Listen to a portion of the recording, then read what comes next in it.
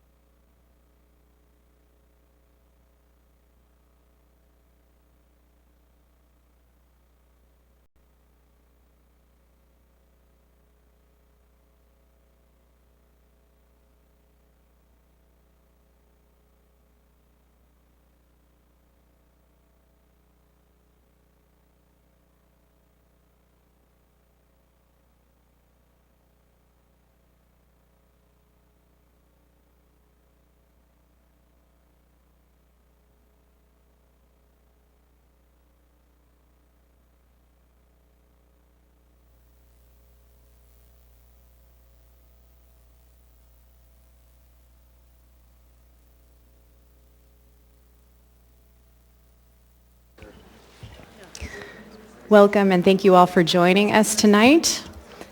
I would like to call this meeting of the Anchorage Assembly to order. Madam Clerk, would you call the roll, please? Yes, Madam Chair. Mr. Weddleton.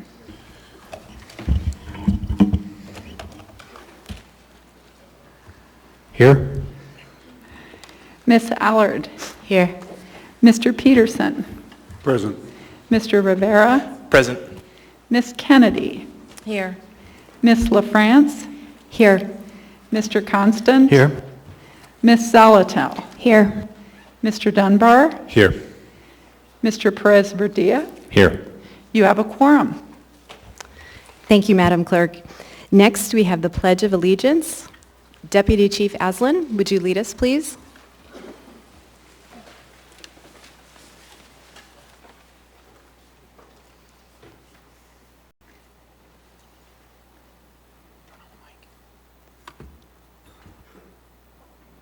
Maybe. There we go.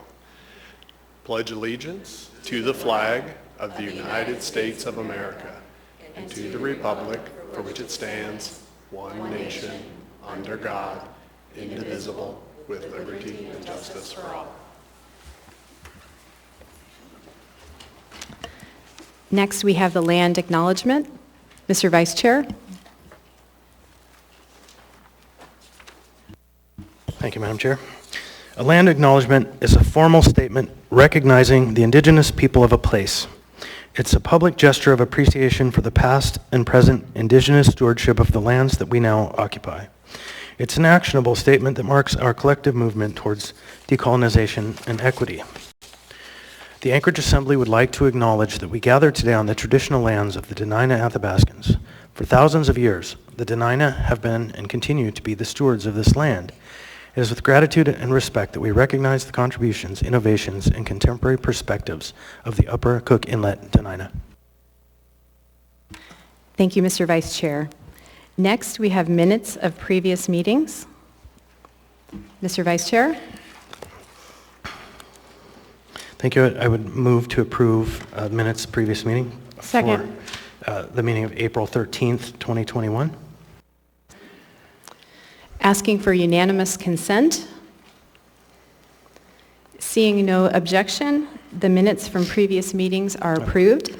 Madam Chair, I didn't know if I could do them all at once. I just did the first one. Can we do them all at once? I believe so, though, Madam Clerk. Okay, so then I would move the minutes for the April 13 and continued 14 meeting and also the special meeting of April 20th. Second. Asking for unanimous consent. Seeing no objection, the minutes are approved. Moving on to Mayor's report. Acting Mayor Quinn Davidson. Thank you, Madam Chair. On October 30th, 2020, I was sworn in as acting mayor of Anchorage. It's hard to remember now, but our world looked radically different then.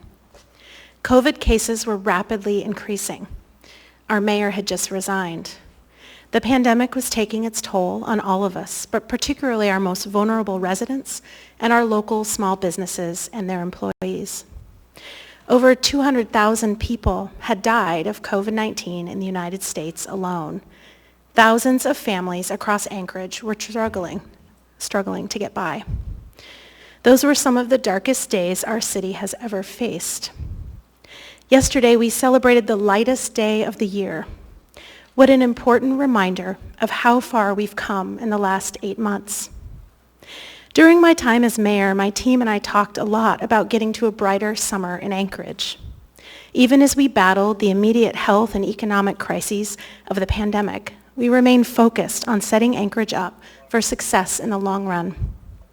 We allocated over $200 million in Federal CARES Act and ARPA funds to the Anchorage businesses and families that needed them the most. We retained Anchorage's AAA bond rating and added $25 million in new revenue through the sale of MLMP and the alcohol tax. We kept over 7,000 families housed through our rental and mortgage assistance program, families that otherwise would have been homeless. We quickly stood up an emergency shelter and kept over 700 people off the streets. Everyone who wanted a warm place to sleep had it. We kept crime rates low and appointed the first black chief of police in Anchorage. We continued working to save the deteriorating Port of Alaska and continued investing in a port modernization project to keep this critical lifeline open for Anchorage and all of Alaska for decades to come. Even as we fought an unprecedented pandemic in the present, we kept the future of Anchorage in the forefront, and it paid off. Today, almost 150,000 Anchorage residents are vaccinated. We're gathering here together in person. People across Anchorage are getting outside, getting back to work, and getting together with friends and family. Now that things are better, it's easy to think that all of this was only a matter of time. But having sat in the mayor's office in October of 2020, faced with critical decisions about the health of our community and our economy, I can tell you that none of this was a foregone conclusion. We only got here by putting our community first and by sacrificing and working together. I'd like to close my last mayor's report with a thank you to the community for your belief in Anchorage and for the sacrifices you've made to get us here.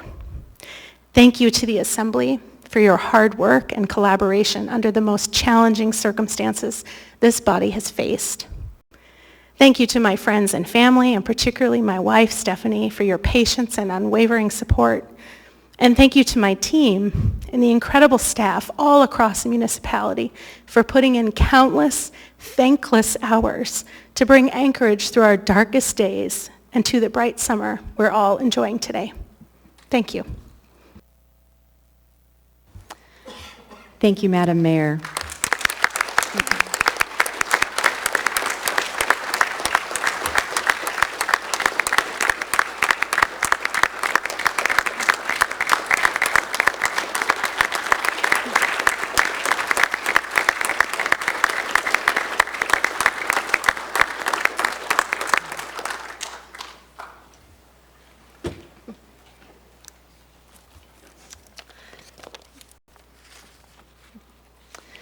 Next, we have the chair's report.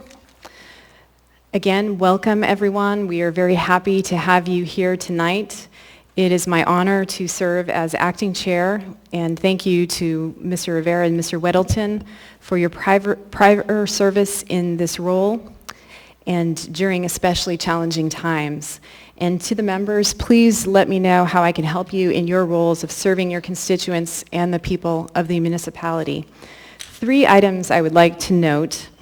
First off, to the body, we are in a period of transition, not just with leadership and administrative changes, but also coming out of a public health emergency, and there will be more changes as we move forward. We have changed the Assembly Chamber's COVID-19 plan to increase capacity to 160 people in the chambers and 175 people in the Wilda Marston Theater. This change aligns with the vaccination rate data for the Muni's population. Again, there will be more changes coming, not just with seating and committee assignments. Our work sessions are now held in person at City Hall. Some committees are also in person. That's up to the discretion of the committee chair. And as the legislative body, we'll also begin work to update our strategic plan, which includes goals related to public safety, economic development, housing, and homelessness quality of life. So that's the first item. Second, to paraphrase a previous chair of the Assembly, we are here to conduct the city's business. We will be using Robert's Rules more to structure our proceedings so that we get through as much of our business as we can during our regular meetings. For example, we will seek to reinstate the practice of speaking twice to an item and allowing those in the queue who haven't yet spoken on an item to speak before other members speak again. For items where we expect them to take a full hour for debate, once we work through amendments, you may see us use the Roberts Rules practice of alternating between positions for and positions against an item. This again is to ensure that we get through the work of the city.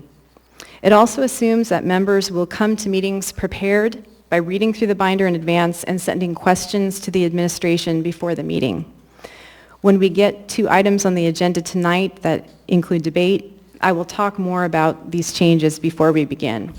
Finally, a big part of conducting the city's business is ensuring that public participation and public testimony is conducted in accordance with code. As has been the past chair's practice, I'll be reading through the rules of the Assembly Chambers and Wilda Marston before we begin initial audience participation. I ask that all members of the public who are here, whether to speak or listen, to please share in this responsibility of welcoming all members of the public to these chambers. We know that we all won't agree with each other. Often we will strongly disagree. It's all the more important that we maintain respect in these chambers. This is one of the ways we protect and safeguard our cherished democracy. I ask that we extend this courtesy of respect to each other so that the policies we enact here reflect a robust exchange of ideas and best serve the needs and interests of our very diverse community. Last point is that if we do not get through the critical items on our agenda, we will continue tomorrow, Wednesday at 6 p.m. in the Wilda Marston Theater. Thank you, and now we will move on to committee reports. We'll start with, on this end, with Mr. Perez-Verdia. Thank you, Madam Chair. No report tonight. Thank you. Mr. Dunbar? Thank you, Madam Chair. No report tonight. Thank you. Ms. Zalatel? Thank you, Madam Chair. The Assembly's Committee on Housing and Homelessness met last Tuesday and received the presentation much of the community also saw on Thursday from the Mayor-elect's team on its plan regarding a shelter location at Tudor and Elmore. Tomorrow will be our regularly scheduled committee meeting, and we will be hearing from community councils about the proposed plan as well as the proposed Alaska Club purchase, and from community councils where established shelters are already located, really to get that perspective. After that, the intent is to engage in a dialogue amongst the members, the transition team from the mayor-elect, as well as our current administration, particularly the subject matter experts that can inform various points. So I'm really looking forward to a dialogue as we look at this last 100 days before the winter sheltering plan really needs to be in place. That's all. Thank you. Thank you, Ms. Zalatel. Mr. Vice Chair? Thank you. There was a meeting of the Enterprise and Utility Oversight Committee last week, and we had a briefing on the ordinance before us, or resolution adopting the working plan for the Port of Alaska going forward, the kind of framework. Otherwise, we had a quick briefing on the stormwater utility, and we'll be meeting again next month. Thank you, Mr. Vice Chair. Ms. Kennedy? Thank you, Madam Chair. Nothing to report. Thank you, Ms. Kennedy. Mr. Rivera? Thank you, Madam Chair. There's going to be a meeting of the Municipal Audit Committee next Wednesday, June 30th from 10:30 to 11:30 a.m. at City Hall, room 155. The main item on the agenda is a review of an internal audit report 2021-04 regarding procurement card review for the Eagle River Chugach Parks and Rec Division. So I'll be pulling that item later today for further discussion. Thank you, Madam Chair. Thank you, Mr. Rivera. Mr. Peterson? Thank you, Madam Chair. The Ethics and Election Committee meeting that was scheduled for tomorrow, June 23rd, has been moved to June 30th because of a conflict with the Housing and Homelessness Committee. We will meet at the Election Center from noon to 1 on next Wednesday, June 30th. Thank you. Thank you, Mr. Peterson. Ms. Allard? Nothing to report. Thank you. Thank you, Ms. Allard. Mr. Weddleton? Nothing to report, thanks. Thank you, Mr. Weddleton. That brings us to the addendum to the agenda and laid on the table items. Start with laid on. Okay.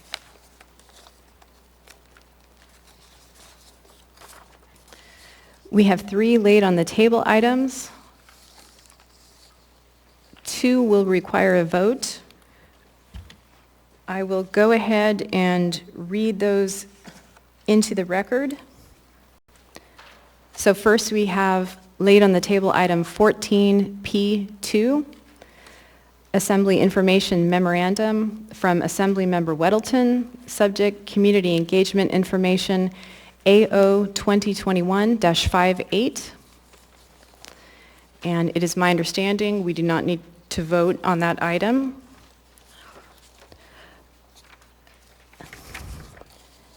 Next we have unnumbered AM-2021 from the Acting Mayor, award of a 2020 grant in the amount of $100,000 to the Anchorage Park Foundation, APF, from 2021 COVID-19 Admin Flexibility Fund for annual contribution to APF activities and programs. Is there a motion and a second to lay this item on the table? I move to incorporate these items to the addendum Second. as printed and distributed. Oh, the laid on the table, I'm sorry. Okay. Mr. Constant, would you like to speak to that? I believe that we would love to hear from the administration on the item. Okay. Is there someone from the administration who would like to address this item? Madam Chair, before we do that, can I declare a conflict? Yes, go ahead, Mr. Dunbar. As prior established by the Ethics Board, because I serve on the Anchorage Park Foundation Board, when they are specifically named in a grant, I have a conflict. That was also the ruling of the prior chair, so I would ask to be excused until this item is concluded. And then also, when it comes time to pull items, if one of my colleagues could pull the item for me so I could exit when that is discussed as well, because right now we're just introducing it. Thank you, Mr. Dunbar. It is my ruling as well that you have a conflict.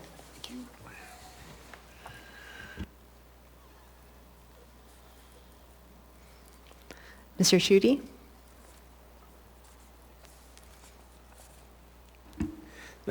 Through the chair, Chris Schutte, Director of Economic and Community Development. The item that's laid on the table in front of you is a little bit confusing because there is another AM that's already on the agenda you've probably caught. That is the annual contribution that we make to the Parks Foundation for the 2021 budget year.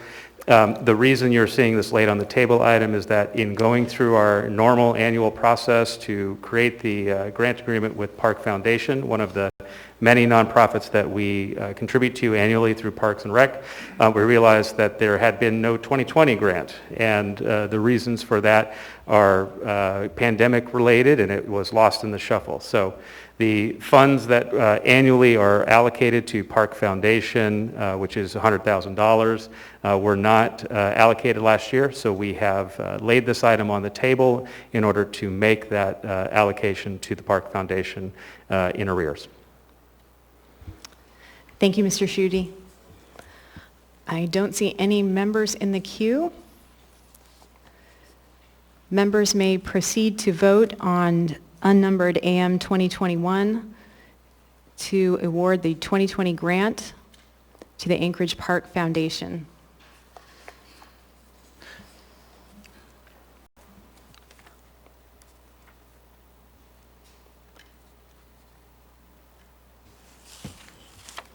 Madam Chair, just a point of order to lay it on the table, not to award, right? Correct, Yeah, to lay it on the Just table. want to make Thank sure you. that our audience is clear on that. Thanks. Thank you, Mr. Perez-Verdia.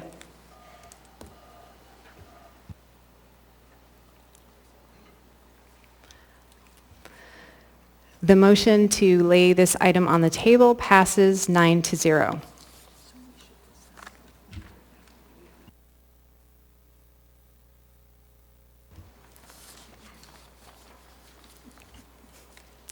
We will have a number for this item on the agenda shortly.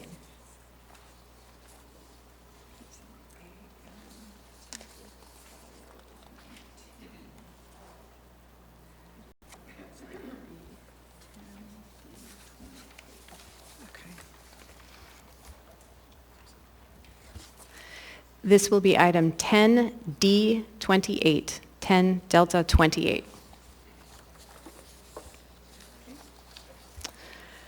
Next, we have an unnumbered resolution, a resolution of the Anchorage Municipal Assembly recognizing the accomplishments of the Berkowitz and Quinn-Davidson administrations.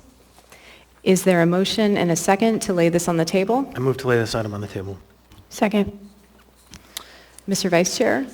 Thank you. The intent of this resolution and the reason it's timely is because it lays out the accomplishments of the Berkowitz and Quinn-Davidson administrations over the last 6 years for the municipality, and it's good to put this in the record. Thank you, Mr. Vice Chair. Mr. Rivera?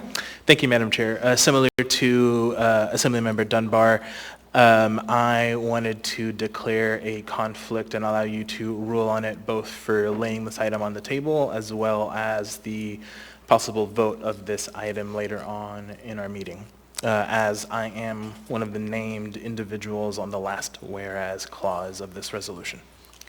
Thank you, Mr. Rivera. It is the opinion of the chair that you do have a personal conflict, and if you would step out for the vote to lay it on the table as well as when this item comes up, if it comes up later on the agenda. Thank you.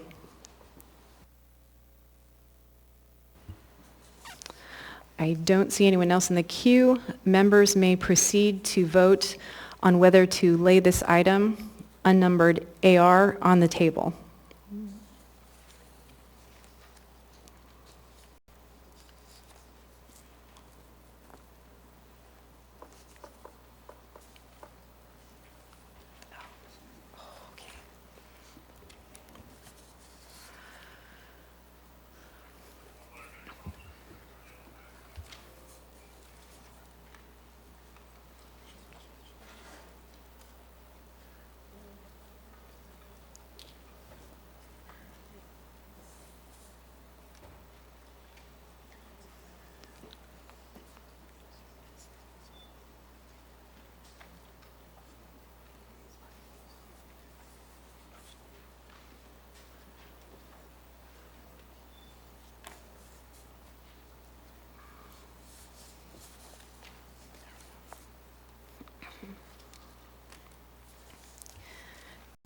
The motion to lay this item on the table passes 9-0.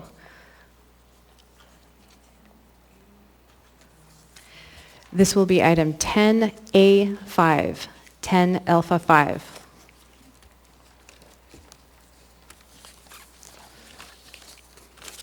That concludes the laid on the table portion. Mr. Vice Chair, could I get a motion? Yes, now it's time. I make a motion to incorporate the addendum as printed and distributed and laid on the table items. Second.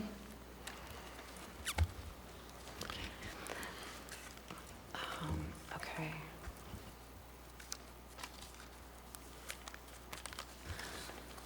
Moved by Mr. Constant, seconded by Ms. Zalatel, asking for unanimous consent to incorporate the addendum as printed and distributed and laid on the table items. Seeing no opposition, this passes. That brings us to the appearance requests and initial audience participation. We have 2 appearance requests, and then we will move to initial audience participation. For this initial audience participation, I'd like to prioritize time for members of the public who would like to speak on a consent agenda item, those who cannot stay until the second audience participation at the end of the meeting, and those who would have difficulty staying for a public hearing item already on the agenda due to childcare or travel issues before we open it up to the broader public. As a reminder, if you choose to speak now on a public hearing item already on the agenda, you may not speak again when we open the public hearing on the item. Also, if you choose to speak now, you cannot speak again during the final audience participation. For audience participation, please direct your comments to the assembly or the chair. You will have 3 minutes to speak, and personal attacks are not appropriate. In addition, audience members are asked to avoid clapping or other disruptions during audience participation. Last, during audience participation, assembly members generally do not answer questions or respond to comments. We may talk to you offline during a break or after the meeting to address any questions you have. I will, as chair, work to maintain decorum at this meeting and ask for your assistance. And with that, we will move to appearance requests, and we first have Mr. Haberman.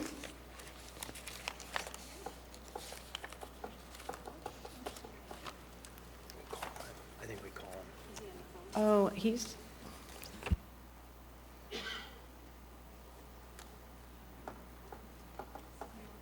We could just skip him. Okay, we have as an appearance request then Lauren Boldrick.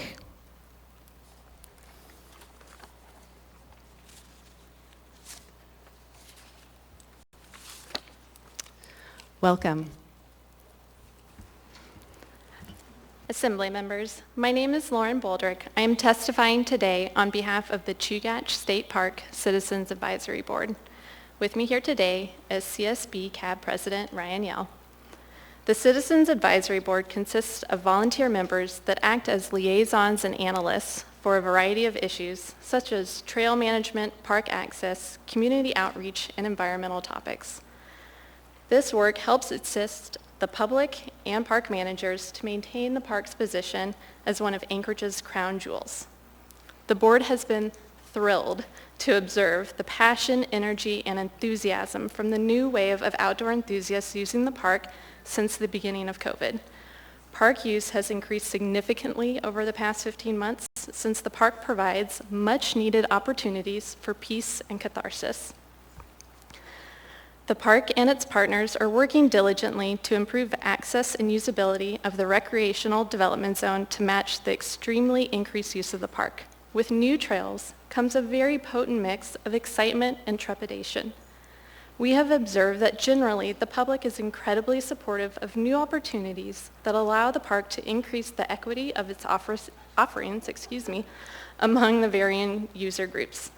The board expects and observes regular conflict and debate over trails and access issues. We value these discussions greatly and believe it supports the integrity of the outdoor recreational community by allowing many voices to help guide decision-making by park management. During the weekend, significant amounts of overflow parking spilling onto adjoining local streets can be seen outside of trailhead parking lots. This issue has caused such a substantial amount of conflict that it is significantly diminishing the quality of the board's and the public's interactions. Rightfully so, many of these homeowners in near proximity of the trailheads are exhausted, overwhelmed, and frustrated.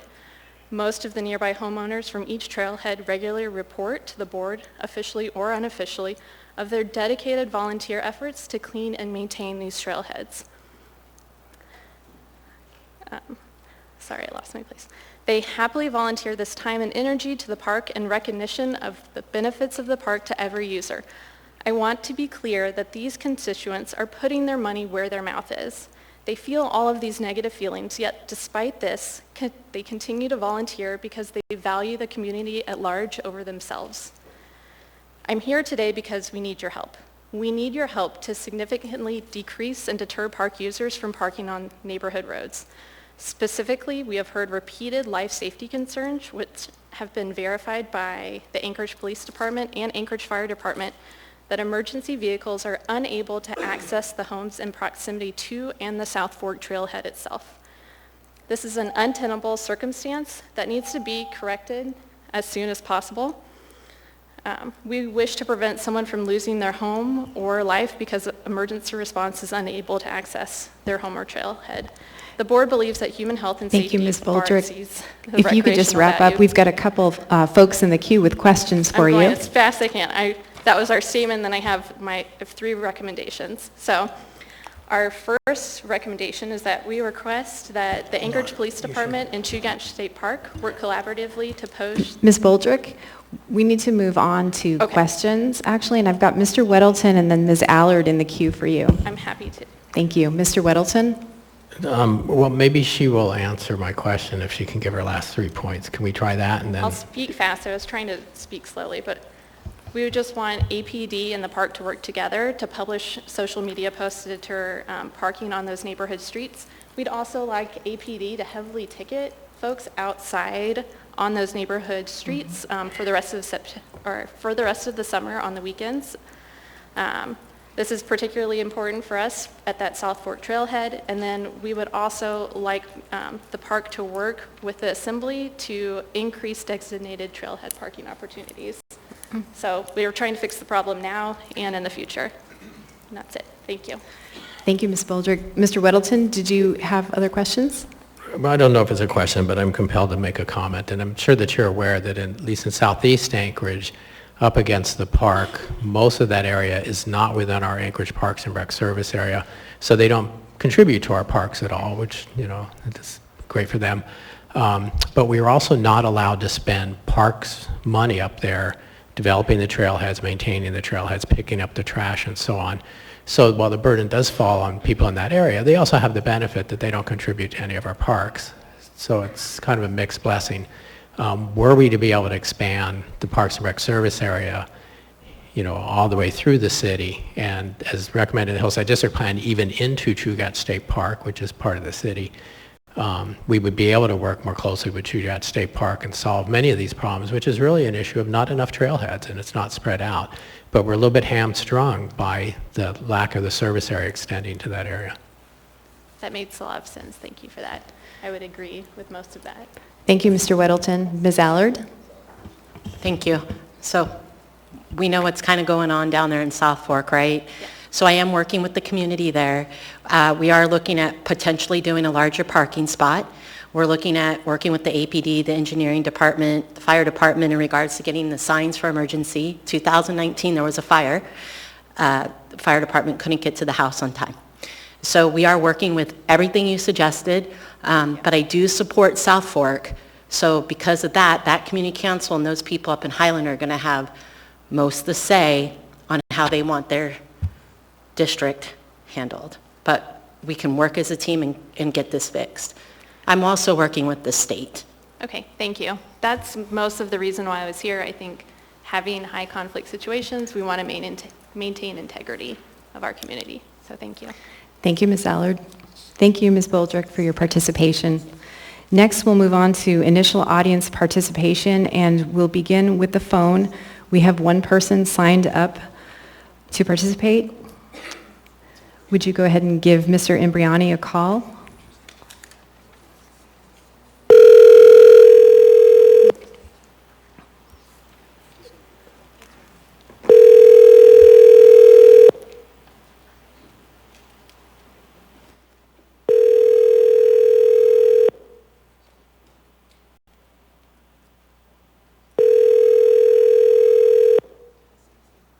Welcome to the voicemail. Okay, thanks. If we have time, we'll try back again. We'll go ahead and move on to in-person initial audience participation. Please state your name for the record, and you'll have 3 minutes. Welcome.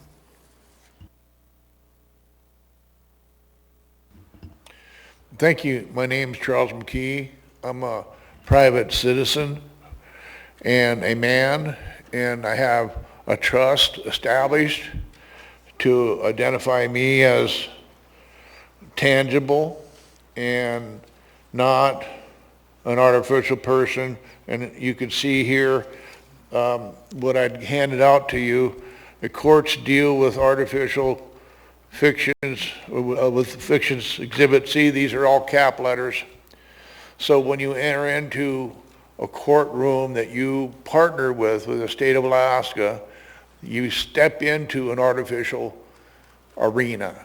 And therefore, when you speak to the microphone, addressing the judge and the court, that's how the words come out.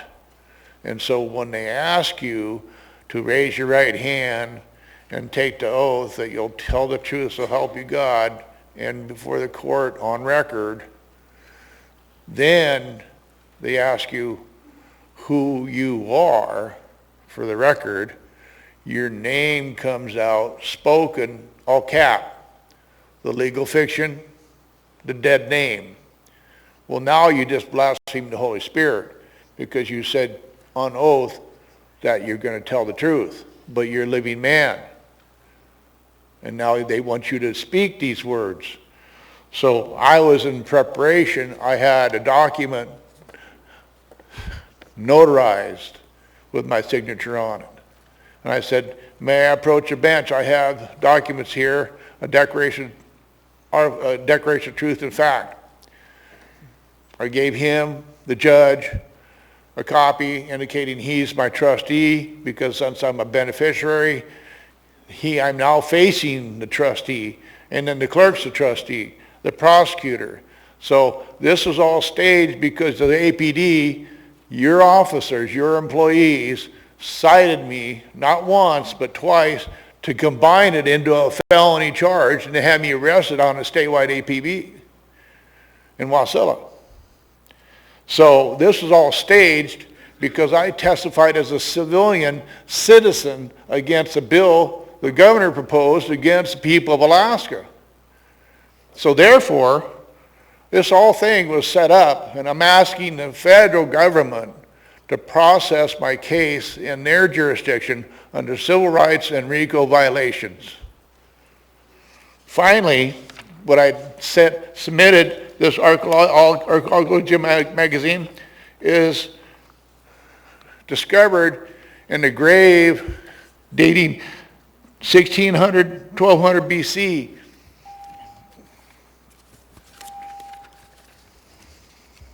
Thank you. Thank you, sir, for your participation. Welcome.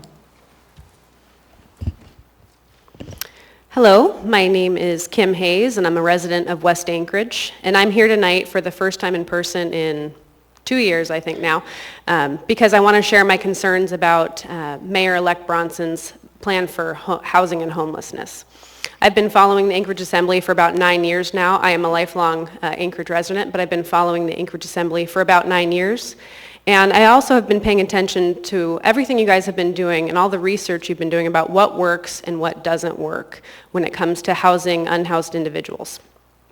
It's pretty clear to me that the incoming mayor's plan is not a true plan to help unhoused individuals, but a plan to put them out of sight, out of mind, and that's my major concern. First, a temporary shelter aimed at housing up to 1,000 people is just a recipe for disaster because at some point you're going to be mixing in people who've been victimized, people who've been perpetrators into the same space, and it's really hard for them not to get lost in that crowd. And to access necessary services.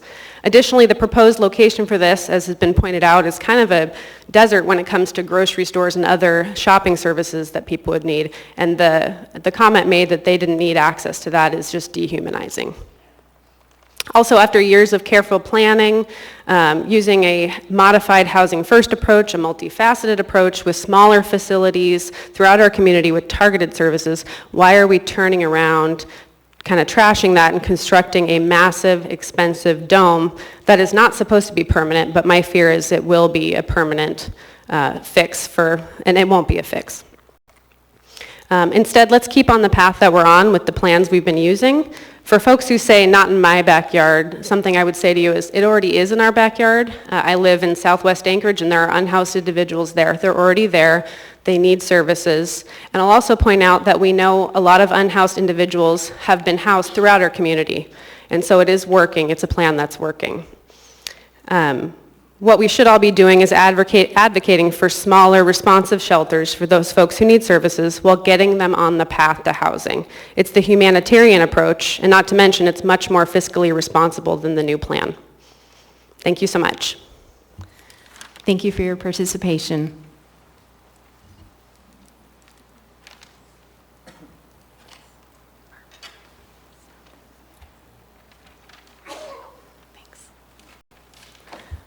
Welcome. Hi, for the record, my name is Alex Baker. This is my first time testifying here at the Anchorage Assembly. I'd like to start my remarks by thanking Acting Mayor Quinn Davison for her service this past year, as well as the Assembly, and in particular, former Acting Chair Felix Rivera. I'm here tonight to express and oppose incoming Mayor Dave Bronson's shelter proposal. The citizen before me put it much more eloquently than I can, but I have one additional concern, and that is the expedited timeline for this proposal. The proposal is obviously very large in size and scope. While I appreciate the sense of urgency in tackling this issue, there's no need to rush such a proposal.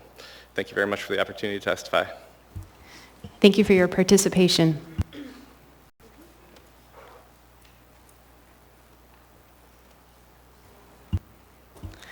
Welcome. Hi, my name is Alex Jorgensen, for the record, and like a few of the people before me, I just kind of wanted to share my thoughts on the incoming administration's plan to address the housing and homelessness issue that our city has faced for quite a long time. And personally, from the presentation that I saw, we saw that it was going to cost potentially about $15 million to construct a 1,000-person shelter on a very large scale. And personally, I'm just kind of very skeptical of that number. I think I might be on a little bit of the younger spectrum of the people in this room, but I was definitely old enough when the municipality tried to purchase a data program called SAP that was supposed to cost a couple $1 million that ended up costing $90 million.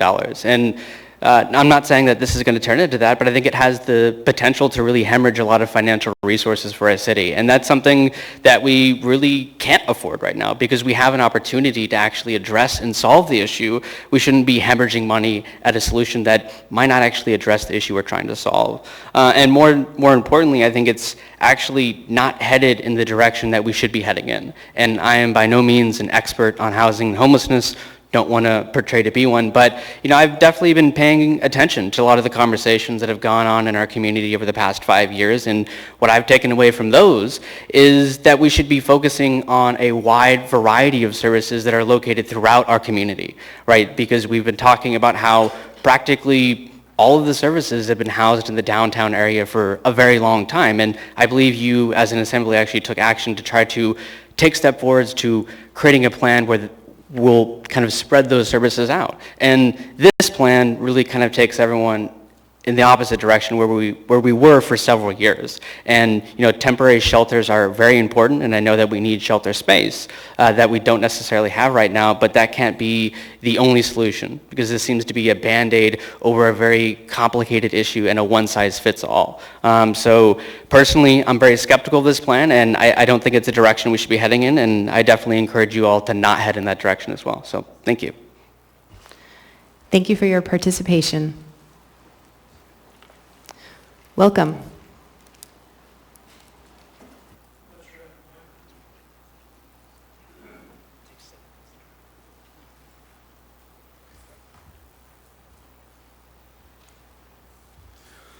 My name is Paul, middle initial D, Kendall, and I wish I could say this is my first time to testify, but I assure you it is not. For nearly a decade, I have told you these problems continue to grow in complexity, and that this is not the body to have these kinds of evolutionary discussions. You need a bigger body. The public needs to get more involved. It just becomes more critical. Before I move on, I've never seen so much testosterone in this hall in my entire life, I think. So I mean that to say that as a complimentary moment, Mr. Constant, not as a derogatory remark. So let's see, the first thing I want to mention is I rise in opposition to the current mayor's plan and your plan in the last 40 years of plans. And I have a lot of respect for Mr. Bronson and the oncoming team. I'm hoping you'll work with him to go someplace very special, because we are a special people. It's my belief that we need 1,000 to 500 acres outside of town in a compound. You can call a compound many different things, but a compound is a compound is a compound. You can give it a nice name, you can non-profit it up, you can color it up, media it up. We need to see where this problem is coming from. We may be producing this homeless, this aberration within our own midst. And then I'm going to read something here with 2 more points. I'm trying to move many things into this moment. I hope it's not too confusing. On the mask issue, new subject, let me put this real perfectly straight. If you're vaxxed up, then what the hell is your problem with me? I'm not going to get that vax for a couple of years. I am an old guy. Old people die, that's what we do.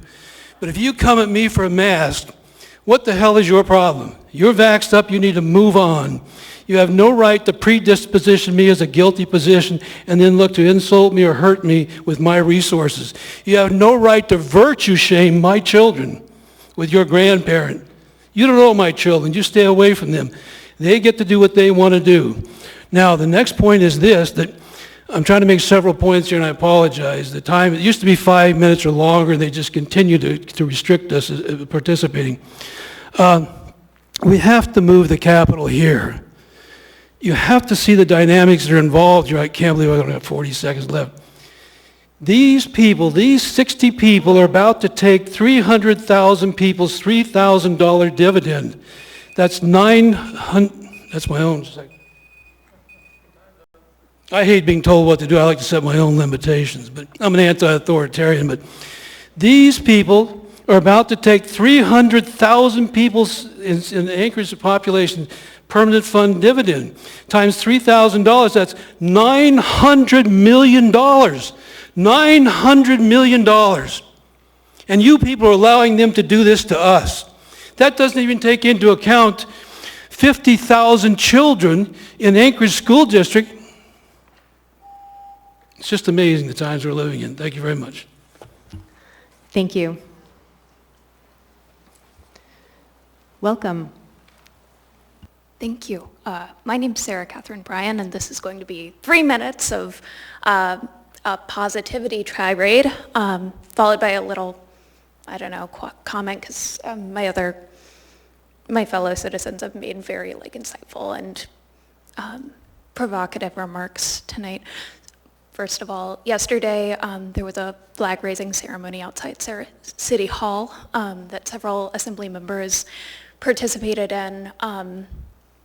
I wish that, thanking the Assembly and Acting Mayor Quinn Davidson for their leadership, their allyship, and as applicable, just being out in support of the LGBTQ community were not a political issue, but it is. So I really appreciate your leadership representing all of our community members. I know that there are people in this room who've been fighting for our basic civil rights for decades. I also want to thank them too. My question, because several people who went ahead of me in line mentioned Mayor-elect Bronson's plan to create a navigation center. I come to the table with minimal expertise, but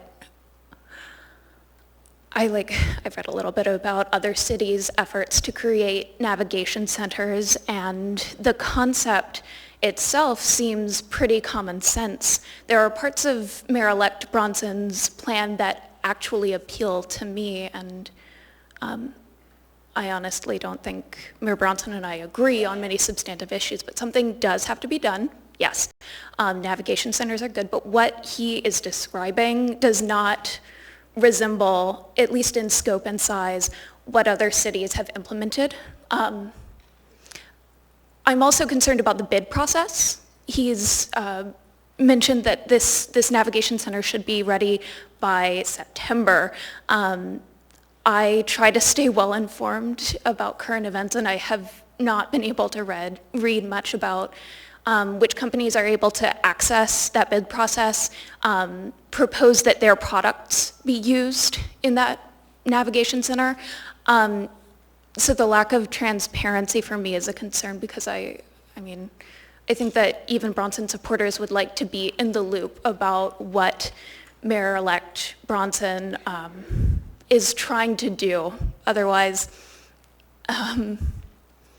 it's open to more criticism. So I'd like to know more about the bid process. Thank you.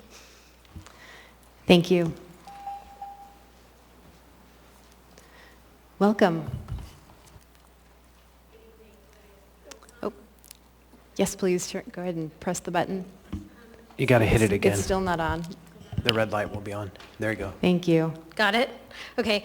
Good evening to everyone. My name is Caitlin Shortell, and I want to thank the Assembly and urge your support for 3 items that I believe will make Anchorage safer and advance public safety and welfare. My background is that I spent years at the Attorney General's office as a child protection attorney, and before that, before I became a lawyer, I worked for a nonprofit in San Francisco that is called the Tenderloin Housing Clinic that's been engaged in housing low-income and homeless individuals for decades, and whose founder, Randy Shaw, still writes regularly and is a really big part of the debate about services and housing in San Francisco, including the Navigation Center. So I want to urge your support for AO number 2150 before I move on to the 2 shelter measures. Contrary to some public testimony at previous meetings, the memorandums regarding this measure explains that it will not make it easier to prosecute parents, nor will it lead to overzealous prosecution of inattentive parents. This measure is reasonable and it should be uncontroversial, and my comments here I'm lifting from the memo as well as an ADN article on this measure. It will clarify that there isn't a comprehensive list of situations in which child abuse can be prosecuted. It will protect parents and their rights from being impermissibly saddled with the burden of proving that they disciplined their child in a reasonable way. And it will clarify that torture is not legal. So you should support this necessary and common sense proposal to bring the definition of child abuse in compliance with the Alaska Supreme Court's guidance. I also I'm very thankful for your hard work and urge you to support the 2 shelter measures. I think that just any effort to read about this subject, as well as all the hard work that individuals in this room have done on it over the years, indicates that smaller shelters distributed throughout the community will work better. But when I was sort of refreshing my understanding with reading what my old boss, Randy Shaw, had to say about navigation centers in San Francisco, their navigation centers are 200 or less. He really talked about the need for the city to not only have services, but to fund services and outreach. That's sort of said otherwise as, well, what would motivate people to live in these shelters or come to these shelters?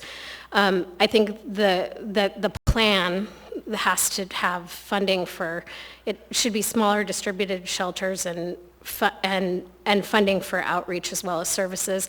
And then the licensing measure, it's common sense, public safety, but I've run out my time. So thank you for all your hard work. Thank you. We have about 5 minutes left, and we may be able to get through about 2 more people tonight in the initial participation. Welcome. Hi. My name is Yarrow Silvers. I support AO 2021-54 and 55 for the purpose of providing small shelters and housing first oriented services for Anchorage's homeless. We currently have many well-operated and successful shelters in Anchorage: Hope Center, Gospel Rescue Mission, Clare House, and others. These shelters are small, integrated into their communities, and offer real solutions. I have many concerns with the upcoming administration's proposal for a 1,000-bed shelter. A 1,000-bed shelter is the wrong solution for Anchorage. It's wrong for our community, it's wrong for our homeless neighbors, and it is wrong for taxpayers. Our past experience in Anchorage with mass shelters has shown us that another mass shelter is wrong for our community. Mass shelters have created issues for the communities in which they have been located in the past and have not provided adequate avenues for real change and solutions for our homeless neighbors. A 1,000-bed mass shelter is the wrong solution for the clients that it will serve. The primary immediate concern of those living on the streets is safety, privacy, and autonomy. For people who have experienced multi-layered trauma and who also may be struggling with substance abuse, mental illness, and other complex issues, mass shelters offer none of those things. I think it is important to note that Mark Eichenbaum, the homeless coordinator who has led Houston in providing nationally recognized solutions to homelessness in his city, stated that he has found that while 85 to 90% of encampment residents will accept an offer of housing, only 2% will do the same for shelter space. A 1,000-bed mass shelter is the wrong solution for our taxpayers. We do not need a shelter of this size in Anchorage, and the upcoming administration has alluded that this size was chosen solely to meet the requirements necessary to criminalize homelessness. This in and of itself is concerning. Additionally, it is the wrong allocation of our resources. We need to put our money, resources, and energy into the best practices that offer a permanent solution to homelessness, and not into a costly, ineffective, quick fix. I have concerns that once we commit our dollars to this unnecessarily supersized mass shelter, we will find ourselves short on resources to spend on the real solutions that can lift people out of homelessness and affect real change in their lives, such as treatment and assistance to obtaining permanent housing. I appreciate that Dr. Morris spoke to the administration's support of the Housing First principles that have been successful in Houston as well as other places in our country. But this is not a Housing First solution. It is in fact quite the opposite. This leads me to ask, why is the upcoming administration proposing more of what doesn't work and less of what does? Thank you. Thank you. We have time for one more. Welcome. Hi there. It's a little hot. For the record, my name is Mercedes Curran. First off, I just want to throw in a really big thank you to the acting mayor, Austin Quinn Davidson, and her administration, and all the thankless work that you all do for us and our community. To my main point, I wanted to speak as well on the shelter proposal and navigation center from the Bronson incoming administration. I attended on Thursday that town hall or community conversation, and although the PowerPoint was great and brought up some good points, a lot of it was focused in platitudes without actually having specifics. And when we tried to ask those questions, the answers were really lackluster. The biggest thing I think, or I have a few points, but one of them, if this is going to cost $15 million, where exactly is that coming from? Especially considering that there are other entities or there's other properties that are already set up for that. And within that $15 million, does that include all of, like, what does that all entail? How would we itemize that? Does that talk about staffing? Does that talk about any sort of infrastructure and utilities that need to be added in? Are we considering, in terms of timeline, are we considering any sort of conditional use permitting or special land use permitting, and what that process is, and if that's going to be done before September and before the snow flies? I know at that meeting they had talked about, we'll provide transportation for these people because we're so far removed so they can get to their job interviews. So is that considered in that $15 million? I think having specifics on that budgeting is incredibly important if you want to get community support. Additionally, kind of in tandem with that, Tudor is an incredibly busy road, and the response that we got from the administration was very insensitive of being like, people die every day. Like, literally, that was the quote. So I'm just wondering, if we are going to have this shelter in that area at an incredibly busy and notoriously dangerous road, are we going to be doing research? Are we going to increase lighting? Anyone else who knows that Elmore intersection is really, really very not well lit. So there's a danger concern there as well. And then what is the action plan? What is it that you're going to intake, and then what are you going to do with them, and then how do we know that they're going to be placed? Because my big concern, and I'm sure plenty of other people here, is that we create this big shelter and we have them stand in there and we have them stay there, but then what do? How do we actually get them into that housing? If we don't have an action plan, then a huge shelter is all it's going to do is just be a holding pattern, and that's not going to help our housing and homelessness issue. So a few things to consider. Thank you. Thank you. And that concludes our initial audience participation. If there are members of the public who would like to sign up for the priority list to participate at the end of the meeting, if you could sign up over here with Mr. Turner. Okay, that brings us to the consent agenda. Consent agenda items numbered 10A through 10F are typically routine or non-controversial items such as bid awards, new business, information and reports, and ordinances and resolutions for introduction. The items on the consent agenda may be approved by the Assembly by a single vote on a motion to approve the consent agenda. Prior to approval, items may be pulled by an Assembly member for discussion and separate vote on each of those items. Under the Assembly Rules of Procedure, all ordinances and some resolutions will have an opportunity for public hearing on a future date. So we're going to go down the dais, and anyone who'd like to pull an item can do so at this time, and we will start with Mr. Thank you. I'd like to pull 10 Alpha 1, 10 Bravo 1, 10 Delta 24, and 10 G9.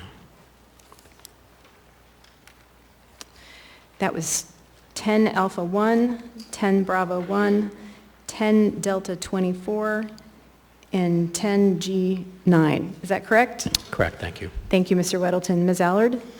Thank you. I'd like to pull 10 Alpha 2 and 10 Foxtrot 1, please. That's it.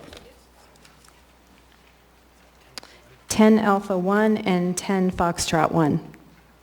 10 Alpha 2. Oh, 10 Alpha 2, sorry. Thank you. Ms. Allard. Mr. Peterson, any items? Thank you, Madam Chair. No items this evening. Thank you, Mr. Peterson. Mr. Rivera?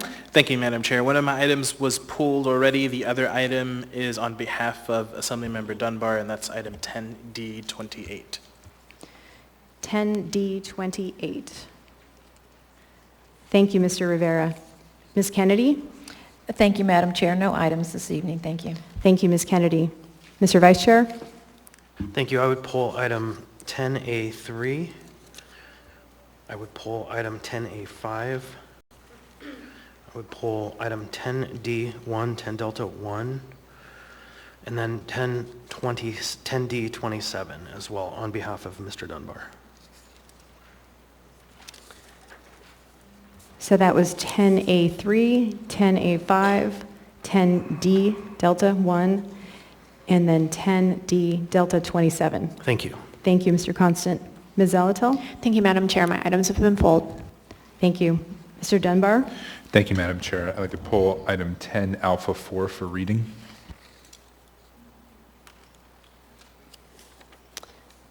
Any other items? No, Madam Chair. Okay. 10 Alpha 4. Mr. Perez-Verdilla? Thank you, Madam Chair. My items have already been pulled. Thank you, Mr. Perez-Verdilla. And it seems like you may need to maybe grab a different mic. Did you get what I said, though? Thanks. No items. Got it. Thanks. Okay, I'll go over the list.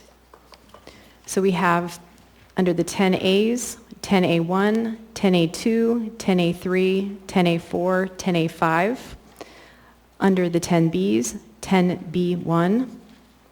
Under the 10Ds, 10D1, 10D24, 10D27, 10D28, and then under 10Fs, 10F1, and then the last item, 10G9. Are there any other items to be pulled? Mr. Vice Chair? I move to approve the consent agenda with the exception of the pulled items. Second. Asking for unanimous consent.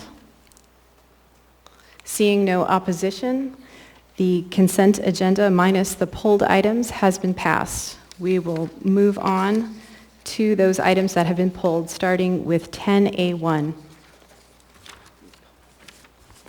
Move to approve 10A1. Second. And I need to read it, just one sec here.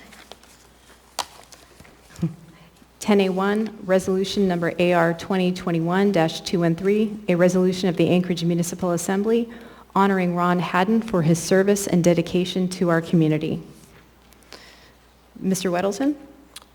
Do you want a motion? We already did that. I know. Would you do it again? Sure. Move to approve. Second. Moved by Mr. Weddleton, seconded by Mr. Constant.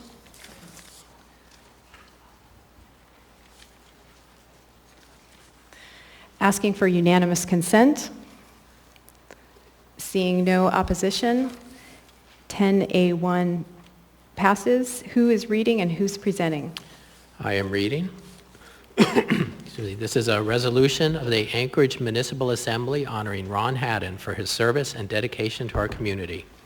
Whereas on February 17, 1971, Ron enlisted in the United States Air Force in Anchorage, Alaska as an airman basic and retired from the U.S. Air Force at Air Force Base, Anchorage, Alaska on February 1, 1995 as Lieutenant Colonel.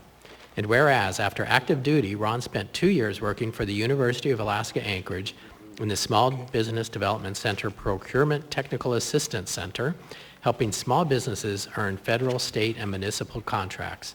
And whereas the next few years were spent in the private sector or tribal sector working as a contracts manager or director. And whereas Ron Haddon began working at the Municipality of Anchorage on June 22, 2009 as a deputy purchasing officer in the purchasing department. And whereas Ron left the Municipality of Anchorage after approximately 8 months to pursue endeavors in the private sector. And whereas on September 30, 2011, Ron was appointed the purchasing officer for the Municipality of Anchorage. And whereas one of Ron's greatest strengths has been his ability to know when to insert himself and or the purchasing department into an active or leading role in many of the municipality's most important acquisitions. And whereas starting October 1, 2011, Ron became involved with the SAP implementation and for 6 years was supportive in either negotiating a settlement with the initial implementation contractor or leading and assisting in negotiations with SAP, who eventually assumed implementation duties that resulted in a go-live with the system in September 2017. And whereas Ron collaborated with MLMP in the development, issuance, award, and administration of the contract for construction of MLMP Plant 2A, and in addition assisted in the procurement of the turbines and eventual maintenance of the plant turbines after completion of the construction project. And whereas from 2017 through October 30th, 2020, Ron and the purchasing department worked with many departments to assist with the consummation of the MLMP sale to Chugach Electric to include transfer of over 200 contracts and purchase orders to Chugach Electric. And whereas from 2018 to the present day, Ron and the purchasing department have worked with the Port of Alaska to successfully bid and award contracts for the building of the petroleum and cement terminal and other Port of Alaska modernization projects. And whereas from December 2015 to June 2017, Ron served on the Employee Incentive Committee. Ron served as the Employee Incentive Committee Chair from 2017 to 2019. During his tenure as chair, the Employee Incentive Committee conducted 2 employee-centered picnics at Kincaid Park, treating over 500 employees and families to food, games, music, and fellowship, as well as assisting with sponsoring the Employee of the Year nominations, evaluations, and selections. Whereas from September 30th, 2011 through June 30th, 2021, under Ron's guidance, the purchasing department has awarded over 30,000 purchase orders, numerous contracts, and processed over 500,000 P-card transactions, supporting all manner of purchasing for the Municipality of Anchorage. And whereas on June 30th, 2021, Ron Haddon will retire from the Municipality of Anchorage after serving the citizens of Anchorage for over 10 years in the purchasing department. Now therefore, the Anchorage Assembly resolves that Ron Haddon is recognized and honored for his contributions and leadership with the municipality, and for his service and dedication to the municipality and residents of Anchorage, passed and approved by the Anchorage Assembly this 22nd day of June 2021.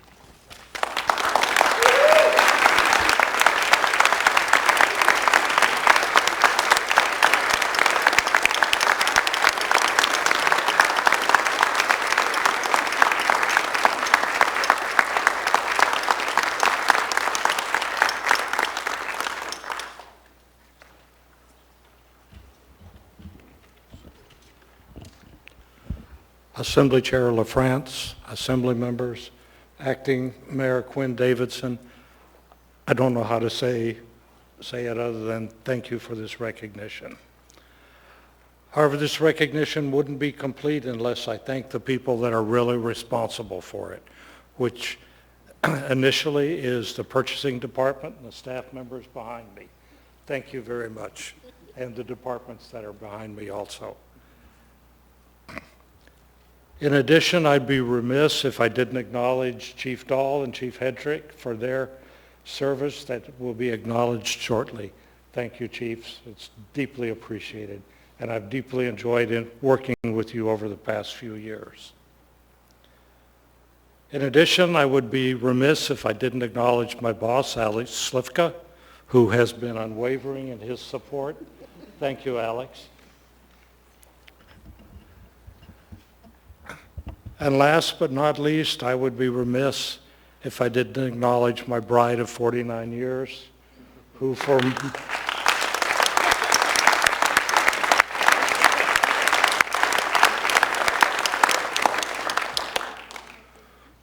more years than I can count has made explanations to my children and grandchildren about where is Daddy and why isn't he here for my birthday, or why is dinner cold tonight? And honey, thank you very much. I deeply appreciate it. And hopefully you won't be having any more cold dinners by yourself anymore. And with that, I will be quiet and just thank you again, folks, for the acknowledgement, and it's deeply appreciated. Thank you.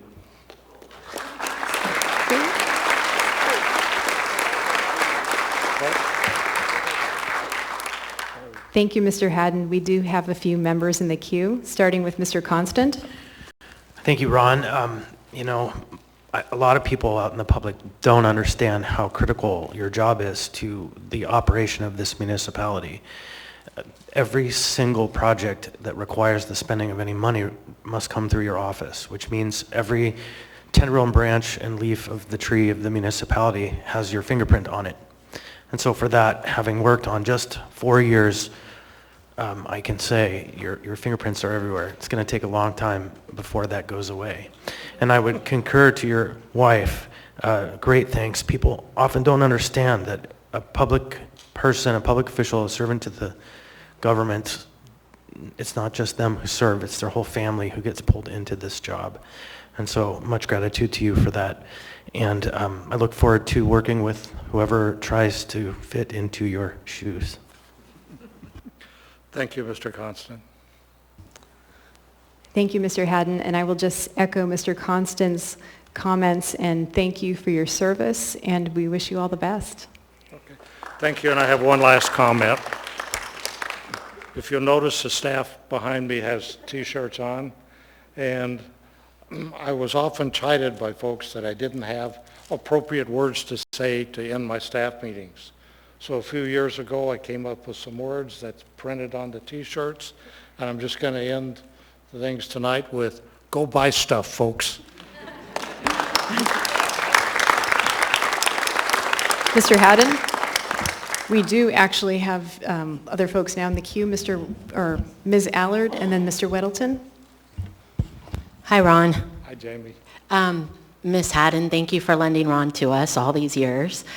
Ron, thank you for your sound advice, your support, and it's greatly appreciated. You've set me straight a few times, too many probably, so thank you. Thank you, Ms. Allard. Mr. Weddleton? Oh, and thanks, Ron. You know, you know better than anyone that I send in lots of questions on our packets every couple of weeks, and really appreciate your thorough responses. It's always very helpful, and that it smooths things at these meetings quite a bit. And, another thing, the purchasing system is slow for Anchorage. It takes a while to get things done, and it can drive people crazy. And people say, you should be more like a business. But running government is not a business, and I've learned that more and more over the last 5 years. And, you are careful with the public's money, following the system that we have given to you and whoever replaces you that is slow. And it's intentionally slow so that we get better bids and get lowest bid and best value for the taxpayer. So I really appreciate that. You have a lot whoever's in your job has a lot to work with, and it is slow, but it's what's necessary, I think, to be respectful of the people's money. Thanks. Thank you for your comments, John. One of the things I really appreciated about the assembly was there were always some assembly members I could count on to really examine the documents that were presented to us. And one of those was John. And you kept us on our toes. We always knew that no matter how many times, and people don't realize that the documents come to you, go through 7 reviews before they actually get to you. And you always found 1 or 2 things, whether we added wrong or whether we missed a period, but you kept us on our toes. Thank you, John. Thank you, Mr. Haddon. Thank you, Mr. Weddleton.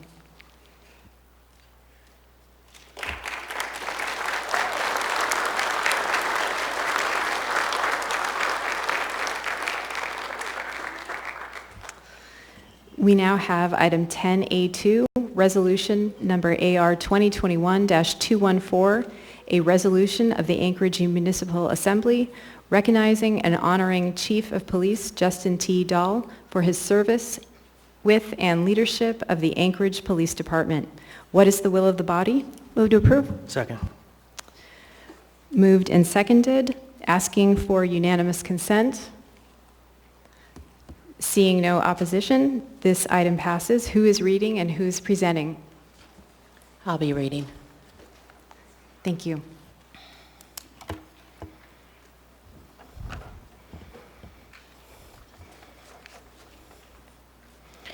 A resolution of the Anchorage Municipal Assembly recognizing and honoring Chief of Police Justin T. Dahl for the service with and his leadership of the Anchorage Police Department. Whereas Justin Dahl, who has called Alaska home since 1985 when his parents relocated from Oregon, graduated from West Anchorage High School, and received a bachelor's and a master's degree from Alaska universities, joined the U.S. Marine Corps Reserves and served until 2001. And whereas he was presented with the opportunity to become police officer in 1996, and eventually the chief of police in 2017, served his community as he did his country, he has worked wholeheartedly to protect and serve the citizens of Anchorage as patrol officer, an academy instructor, a motorcycle officer, a SWAT team member, a patrol shift and bomb squad commander, and was a commander of the homicide and robbery assaults detective units. And whereas he started in the position of chief during a period of record-breaking crime in our community, it's through his leadership, strategic law enforcement partnerships, that rates of property crimes and other violent crimes in Anchorage have declined and homicides have gone down 50%. And whereas his community policing philosophy of getting to know, respect, and trust one another has started Anchorage down the path to a safer and stronger community. And now, after nearly 25 years of dedicated service, Chief Dahl will officially retire from the Anchorage Police Department on June 30th, 2021. And now, therefore, the Anchorage Assembly hereby recognizes and honors Justin T. Dahl for his years of devoted service to the Anchorage Police Department, Municipality of Anchorage, and its citizens. This resolution shall be effective immediately upon passage and approval by the Assembly, passed and approved by the Anchorage Assembly on the 22nd day of June, 2021.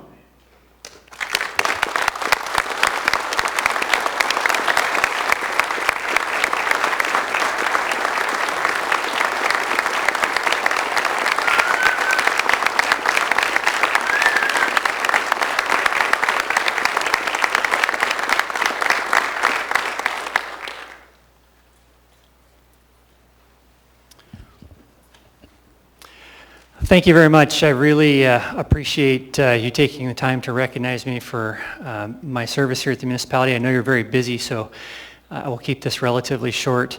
I've been thinking, obviously, about what I might say. In fact, over the last few years, as I've sat over there with the other chiefs, I've thought about this moment a lot, so I'm glad we've finally gotten to it. But I think when I sort of reflect back on the last 25 years, there are a couple things that really stand out to me. One of them is this job has been really interesting, and I've really enjoyed it every day that I've had it, the good days and the bad days. But the other thing that really stands out to me is that not a day has gone by that I haven't felt incredibly fortunate to have had the opportunity to have this job. One, because it's a really good job to have. Being a police officer is great. Good pay and benefits, and you get to do interesting things. But more importantly, because it was an opportunity to serve every day. And I really did feel fortunate. My wife and I spoke about it almost every day, how fortunate we both felt to be employees at the municipality of Anchorage. So I just want to end by saying thank you very much for the opportunity to serve, and it was truly my honor. Thank you.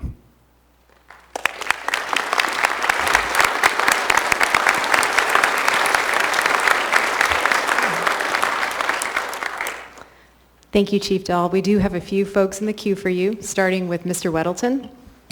Well, thank you. This resolution is way too brief. But a couple things I think is very important to mention is one of your accomplishments is you have a tremendous team. And with you leaving, we're not left just floating out there. I think people have great confidence that Chief McCoy will continue and do great work, and the rest of the team too. So that's incredibly important in a leader to leave a good team behind. And also not mentioned here is what's been absolutely critical in the last few years is we built up the police force. Over 100 officers, increased the staff, changed your routines, and that was under your leadership. And it is making a huge difference, and the city had to be done. So thank you for that. It's just amazing. Thank you, Mr. Weddleton. I agree. The police department's in excellent shape, and I feel great about having an opportunity to move on now. I think it's a good time, so thank you. Thank you, Mr. Weddleton. Ms. Allard? Hey, Chief. So I just want to say thank you for taking all my wackadoodle phone calls, responding to all my text messages at weird times. Early morning, at 6 o'clock in the morning, he responds. Thanks for chasing all the bad guys. And all these men and women standing behind you are a true reflection of exactly who you are, your leadership, and although you are out of uniform, and I bet everybody here can attest to it, the police officer will never leave you. You will always be chasing bad guys. So thank you for your service, and to your Chief McCoy, I will be texting you too. So thank you. Thank you, ma'am. Thank you, Ms. Allard. Mr. Rivera? Thank you, Madam Chair. You look like you are ready for a vacation, which is great. It's wonderful to see that. You ended your term as a police chief during a time of real reckoning in our community, both locally and nationwide, with how we deal with issues of race and police brutality. And I just really want to thank you for how you handled that very sensitive issue in our community and how you were always willing to have a conversation. And ever since I first got on the Assembly, any controversial issue that I brought up, and I brought up several to you, you're always willing to sit down with me, to members of our community, and just have a conversation, talk with me anytime about policy, and I would ask you questions. Why is this policy this way? I don't get it. It doesn't make any sense to me. Well, you're not a police officer, Felix. That's why you don't get it. So, you were able to explain a lot of different things to me, and it was wonderful. So thank you so much for your service. And I agree with Ms. Allard. You have, and others, you have a really great team that you are leaving behind. Thanks. Thank you, sir. Thank you, Mr. Rivera. Mr. Perez-Verdia?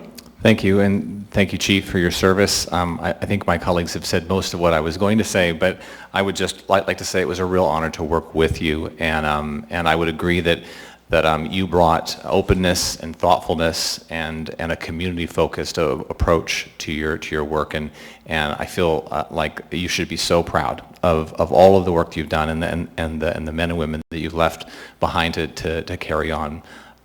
So thank you for your service, and it was a real pleasure working with you. Thank you very much. Thank you, Mr. Perez-Verdia. Mr. Constant? Thank you, Chief. So we both started in our final roles. I in the Assembly U as Chief of Police in 2017, and Anchorage was in a very interesting position then. It was at least 2 years into the reckoning with what happens when you cut the police to a point of untenability, and we saw a spike in crime unfathomably high, and we started to rebuild the police. And you and I had a conversation sometime in the middle of 2018 in which I had a really simple assumption that I made and I expressed, and you with your face shared with me that I was not correct. And that was the assumption that in this town, it's like anything that the Anchorage Police Department wants, Anchorage Police Department gets. It's carte blanche. And that was based on my experience with coming in at the time when we were rebuilding and there was a strong sentiment to get on top of it. And then of course, 2019, 2020, everything turned. And so I thank you for educating me to how important it is to stay abreast of keeping our force healthy and safe and supported so that they can provide a professional police service that does do the best in this community and doesn't become like other communities have. Because Anchorage has come through under your leadership without falling into the pit that so many other communities have. And that is a sign of leadership, and for that I'm grateful. Thank you. Thank you, Mr. Constant. Thank you, Chief Dahl, for your service. It has been an honor working with you. Thank you, ma'am.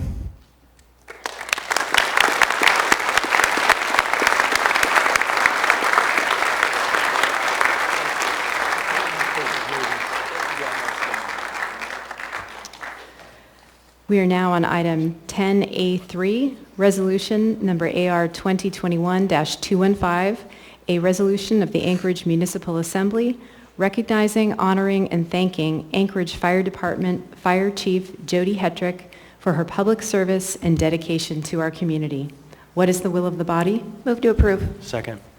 Moved and seconded, asking for unanimous consent. Seeing no opposition, this item passes. I am reading. Who is presenting?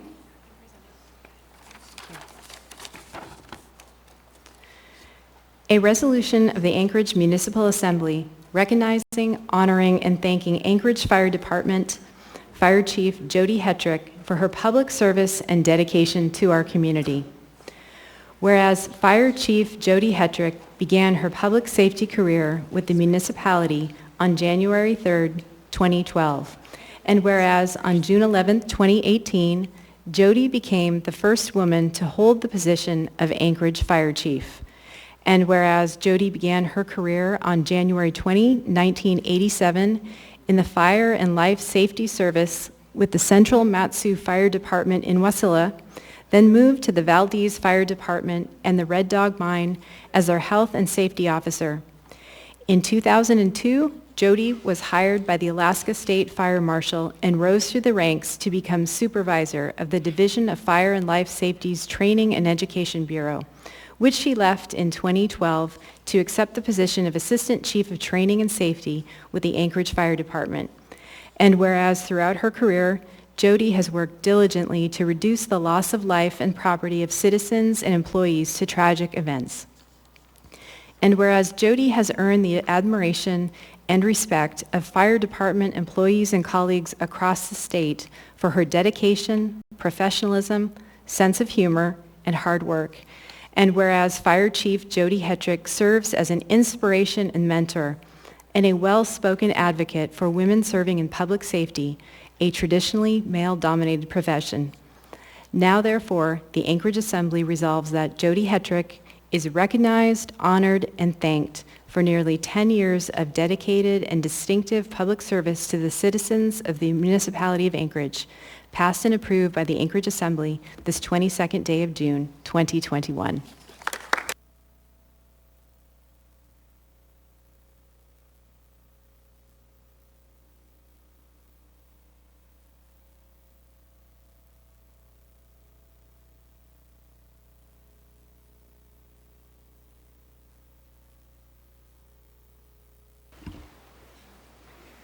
You know I have something to say, right? Thank you all. This has definitely been an honor and a privilege to serve with the Anchorage Fire Department. As you can see, I've worked for several different departments. This is my 5th, and quite often I wore out my welcome and needed to move on to other places.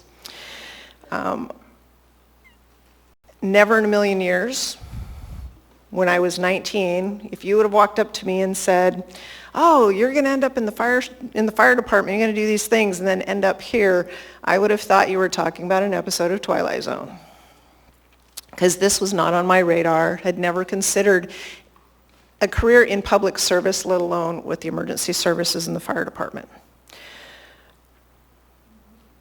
I would say that this is kind of a happy accident, because that's really how it has all happened. Is I've had the very fortunate position to have people who believed in me and trusted me and give me the opportunity to repay that belief and trust. And when I landed with the Anchorage Fire Department, I definitely felt like I was home.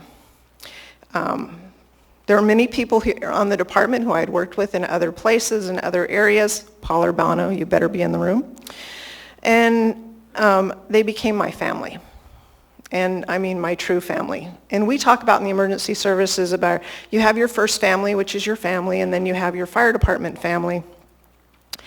And I truly believe that my heart is big enough for all of y'all. You are all family, and it has definitely been very important to me to do whatever it took to help my family survive the service, because that's really what we do. It is a privilege for us to be there on your very worst day, but it is also a privilege for us to serve you in ways that would prevent that very bad day from ever occurring. That is our priority, to take care of you before, during, and after an emergency. And I think we take that job very seriously, and at the same time, we love it and probably wouldn't have it any other way. And I will have tried my absolute best throughout my career to maintain a sense of humor and remind us all that life is short and we can't take it near so serious. That's why I'm in the fire department, not the police department. That, and I could only handle Chief Dahl so much. Boy, I don't know how those guys put up with him. So thank you all very much. It has been my pleasure working with all of you. I've appreciated John's questions and Jamie's questions and Pete's support and Felix. I told you before, I appreciated you having my back. That is really important. And Crystal, it has been a pleasure getting to know you, definitely. Suzanne, same thing. Your support for Girdwood and everything south is just sometimes amazing. I'll get back to you. Cameron, it has been very nice to get to know you as well. Forrest, same thing. I know your heart is here in serving the community, so I hope that you continue to do that. And Meg, I have very much been inspired and impressed with your dedication to helping us solve a very difficult problem. And Chris, speaking of sense of humor, I have enjoyed your texts. Those of you that don't know that every once in a while I'll get this text message, sometimes in the middle of the night, with a picture of the tiller. Chris is in love with the tiller, and we were fortunate enough to give him an opportunity to write on it recently. And I will say that I think he turned into a 6-year-old and had a wonderful time, and we couldn't get the smile off his face for a while. So thank you all for your strong support. And Acting Mayor Quinn Davidson and Municipal Manager Henderson, thank you all. Your support of the department has been very impressive. We've been through some stuff. I will say that my husband thinks the municipality will be a lot safer after I retire, because we've been through an earthquake, and we've been through our worst wildland fire that we had, and we have also survived COVID. And it is through the work of all of us. And it has also been very important to me to build the relationships I have with the other directors, and Ron was fantastic to work with. And Robin, who has been hiding in the back, who is also leaving today, we're birthday buddies, so she has been a fantastic supporter of the department and where we wanted to do. And of course, my little brother, Justin, who probably already left. Yeah, man, just like my little brother, I swear. It is working with people within the municipality. To the public, I hope you understand the dedication of your municipal employees who are good stewards of your taxpayer dollars and are here to do the right thing. And many of them are so talented and educated and experienced that they could make way more money in the public sector, but they choose to work for you. And please keep that in mind in the future, because we are all in this together. So thank you very much.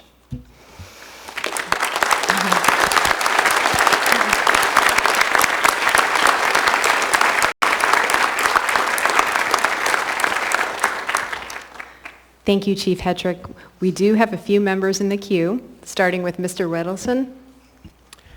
Well, thanks. You might not remember, but we first met when you sold me a raffle ticket and I didn't win. But that's okay. Sorry about that. I hope you raised enough money to buy that, some old antique fire truck or something. I've spent enough money at Bosco's that I think we're probably even. Good, thank you. So yeah, I appreciate your leadership. And again, like Chief Dahl, you have a great team behind you, and that's really a big sign. So you're leaving, but I don't think we're worrying about, a little bit on fires, but a huge amount in EMT. And that's been the education for me, that it really is a medical team more than fires. And that's good news. We don't need fires, certainly the house fires and so on. And something that stands out to me is, we had a ballot measure to add. It was quite expensive. I think it was $2 million or so to add a couple new ambulances, and it didn't pass. It was a tough sell, I think. But we needed them because you were an EMT or your medical, whatever you want to, group more than the fire. But somehow you managed a way to get those extra ambulances with the existing resources, or not a huge amount more. And that was really important. I was very impressed by that. So anyway, thank you for that. Thank you, sir. Thank you, Mr. Wedelson. Mr. Constant. Thanks. I know that the next speaker in the queue is going to really talk about this, I think, but I just want to briefly talk about it, that your last challenge was, in my opinion, the creation of the mobile crisis team. And this is the most significant sea change this community will see probably in the next 10 years for resolving the question of how do we safely and humanely address the concerns of people experiencing homelessness and mental illness unmitigated because of a lack of resources from outside of our community. And so I want to express my gratitude for helping us as a community stand on our own 2 feet. When we don't have someone else to come to the rescue, we have to rescue ourselves.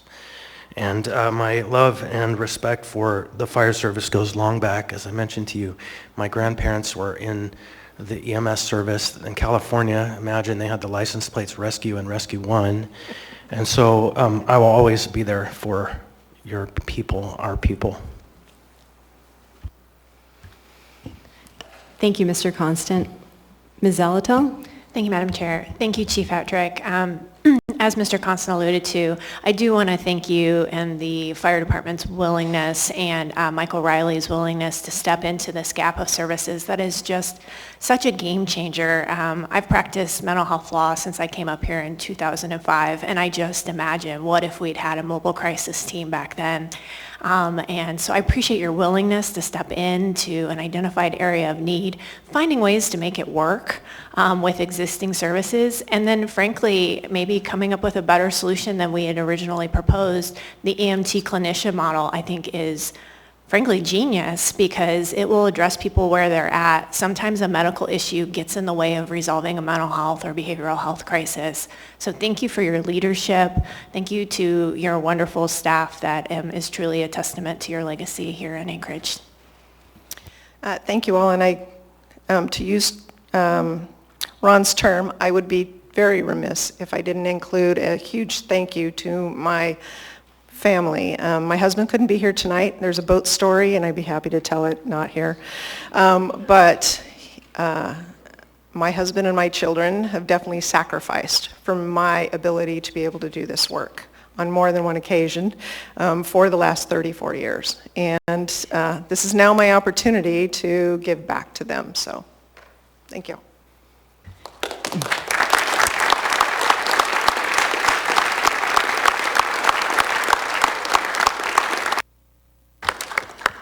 Thank you, Chief Hetrick.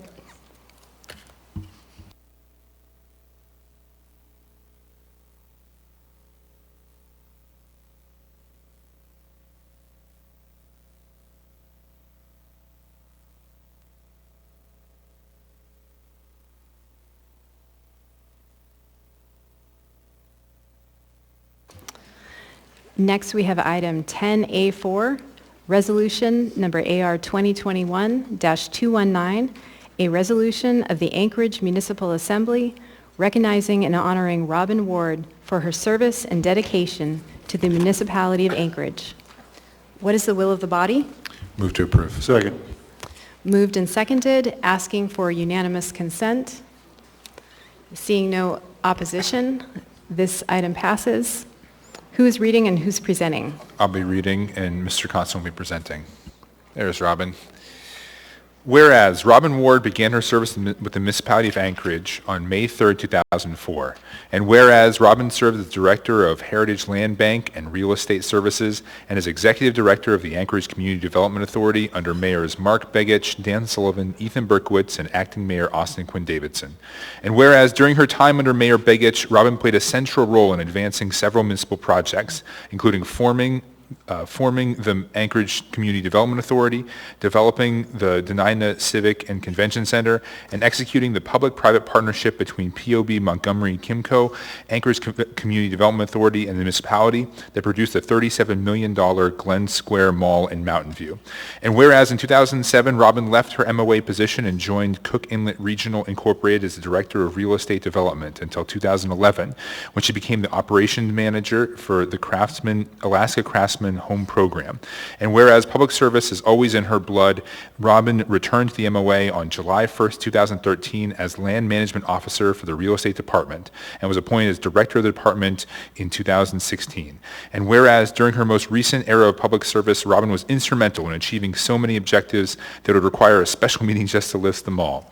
But highlights include acquiring a new headquarters building for the Anchorage Police Department, acquiring the land and buildings used by MOA Street Maintenance on Bering Street, purchasing 9 acres of surplus federal land adjacent to Cuddy Family Midtown Park, and developing a master plan to rezone, plat, and develop into mixed commercial and residential uses, purchasing 16.9 acres of vacant land in Midtown surrounding Waldron Lake that became formally dedicated parkland on January 26, 2016, acquiring the former Muldoon greenhouse properties, restoring a portion of Chester Creek, and adding 26.74 acres to the Chonshnu Muldoon Park, brokering a land exchange with the Alaska Sled Dog Racing Association, providing them improved access to Far North Bicentennial Park, and adding additional acreage to the municipality's Tudor and Elmore campus, reclaiming the 16.5-acre gravel pit at Lucy Street and Kincaid Road, preserving open space for the surrounding neighborhoods, acquiring, renovating, and disposing 3 duplexes and 1 triplex, impacting the right-of-way acquisitions for the Dubin Street project,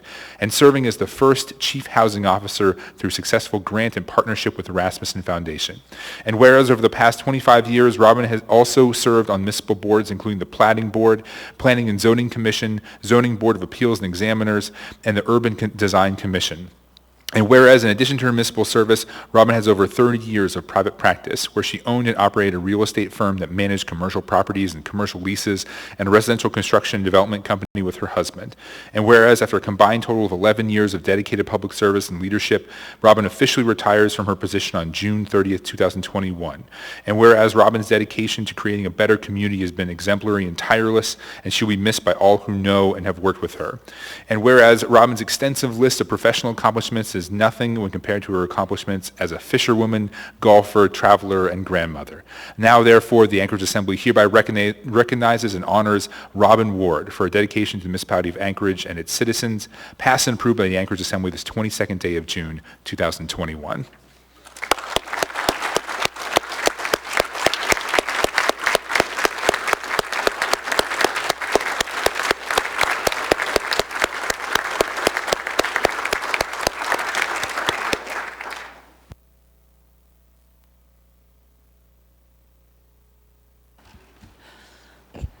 Assembly members, Acting Mayor Austin Quinn Davidson, all of the administration, every municipal employee, thank you. I've enjoyed working with every one of you. This is the most rewarding, tough job I've ever had, and I've never loved one more than this one. It will be hard to leave, but it's been a sincere privilege to serve the citizens, and that I will miss. So you'll probably see me back again on a board or commission. So thank you all very much. Thank you, Ms. Ward. We do have some members in the queue for you, starting with Mr. Weddleton. I don't know where to start. Thank you so much for all you've done. It's just been this absolute pleasure working with you. I mean, your dedication is incredible. I mean, the time spent at Girdwood Board of Supervisor meetings was off the chart. But, you know, we own so much of the land there. It's critical that you'd be there. It is really, I'm going to really miss having you as part of my life here on the Assembly. Thanks. Thank you, John. Thank you, Mr. Weddleton. Mr. Peterson. Thank you, Madam Chair. And Robin, obviously, we're going to miss you. I know you've been working to try to prepare to leave for several years ago, I think, when we first talked about it. And hopefully you've developed staff that can pick right up when you leave and take off, and I would expect nothing less. And now you'll have more time to be out on the golf course, and maybe I'll see you out there on the back nine sometime. Thank you, Pete. And I have to give a shout out to my team because they are fully prepared to carry on and do the job. Thank you, Mr. Peterson. Mr. Constant. Thank you, Robin. One of the things they didn't mention in the resolution is having to work with political people who find themselves in very difficult, high-pressure positions, and find you to be one of the points in the equation where there's the squeeze and high pressure just moves to you. And there have been many reasons over the years in which my constituents' needs have driven me to your office and to the work that you do. And you have done so much good for my district over the last 5 years. It's just, you can't calculate it. It's unmeasurable. And I gave a little talk, there were a number of us did, at the event at the 3rd Avenue site last week, and I missed you there. It was quite an event at quite a place. And kind of the theme of my talk was that you can't simply live the dream. Some of us have to dream the dream so that others can live it, because it has to be built. And I think that you are one of the people who I turn to and look to the most in how to turn a dream into a reality. And for that service that you have provided to a part of town that has been blighted and abused for so long, the rewards of that service will be beyond both of our lives, and I thank you. Thank you, Chris. Thank you, Mr. Constant. Mr. Dunbar? Thank you, Madam Chair. You know, we've recognized 4 really outstanding public servants tonight, and we tend in these resolutions to focus on the things that they build or played a role in building. This is all the physical properties that you helped to purchase or to move or to put together. But I would wager that your effect on this municipality is even more profound in the ordinances and laws you helped change.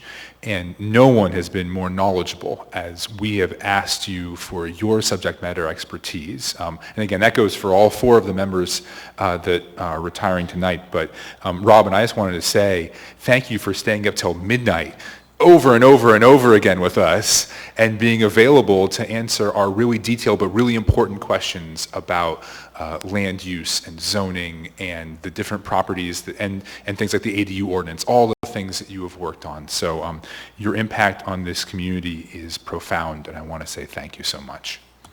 Thank you. Thank you, Mr. Dunbar.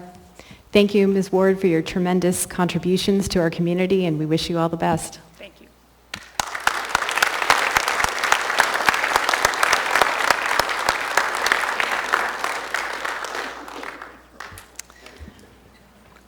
Next, we have item 10A5, an unnumbered resolution of the Anchorage Municipal Assembly recognizing the accomplishments of the Berkowitz and Quinn Davidson administrations. Before we, move this item, Mr. Rivera is stepping out as he has declared a conflict. What is the will of the body? Move to approve. Second. Moved and seconded, asking for unanimous consent. Seeing no opposition, this motion passes.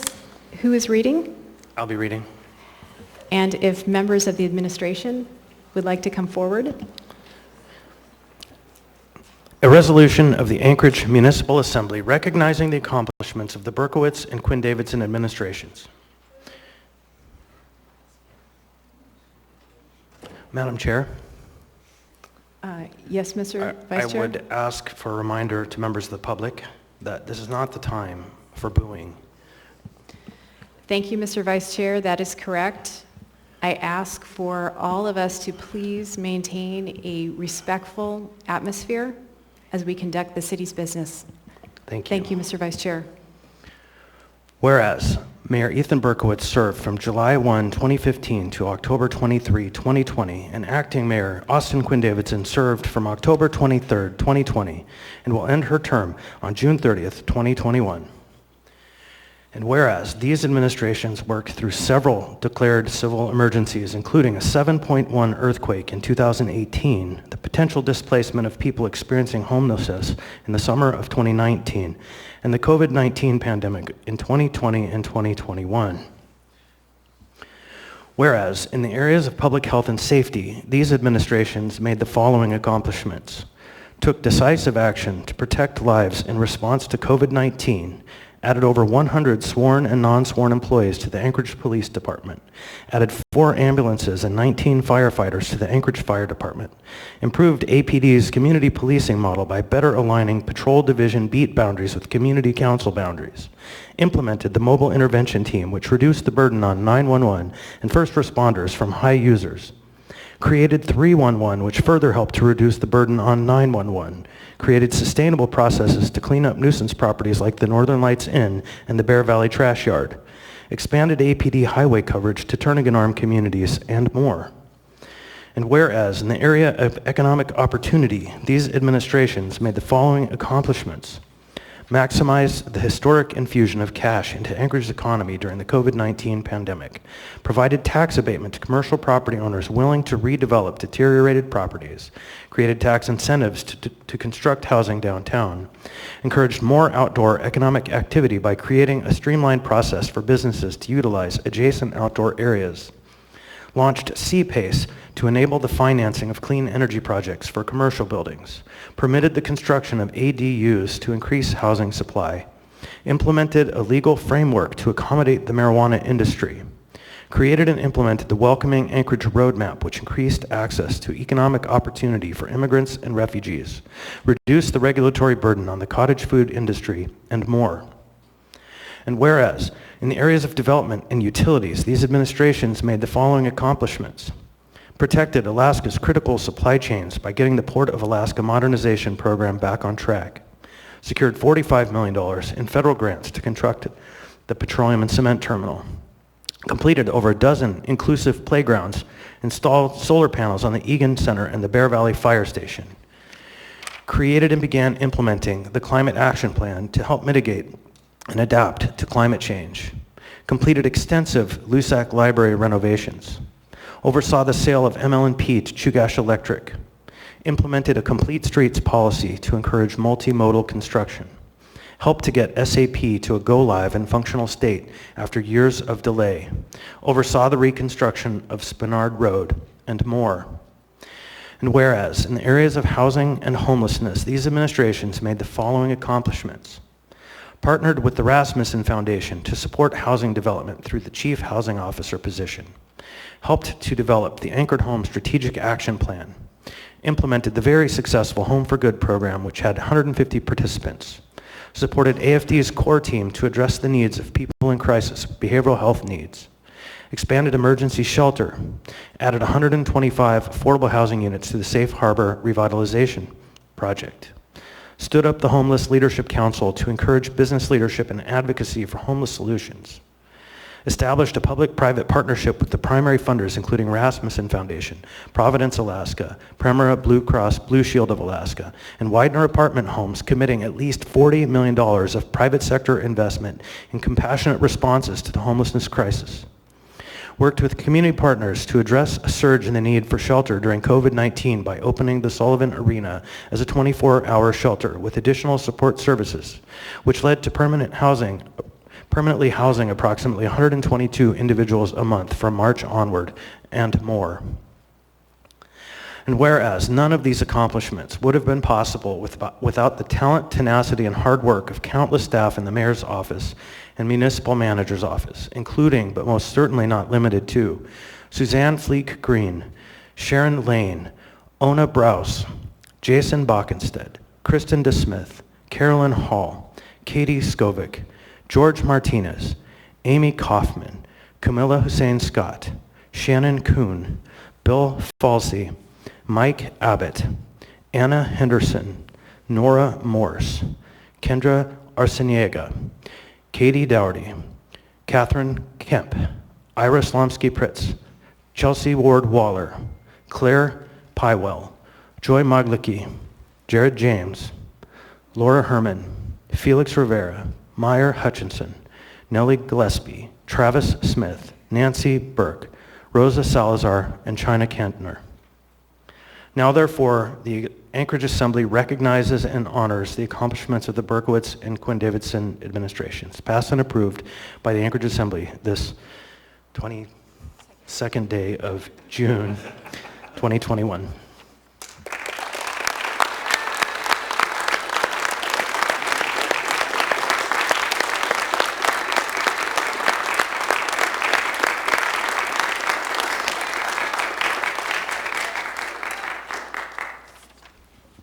Thank you, Assembly. I'll keep it brief since you hear from me a lot, but I just wanted to acknowledge that a lot of the folks that have done this important work are not here tonight. The room would be filled if they were with dedicated public servants, people who send me emails at 2 a.m. trying to solve a problem for the public. These folks are dedicated, they're committed, and they love Anchorage. And I want to say a special thanks to Jason Bockenstedt, my chief of staff, and to former Mayor Berkowitz for hiring Jason. He's not here tonight. Jason went on his first vacation in 5 years about a month ago. That's the kind of employee he is. I miss him here tonight. He's probably listening in, but just wanted to acknowledge him since he's not standing here with me. Anyone else want to say anything? Thank you so much. Oh, just 1 minute. Hold on. Actually, hold on. We have Mr. Constant in the queue. Thank you. Everybody on the staff, you know, we had a... They're abandoning me. I see that. Prior to June 30th. It's already June 30 in their minds. These last several years have been mind-blowingly difficult. And despite whoever is in the chair, who is the leader of the office of the mayor, the code, and the charter speak to the office of the mayor. They don't often speak about the mayor. It is the office that does the work, and you are the ones who have done that work.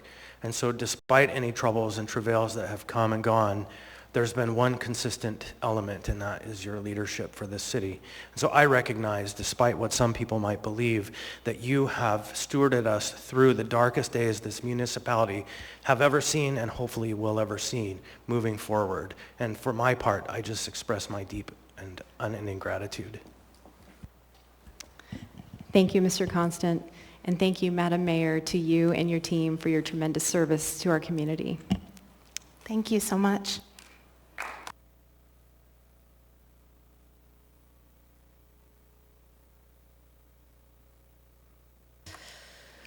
We now have before us item 10B1, resolution number AR 2021-211, a resolution establishing delinquent dates for the first and second half of annual personal property taxes for tax year 2021. Mr. Weddleton? Oh, I move to approve. Second. I just wanted to take an opportunity for a little advertisement. We have an item on the agenda, 14, I missed the whole thing here, but H, I think, AO 2021-57, which uses some of the Rescue Plan Act funds to do a rebate for people who pay personal property tax and were closed down last year. And I just want to highlight that. I think that was a good, important gesture towards small business in Anchorage, and this gave me the hook to mention it again. Thanks. Thank you, Mr. Weddleton. Mr. Constant? Thank you. On behalf of the administration, I move to amend this item by deleting, and no, I don't have the draft item in front of me because I had to pull up my email. In the first part, it says 16-19, and it should add 18-16. Oh, this is B1, sorry. Thank you. I rescind my motion. Thank you, Mr. Constant. I don't see anyone else in the queue. Members may proceed to vote.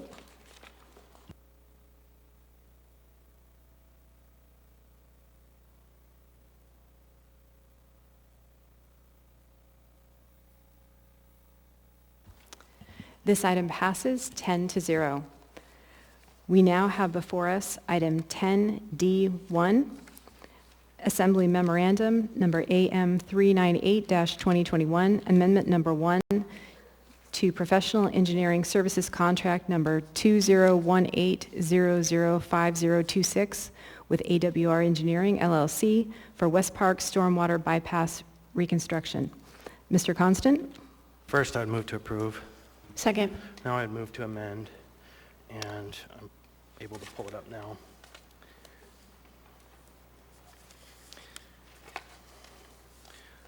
I guess it's just in the title, we're going to change the project number from 1619 to 18-16, and anywhere subsequent that might show up. I think that's the only one. Second.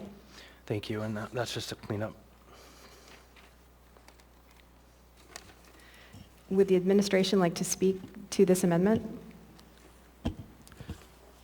I just wanted to clarify that it's 16-29 project corrected to 18-16. Did I flip it? Thank you. Okay, I got it right. Thank you, Ms. Henderson. Seeing no other members in the queue, members may proceed to vote on the... Before we move, I would say one thing. Go ahead, Mr. Vice. Thank you. You know, this is a very interesting project. This was a project that Mr. Croft added to a bond that was to add some drainage to West Park, the neighborhood. And it's interesting now to have been here 4 years to see projects kind of come through full beginning to funding to implementation. And so I'm really glad to see this work being done. And I say thank you again. Thank you, Mr. Constant. Before we vote on this item, is there any opposition to the amendment put forth by Mr. Constant? Seeing no opposition, the amendment passes.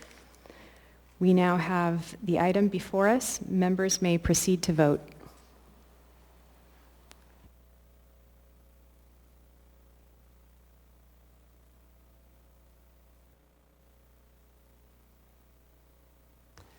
This motion passes 10-0.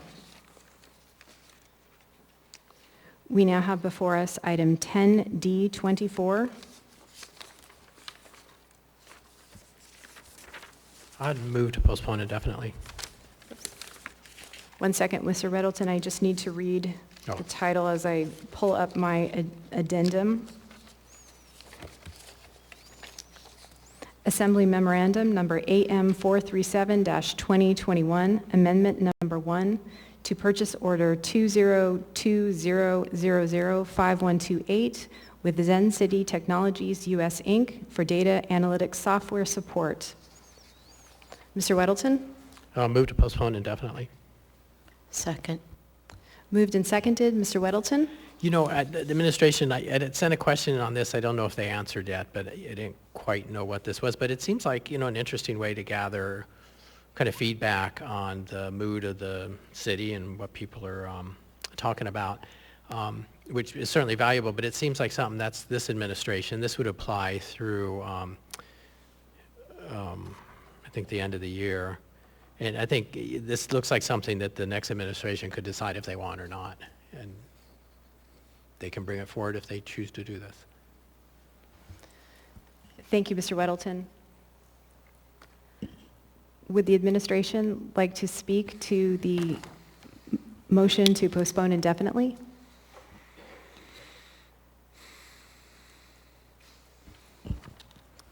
Through the chair, Director of Economic and Community Development, I will be the first to admit I am not the subject matter expert in Zen City, other than reading the reports. And Mr. Weddleton, if we did not get those to you, my apologies, we will forward those on. This is a continuation of a service that's provided by and managed by the I-Team, and it is useful. It was useful in the context of the COVID pandemic and in closely tracking how the sentiments of the public were shifting throughout that pandemic, but obviously that has transitioned in the post-pandemic world to more closely align with the other interests that the administration and the Assembly have in tracking the economic recovery, and more importantly, one that we don't often talk about, the sort of the mental health of our community as we all transition from a headspace of pandemic and out of it. The amount of the software is a subscription, as you pointed out, Mr. Weddleton, and we anticipate that it will be used throughout the rest of the year, regardless of who's on the administration. Thank you. Thank you, Mr. Schutte. Mr. Dunbar? Well, this is partly a question for Mr. Schutte and then perhaps a request of Mr. Weddleton. So just thinking about how these things get to us and the way that they go through, well, purchasing and other departments and a number of stages of review to come here. I guess my suggestion, Mr. Weddleton, is rather than postpone indefinitely, why not postpone until perhaps like the second meeting in July, for example, to give the incoming administration time to review the item. And then for Mr. Schutte, what impact would that delay have on the program as it's running? Is it would it have an interruption in service, or how far are we paid through right now? Through the chair, the answer to your second question about the disruption in service, I checked with purchasing, and Ron says no, it should not disrupt service, which is a good sign. So if there was a desire to see this postponed to a later date to pick up the conversation again, I think that should work. And then I guess my question, Mr. Weldon, are you open to that suggestion? Yeah, that's a better idea than mine, thank you. Okay. So I would draw my motion, or? Or amend your motion, you can do it. If you want to go ahead, Mr. Weddleton, you can make another motion and the previous motion will die. Okay, postpone this to July 27. Second.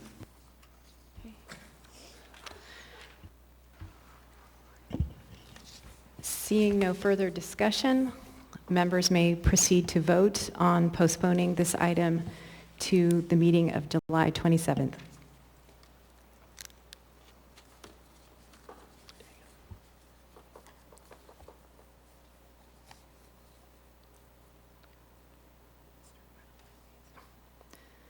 Mr. Weddleton?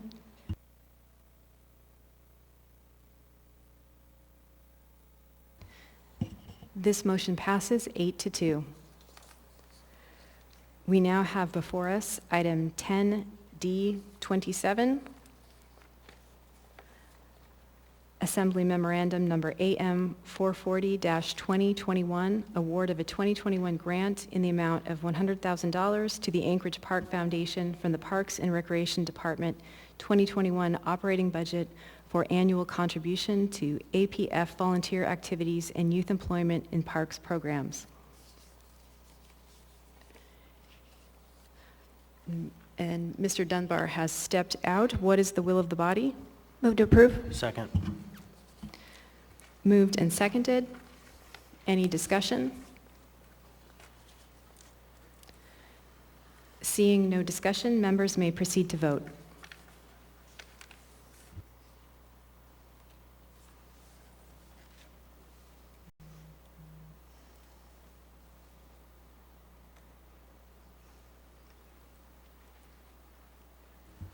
This motion passes 9-0. We now have before us item 10D28, unnumbered AM, laid on the table, award of a 2020 grant in the amount of $100,000 to the Anchorage Park Foundation from the 2021 COVID-19 Admin Flexibility Fund for annual contribution to APF activities and programs. Mr. Dunbar is out of the room. What is the will of the body? Move to approve. Second. Moved and seconded. Is there any discussion? Seeing no discussion, members may proceed to vote.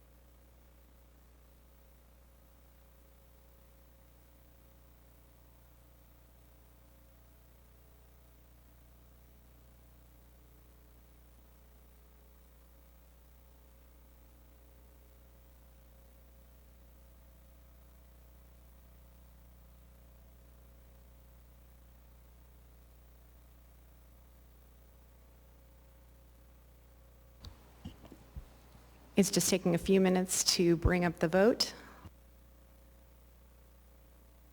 Members, please vote.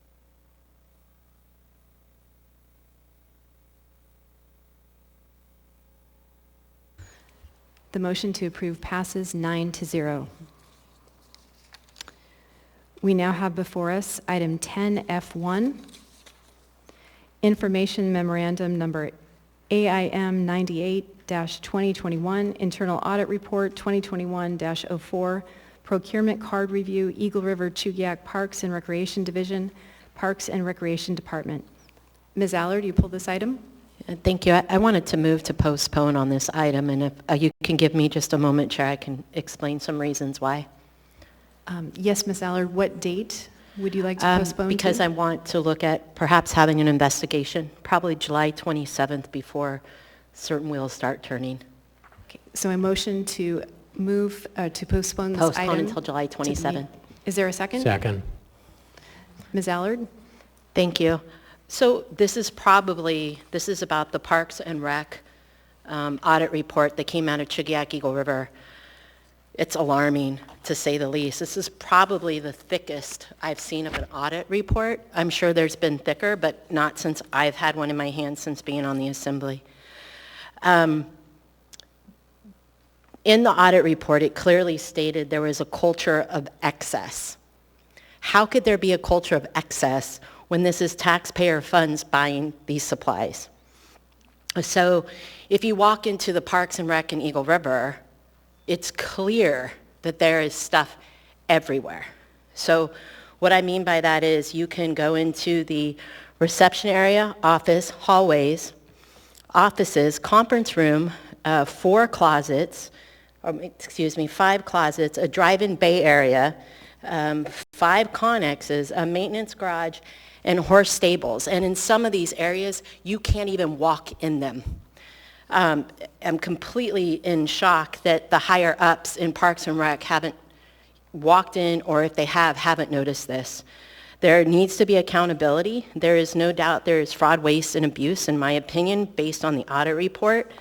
I don't think a simple slap on the wrist is something that should happen in this case. They spent over $12,000 in Halloween decorations even after Halloween was canceled out in Chugiak Eagle River. I've said it many times before, and I'll say it again.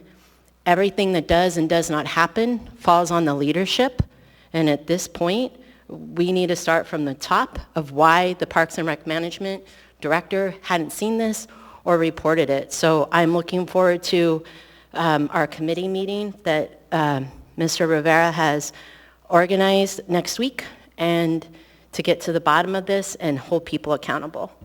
Thank you, Chair. Thank you, Ms. Allard. Mr. Rivera? Thank you, Madam Chair. As Ms. Allard alluded to, there is going to be a committee meeting with this as the main topic next Wednesday. We have had a practice, mostly, sometimes not, in the past of postponing acceptance of audits. I just want to be very clear for the public and for the body. The only thing that we have with this audit is just to accept it and accept the findings. If there are to be any further investigations, which one member has already alluded to, then that could happen with or without acceptance of this audit. But for the purposes of having, I think, a greater dialogue with the community and with staff, I will go ahead and support this motion to postpone to the meeting of July 27th. Thank you. Thank you, Mr. Rivera. Seeing no one else in the queue, members may proceed to vote on postponing this item to the meeting of July 27.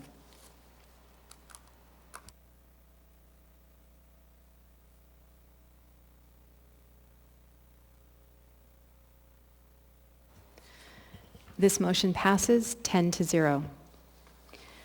Next, we have item 10G9, ordinance number AO 2021-64, an ordinance of the Anchorage Assembly amending Anchorage Municipal Code section 12.10 1.010 to add a subsection defining commercial aircraft and scheduled aircraft.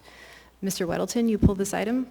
Yeah, I'd like to move to set the public hearing for July 27. Second. Third.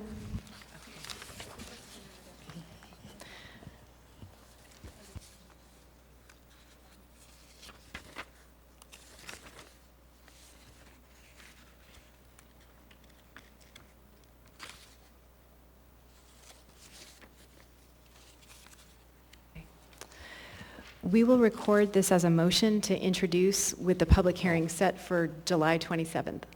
That's exactly what I meant. Thank you. Thank you, Mr. Weddleton. That concludes our consent agenda. We will now take our scheduled break for 20 minutes.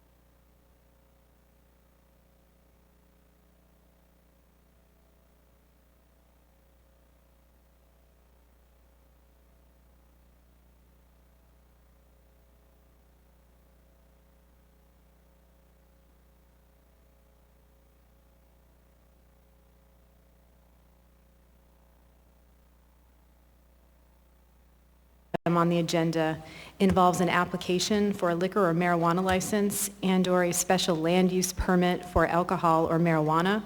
The process to review these items is different than the Assembly's legislative role because these are administrative or quasi-judicial hearings and require the Assembly to be impartial, refrain from ex parte communications except in liquor license applications, and make a decision based only on the record before us and testimony today.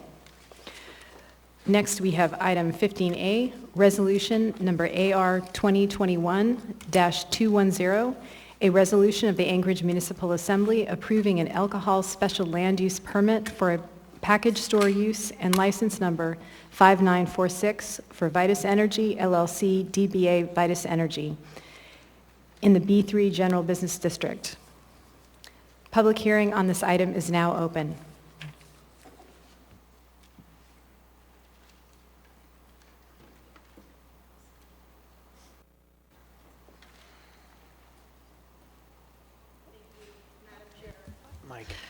Welcome. Thanks. If you could turn on the mic and state your name for the record, and you'll have 3 minutes. Thank you. There you go. Okay. There it is. Thanks. My name is Tani Conti Secaricia, and I am a resident of Spenard and have been for 20 years. And I am here to ask you today to vote against the resolution for Vitus Energy for a number of reasons, but primarily for health and safety reasons as well as for the good of the community. I know that Vitus Energy is technically in the Turnagain Community Council, but I'd like to point out that it is in the council by one street, and that street is Minnesota. And if it had just been strategically located in a different place, right across the street, we would have, the Spenard Community Council would have a little bit more say. That being said, on the notice of public hearing, Spenard was included in the notice area, and they did show up at a community council meeting last year, and we had an informal meeting when they weren't sure what they were going to put there. And they came, they talked to us, and they asked for some community feedback. They said, we're interested in hearing what you have to say about this proposal. And overwhelmingly, most of the people who had questions or comments said, we do not want a packaged liquor store. And in the conversation, they didn't say that they wanted a packaged liquor store. They were offering possibly a store, a mini mart, a laundromat, all these other things because of the location to Rome Middle School and West High School, as well as because of the issues that were right across the street in front of Walgreens with the people who substance abuse issues.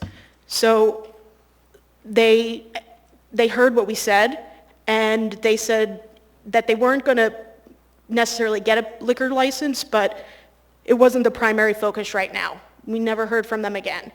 My understanding is that they started communicating with the Turnagain Community Council and had been working with them on design and planning, but I took offense to the fact that they didn't come back and hear from us once they decided it was going to be a liquor license or a packaged liquor store.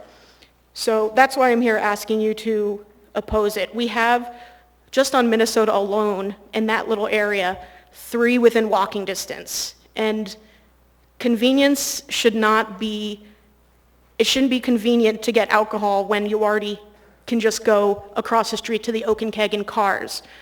I went to West High School, Romig Middle School, and I don't know if some of you remember the tobacco stand that used to be in the parking lot of cars.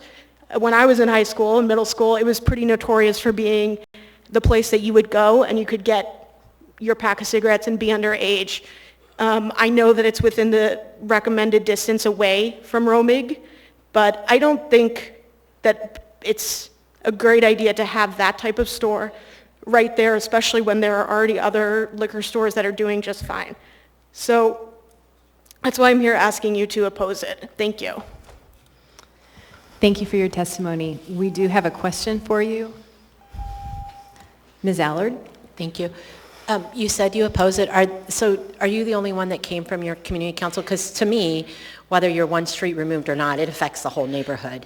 Absolutely. I am, well, actually, no. There are a few other people here who may testify. The issue is that if you look on the agenda packet for today, it doesn't list the Spenard Community Council. It only lists Turnagain. But at our last community council meeting this past month, we had somebody who brought it to our attention, and that's why I'm here, because they pointed out the notice. They sent it to me.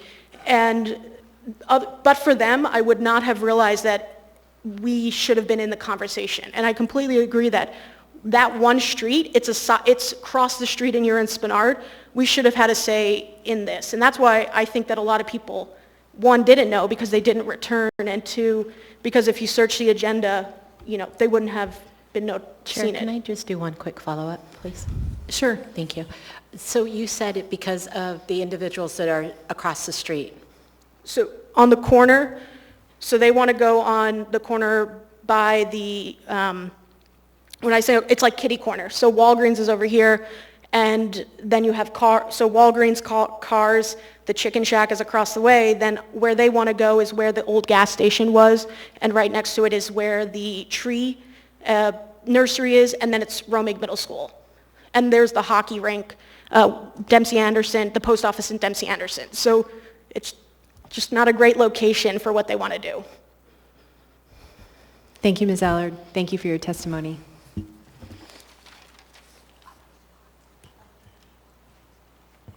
Welcome. Hi, my name is Anna Brawley. I live in the Turnagain area. And I also want to clarify, I am a member of Turnagain Community Council. I am the co-chair of the Land Use Committee of that community council. I'm not on the board, and I'm not here to speak on behalf of the council, so I'm not asking for 5 minutes. Thanks. So I also wanted to speak to the Vitus issue, slightly different than what Tani presented from Spenard. First, I did want to recognize that, that the folks from Vitus, I'm forgetting his name, but he did come to our committee meeting. He came to our council meeting at least once and was really open to hearing our ideas. So things that we thought would be good ideas included an ice cream shop. We questioned the need for another laundromat because there's one across the street, but we understand that may be part of the business model. So we did appreciate that they did their due diligence, and I want to acknowledge that. Also at our May, or I guess maybe it was our June meeting, I'm losing track of time these days, we did consider a resolution that failed 9-9 on opposing this for many of the reasons that Tani had stated and that Spenard had expressed to our community council.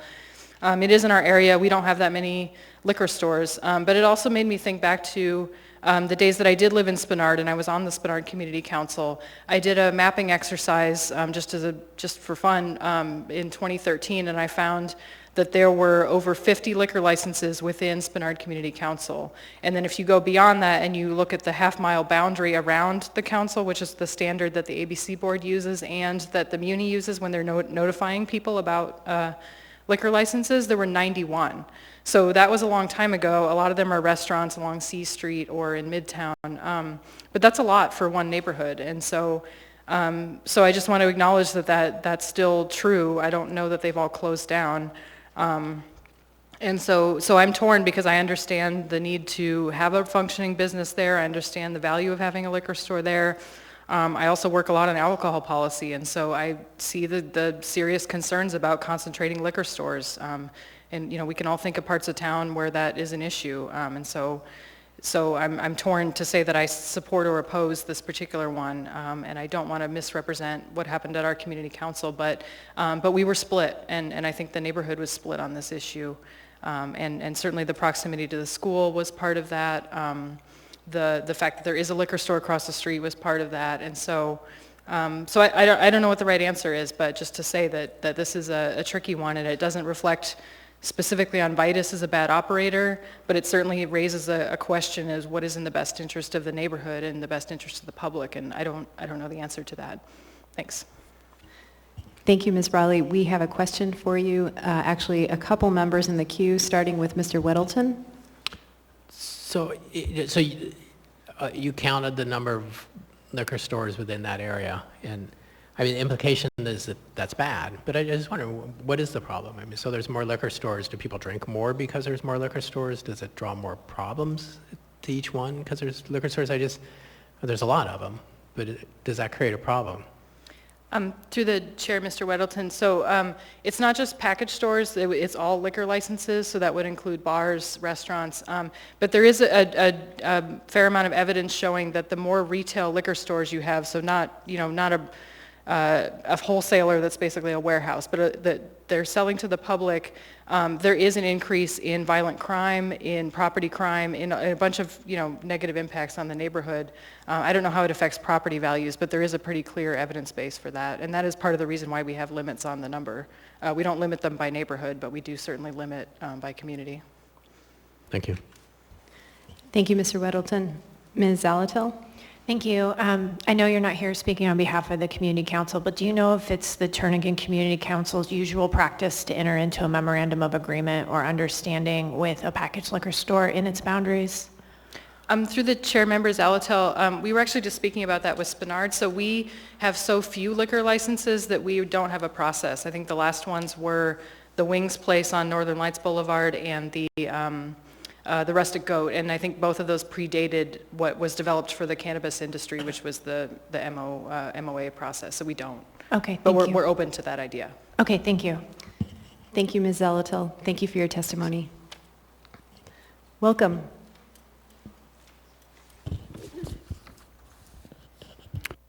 Kyle Williams, resident of West Anchorage. I'd like to speak in opposition to 2021-210. When we just passed Proposition 2 in November, ranked choice voting and, listing people's donors, I would say to this body at this time, can any member ethically vote on this, as most of you have taken donations through some form? You can look on your APOC disclosures and find that out pretty easily. Secondly, there is a large proliferation of liquor and marijuana within the municipality of Anchorage, so I pretty much universally oppose all, as you've seen me come up and testify numerous times. I would say its nearness, closeness to a school and a post office, which is federal property, should create pause for this body as to whether or not this is appropriate.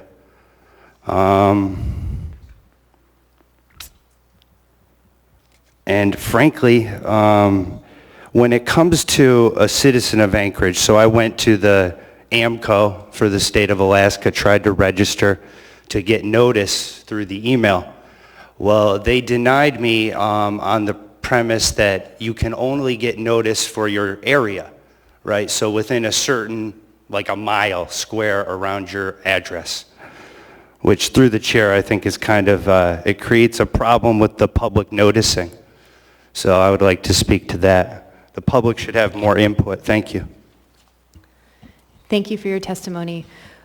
Before we go to in-person, we're going to go to the phones. We have one person signed up to testify in this item by phone, Kathy Gleason.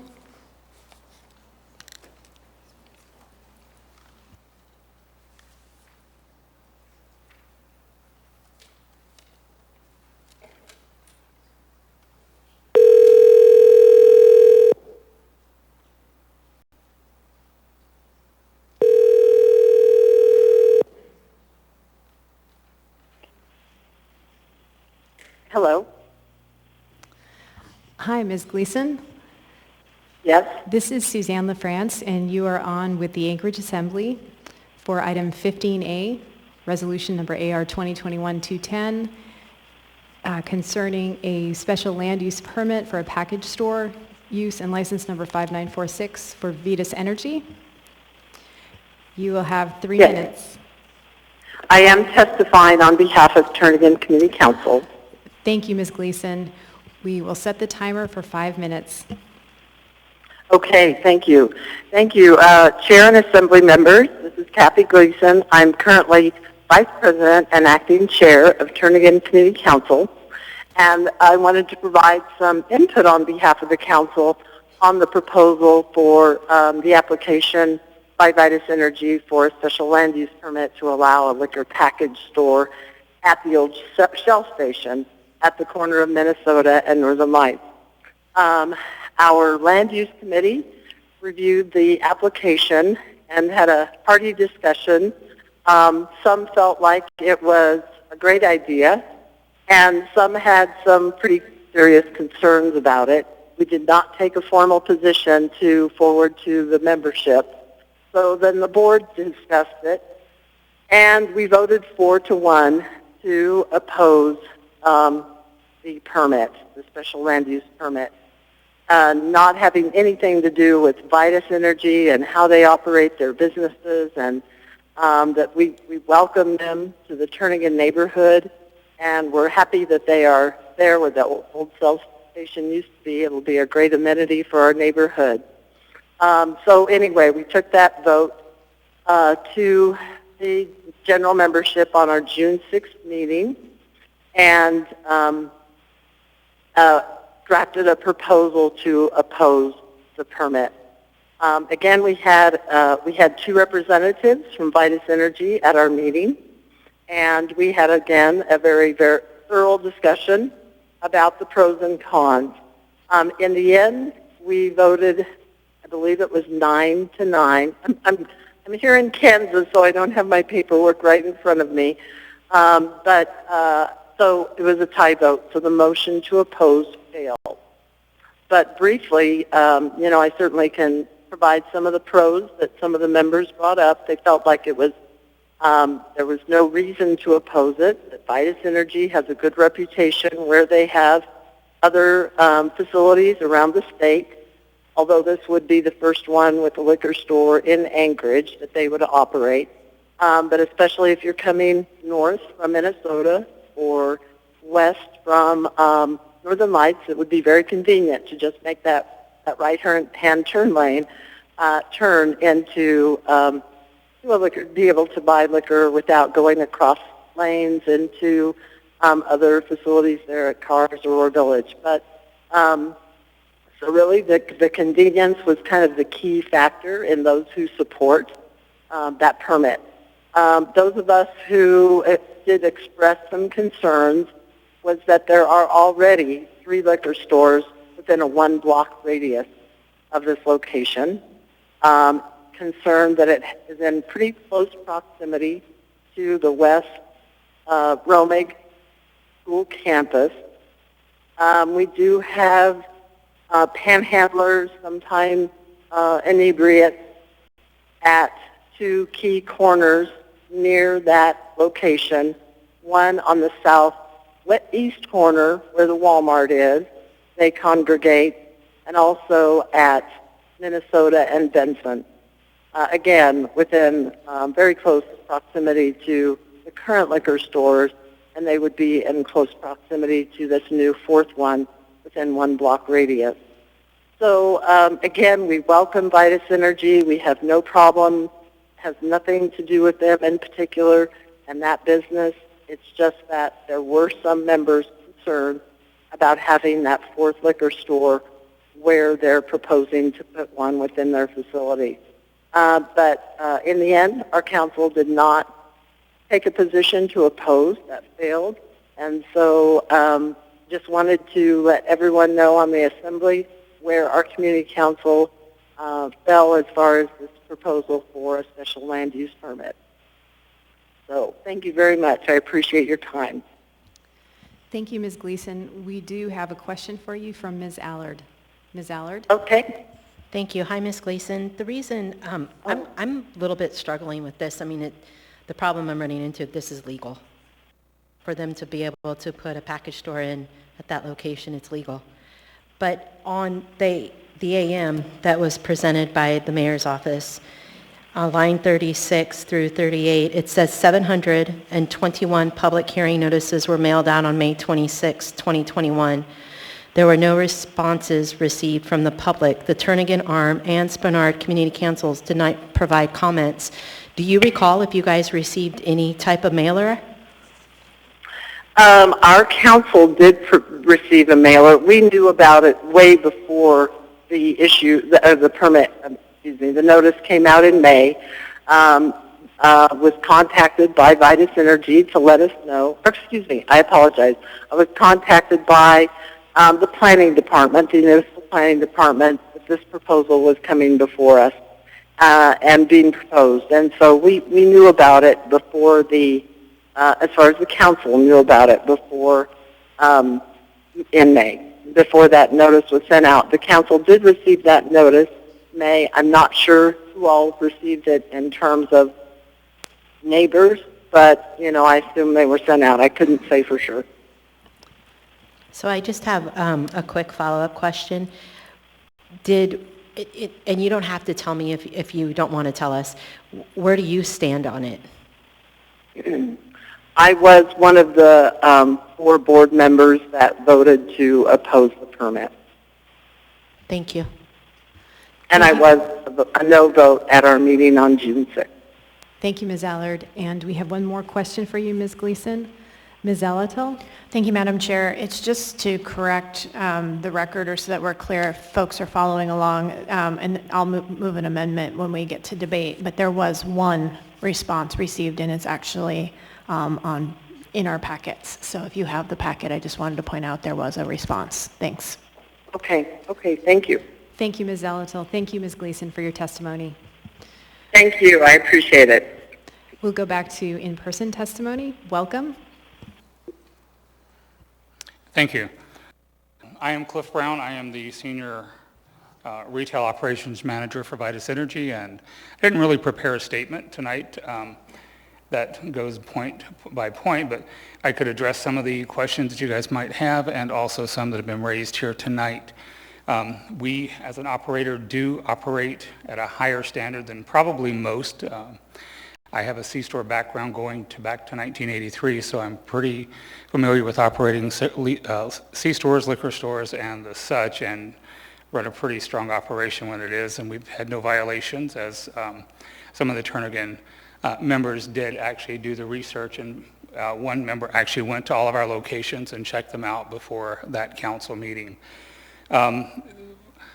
The council person mentioned that the memorandum of understanding, I have seen the Spenard County or the Spenard community one, and everything that's within our business model, it actually exceeds their expectations or restrictions in that it does exceed some of the limitations as far as the types that we sell, the pricing structure, so it doesn't encourage people simply just walk off the street and buy, shooters one at a time and that type of thing. So some of the things that we had offered in that original meeting with Turnagain community was some of the different things we were thinking about with that location, but we did discover that based on the location, the structure of the building, we could not make the changes to the structure of the building that we wanted to move forward without completely razing and rebuilding the whole property. So we did put all that on the background and move forward with the fact that we had started the process for a liquor license here in Anchorage and had mentioned that to them, that it was an option had it been approved by the state, which it was subsequently approved and has made it this far in the process. So that's just a basic statement from what we've heard tonight, and I'm open to any questions if you have any questions for me. Thank you for your testimony. We do have a few members in the queue, starting with Mr. Weddleton. Hi, thanks. So I'm not familiar with your operations, so where are some of your, so you have some convenience stores with liquor attached, similar kind of thing. Can you tell me where they would be? We have one liquor store that's down in Sterling. We have one in Birchwood, and we also have one in Trapper Creek. The one in Trapper Creek also has a restaurant with an eat-in license for alcohol consumption while you're there. And we also have multiple other locations throughout the area. We have locations in Tok, Healy, and we're opening up in Fairbanks. We have the 2 properties we've bought here in Anchorage, and then we have properties over on the western side of Alaska also, but those don't sell alcohol. Great, thank you. Thank you, Mr. Weddleton. Mr. Constant? Thank you, sir. One of the concerns that was brought forward was that your organization met with Spenard once and then didn't come back and had kind of a different message in the final product than they did the first go-round. And we have a kind of an oddity in the code that the planning department, when a permit is proposed or in the works, they identify the community council in which the operation is intended to be, but they don't identify those that are nearby.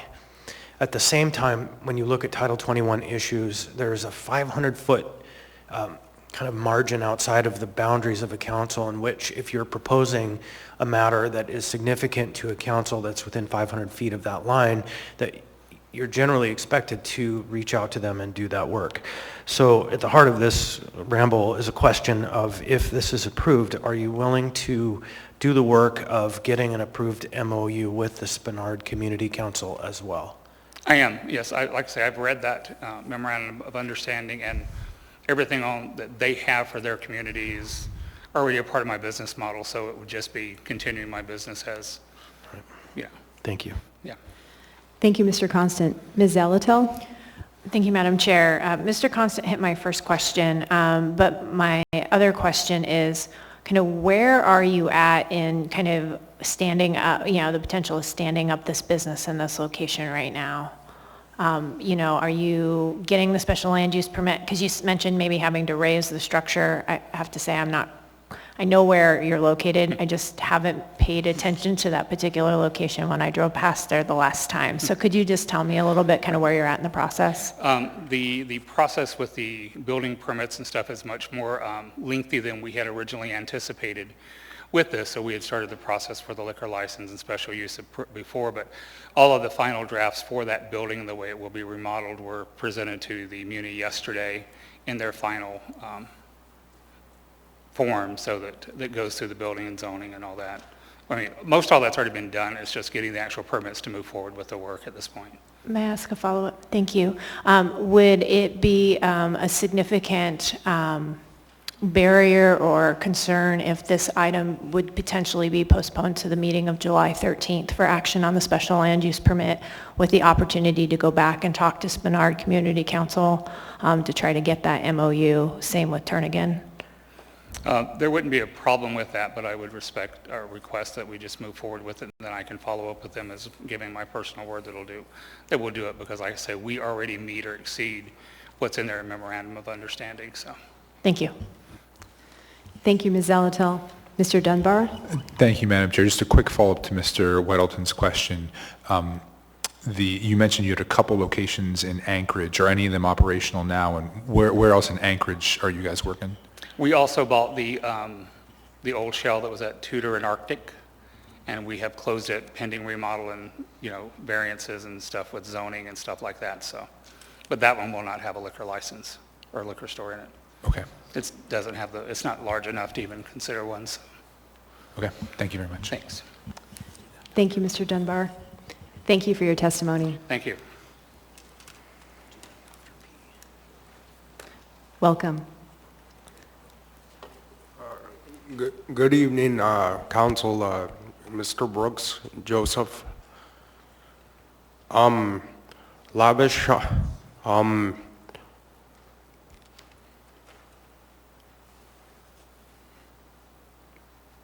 limited, liaison, liabilities, leverage, handed. Amen. Thanks. Thank you for your testimony. Welcome. Hello, Madam Chairman, members of the Assembly. My name is Tom McGrath. I've been a member of the Spenard Community Council since 1983. Spenard has a long history of problems with alcohol places, but we've largely solved most of those problems with the MOUs that we have. Detailing, and the MOUs detail what we expect of, and signing a formal agreement really makes a difference. Of the 480 licenses approximately in Anchorage, Spenard and the surrounding area has about a quarter of them. And the Spenard Community Council doesn't mind doing the work that it takes to do the MOUs. I think we've proved that in the past.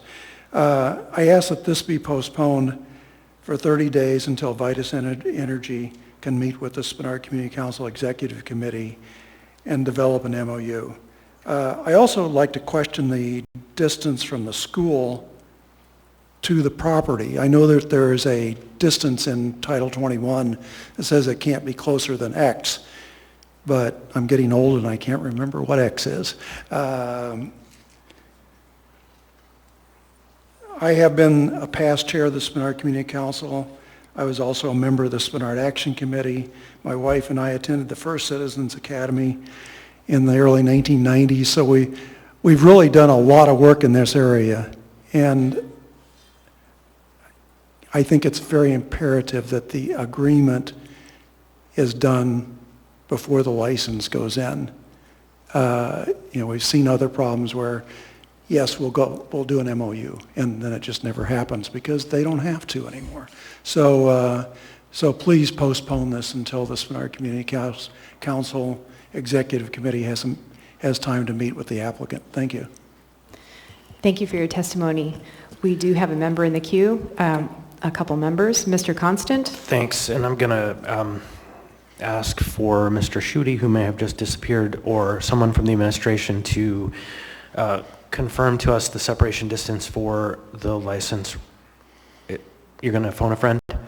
Okay, so Tom, we'll get back to you. Okay. Stick around, we'll get that number for you before we're done. Thank you. Thank you, Mr. Constant. Mr. Weddleton?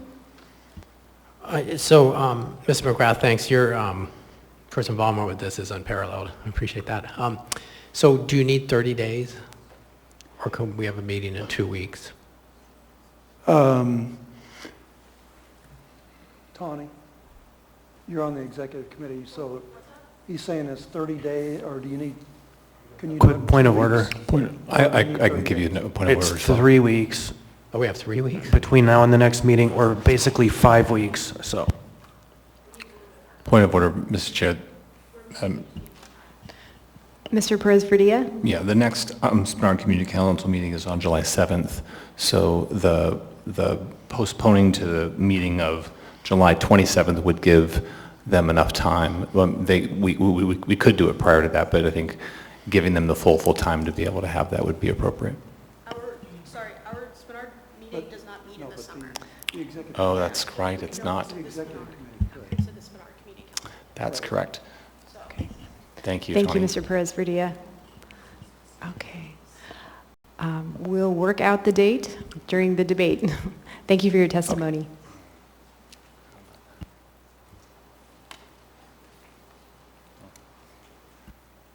Welcome. Somebody taller than me was here before.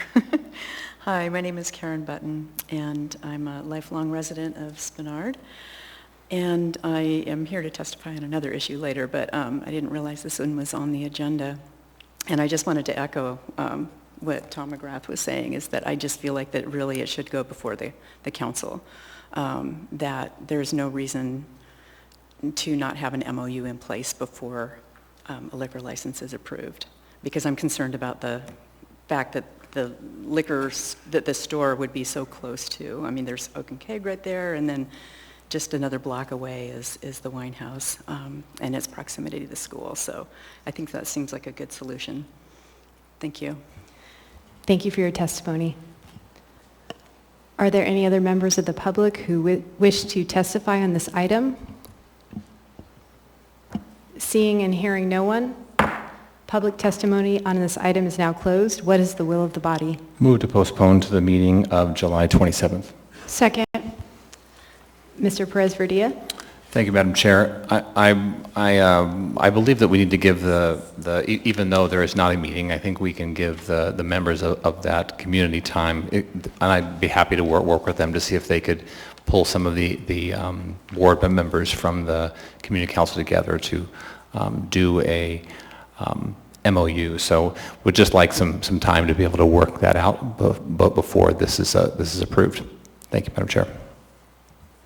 Thank you, Mr. Perez-Verdia. Mr. Weddleton? Okay, but a point on that. One is, I think also the Tourniquet Arm Community Council maybe should do one also. Maybe they can sit in with Spenard and have two separate ones, since it is their community council area. But I wonder if Mr. Brown could come up. Could I ask him a question?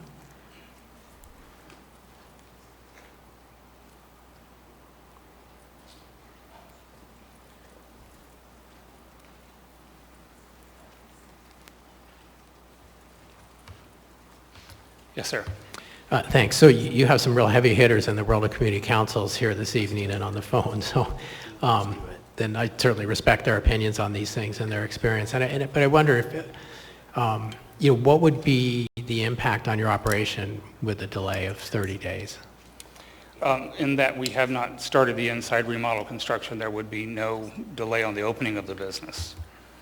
But I am also willing to meet with the councils in private if needed and just sign one, because like I say, my entire operation model is greater than the expectations that's within the MOU that they currently have the of the businesses in their community signed. So if that helps in not delaying things.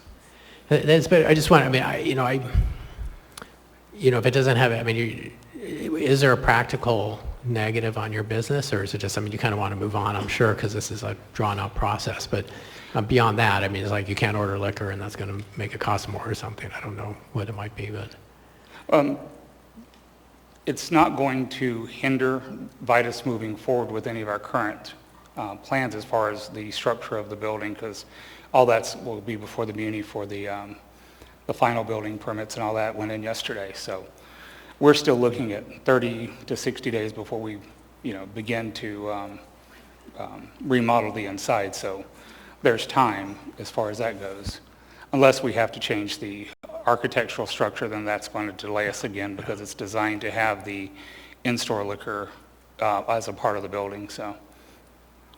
Okay, so the design, if something happened and you couldn't do an MOU, so you didn't get the liquor license, it messes up your design. That seems somewhat significant. So it hinders what we had originally planned, but it doesn't stop Vitus from moving forward with the general operation of the convenience that we're putting in that location. Okay, all right. Thank you. Thanks. Thank you, Mr. Weddleton. Mr. Constant, did you have a question for the... No, just, a comment. Thank you, sir. This is more to the community council, both of them really. I strongly suggest the council calls a special meeting and does the outreach that's necessary to establish this conversation. I'm surprised Mr. Weddleton didn't say it. I've heard him say it maybe dozens of times, that the work of the municipality rolls on. And if the councils don't meet in the summer, it's not on the petitioner to address that. It's on the councils to meet the challenge. And so I strongly believe in the utilization of these memoranda. And I know that the Spenard group can get a quorum because they're all powerful and amazing. And so I do look forward to seeing the product. And I think this is a good compromise. Thank you, Mr. Constant. Ms. Zalato? Thank you, Madam Chair. I do think this is a good compromise, and I would like to underscore that the MOU process shouldn't just be signing a form. It should be a discussion and an exchange of ideas to make sure both the applicant's needs and the needs of the community councils are met.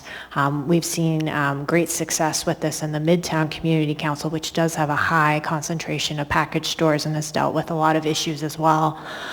So I look forward to seeing the fruits of those labors, and I do hope you have a very productive discussion. Thank you. Thank you, Ms. Zalato. Seeing no other members in the queue, members may proceed to vote on postponing this item to the meeting of July 27th.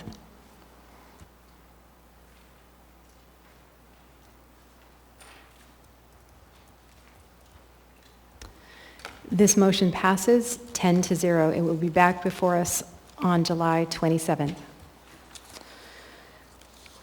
We will now return to item 15A. Oops. Right, sorry, 11A. Unfinished business and unfinished action on public hearing items. Public hearing was closed on June 8th, 2021. There is no motion pending. What is the will of the body? Move to approve. Second. Moved and seconded. Before we begin debate, I want to note a couple points that I mentioned earlier in the meeting. And one is that, per Robert's rules, we'll be limiting debate to 1 hour unless the time is extended by a majority vote of the body. And then second, to make sure that we can complete our work in a timely manner, each member will be given the opportunity to speak, and then we will go through the queue and give priority to members who haven't spoken yet before members speak on the item. And we would normally, I would turn to the mover to speak first, and in this case, this is an item brought forward by the administration, and so I will turn to, I believe, Ms. Stanley is available to speak on this item. Thank you, Ms. Stanley.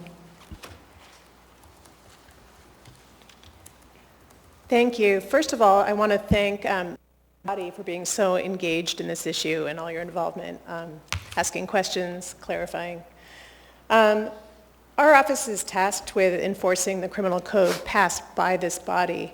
And over years of practice, some of our prosecutors have found parts of the code that are problematic or could have been written a little better, a little differently.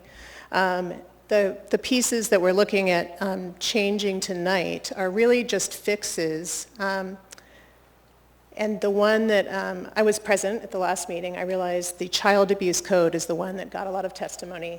And I just want to clarify that the changes to that piece of the code were really designed to, we found that we were actually, the language of the code was actually hindering us from prosecuting the very actions that the code wants to criminalize.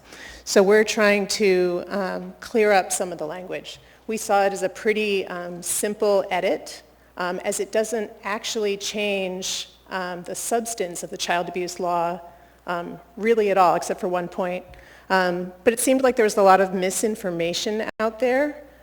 So I was hoping I could just clear up a few understandings by going through some of the things that this change does not do. This ordinance does not criminalize any parental behavior which is not criminal currently. In fact, it decriminalizes negligently allowing your child to be physically injured. This AO does not take away a parent's right to defend themselves under the law. Parents can still use the justification defense in state law to argue that the harm to the child was done for the welfare of the child.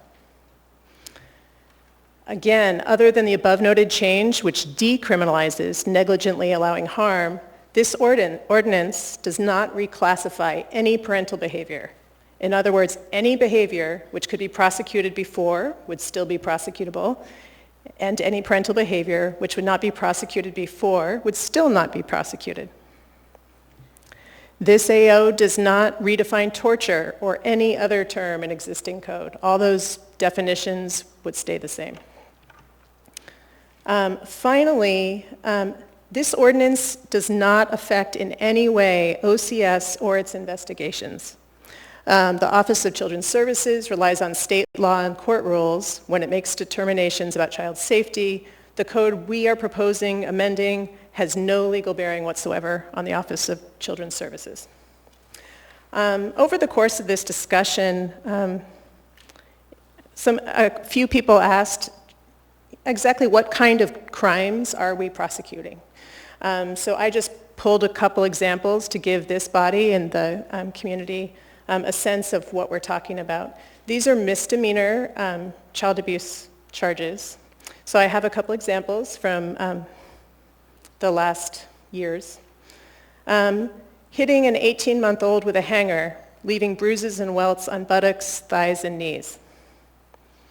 Hitting a 15-year-old girl multiple times in the face and on different parts of her body, causing bloody nose and visible injuries to legs, perpetrated by mother's boyfriend who woke up to find the teenager arguing with her mother.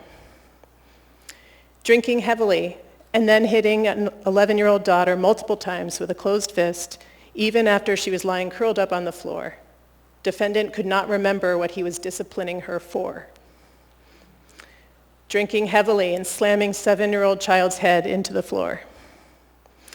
Hitting girlfriend's 3-year-old child who suffers from spina bifida for not drinking water.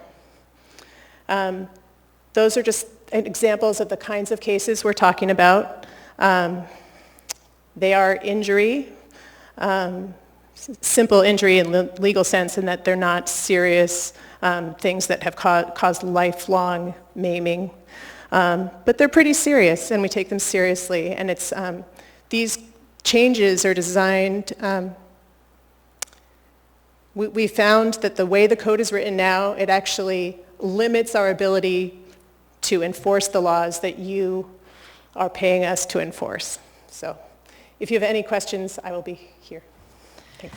Thank you, Ms. Stanley. And we do have Mr. Weddleton in the queue, but Mr. Weddleton, I'm hoping we could go through amendments first and then come back to questions for Ms. Stanley. Yeah, that'd be fine. Okay, thank you, Ms. Stanley. And actually, we have one amendment. I'd like to move Weddleton Allard Amendment Number 1. Second. Mr. Weddleton? Okay, so you have this in front of you, and it is to add a section, as we see on the screen here. And this doesn't really change what we have in front of it, but it puts into our code more of a right that everyone has through state code. And this deals with the got a lot of the comments and nervousness about people having rights to, parental discipline, and this essentially refers to it. We don't use that phrase in this because the state doesn't use that, but essentially that's what this drives down to. And this was Ms. Stanley brought this to, we sent this to Ms. Stanley. She actually gave us the final wording. Thank you, Mr. Weddleton. And I will leave you in the queue because I know you have another question for Ms. Stanley, and we'll go to Ms. Allard. Thank you. So I wanted to say thank you to Ms. Stanley. This was a little bit of a conversation, and I don't see it hurting what we had discussed as far as keeping the eye on what we're trying to do, but it also gives the public reassurance, carefully worded in the section D right here, or section 1, page 2 on line 23, that we're here to protect everybody. And I really appreciate the work you put on it. So thank you. Thank you, Ms. Allard. Are there any other members who wish to speak on the amendment? I'm in there. Oh, Mr. Constant? Yeah, I just need to hear from Ms. Stanley what the term justification defenses means. I'm not a lawyer.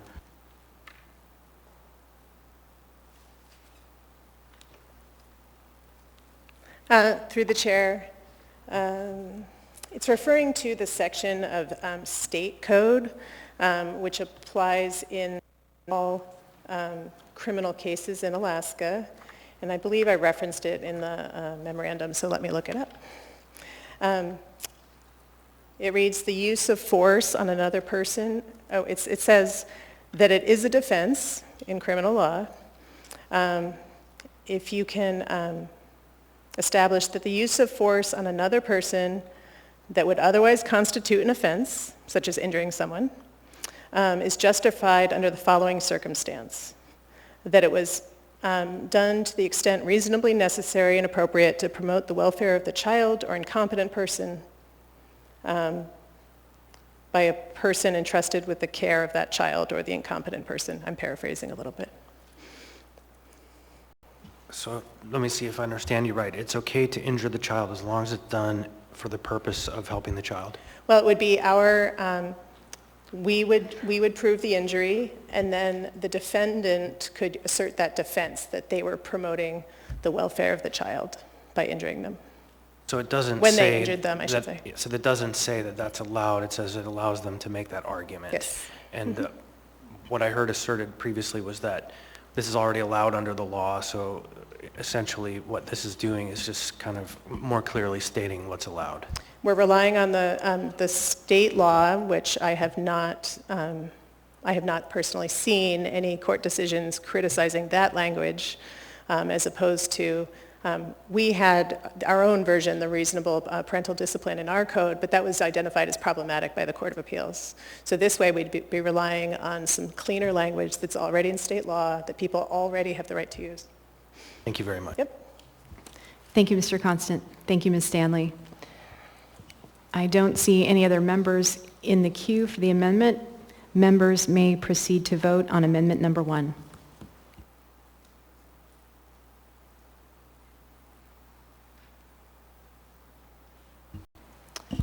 Amendment number 1 passes 10-0. We now have the main motion before us. Mr. Weddleton? Ms. Stanley.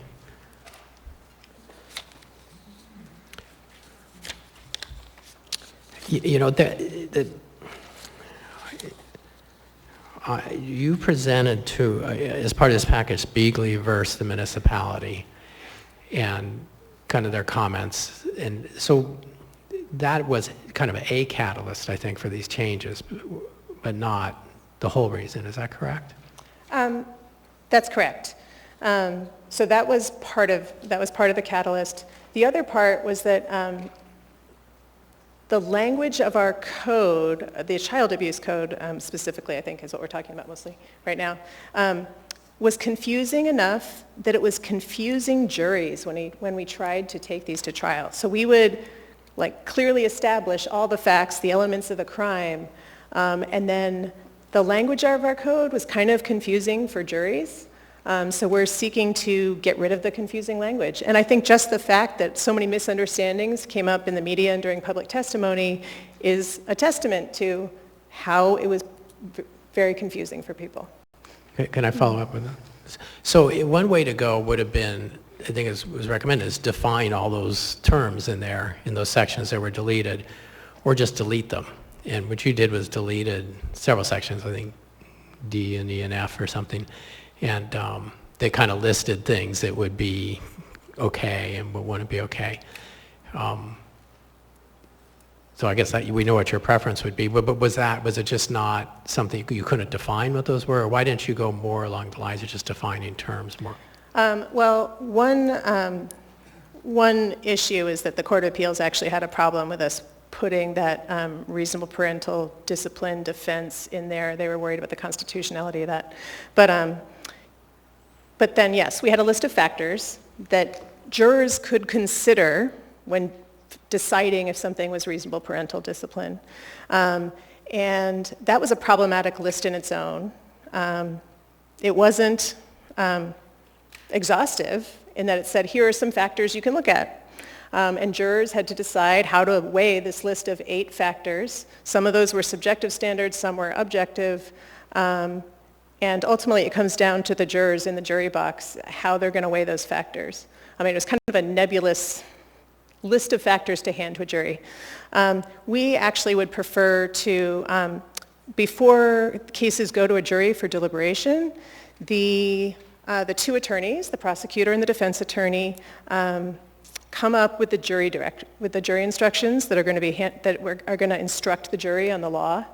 And it would be actually better for us, from our point of view, and probably for defense counsel, to argue about what those should read based on the facts of each individual case, because then we can give instructions that are more tailor-made to the details of that particular case.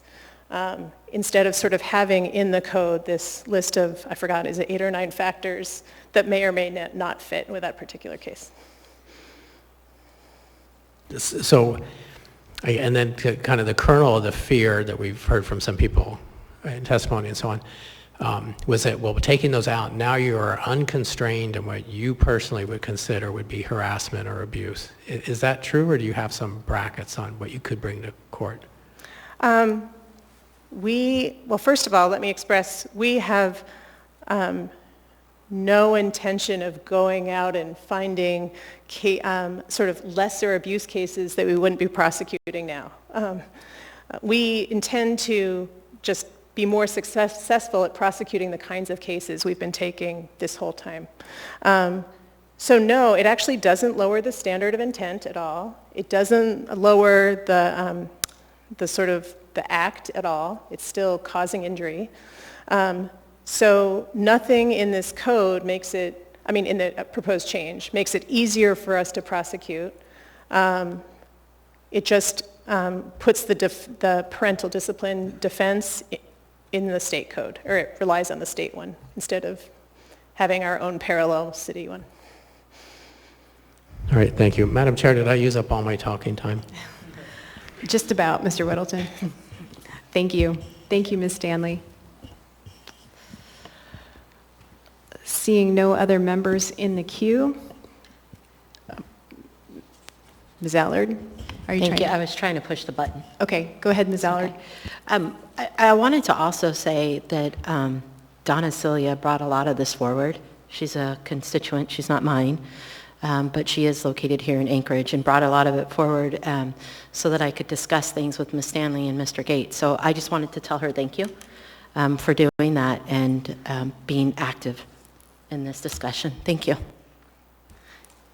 Thank you, Ms. Allard.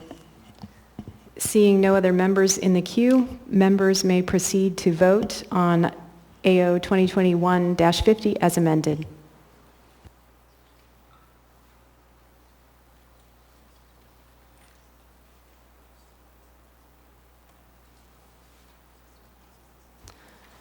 The motion passes 10-0. Next, we have before us item 11B, ordinance number AO 2021-55S, an ordinance of the Anchorage Assembly establishing a municipal license requirement for homeless and transient shelters by adding a new chapter to the Anchorage Municipal Code and other related code amendments. Public hearing was closed June 8, 2021. And we have a motion to approve by Mr. Constant, seconded by Ms. Zalatel. Madam Chair, I'd move to approve the S1 version. Second. Ms. Zalatel, would you like to speak to the motion? Sure. Thank you, Madam Chair. So as the members know, we took the feedback we received throughout this process and incorporated it both into the S version and now the S1 version. I think you'll see in the S1 version concerns around background checks, fingerprinting, barrier crimes have all hopefully been resolved. We really took to heart what we heard from the shelter providers. This now provides a pathway forward to show what your current practice is and start with that evaluation. Additionally, the S1 and the AM does detail this, does include a new section at the end, section 4, that would limit emergency shelter locations activated under 16-120-020. We think of that as cold weather shelter, or that shelter that the health department turns on, to 150 individuals without assembly approval, except where an emergency has been declared by the mayor and approved by the assembly. So those are just to highlight the primary changes in the S1, and I understand we do have amendments to go through. Thank you. Thank you, Ms. Alatal. We have 2 amendments. Who would like to start?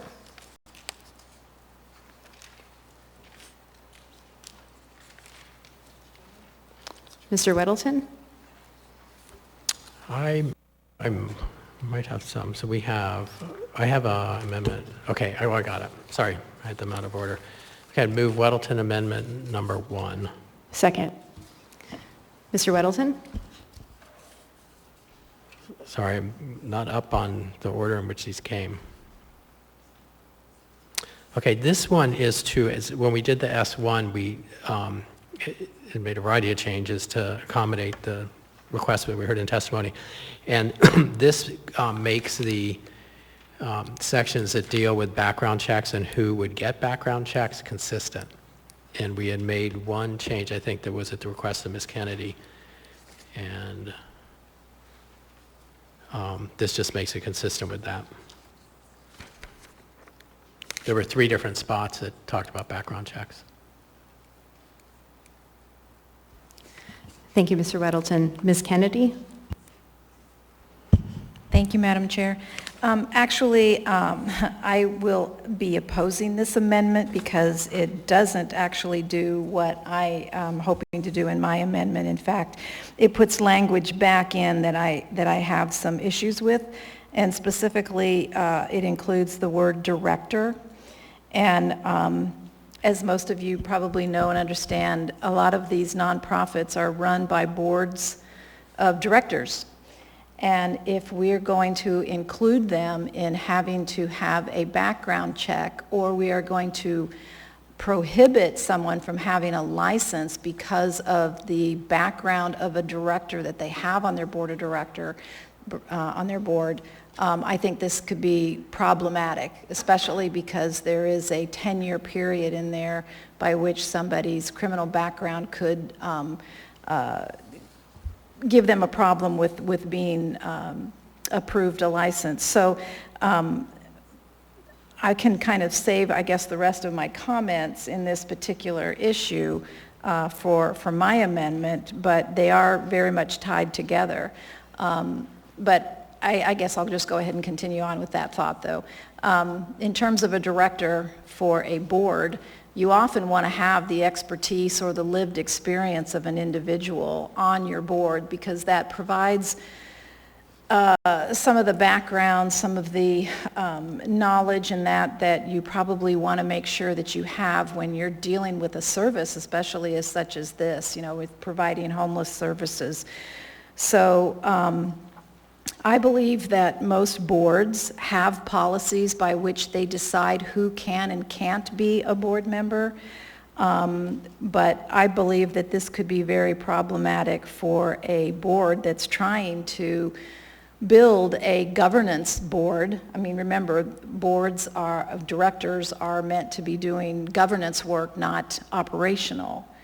And if you go to that extent, you're making this even more difficult for some of these organizations to be able to comply with the licensing requirements. So again, I would have supported, I supported initially the idea of just leaving it as the applicant or any individual on the application, but when we start adding in all these other people that could potentially be involved in the organization, then I think it becomes problematic, and it becomes a hurdle for some of these organizations to actually be able to run their business. So I will oppose this. Thank you, Madam Chair. Thank you, Ms. Kennedy. Mr. Constant? I'm going to wait, thank you. Ms. Allard? Thank you, Chair. I'm going to end up opposing it as well, because I do know the amendment that's coming forth, but I believe what Ms. Kennedy is saying is spot on in regards to when you limit who is able to be on the board and be a board member, because they might have a past. Sometimes these individuals that have a past bring the best expertise. And there are such things as second chances. So I'm going to go ahead and oppose this amendment as well. Thank you. Thank you, Ms. Allard. Ms. Zalatel? Thank you. So I support this amendment and won't be supporting the other amendment. And I wanted to speak to this, particularly this is only for the application portion. If you look in the S1 version, we removed the background and barrier crime issues with regards to employees, volunteers, and visitors. Also, this section doesn't preclude a particular agency or nonprofit from seeking a variance or a waiver if they have another process in place. When we have an entity wanting to stand up a care facility for vulnerable people, requiring background checks or asking for an alternate way to ensure that the governance of that entity and those in charge of that entity are going to conduct business in a safe way, I don't think is unreasonable, particularly if that board approves the policies and procedures, codes of conduct, visitation policies, all of the things that we're relying on within this shelter licensing. What we have said is show us your plans, and if those plans run through a board, then I think we need some assurances that there's been some vetting of the board. It doesn't have to be this way. We've provided a way, but that way can be waived. So I appreciate Mr. Waddleton clearing up the language, and I support this, at least for the applicant, for the application stage, requiring some kind of assurance, and this is one way to do it. Thank you. Thank you, Ms. Zalatel. Mr. Constant? So this is probably a question for our legal department. Sorry to come up with a random on-the-spot question. I'm looking at the amendment and I'm seeing an unamended section there referencing 7A905. And the question that I have related to this is there a time constraint on the nature of a barrier crime, as in under that section of the administrative code, does it waive at a certain time, or is this in perpetuity?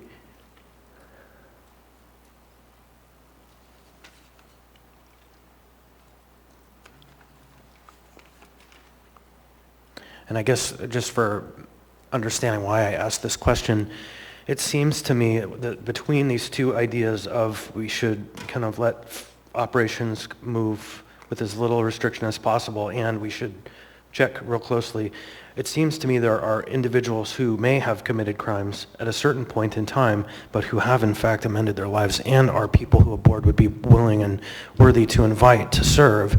And so it might seem that there is an amendment to add a timeline there, like within 5 years, or, I'm not sure. So I can't read the state code that I have up before me clear enough to understand if that administrative code allows a timeline waiver.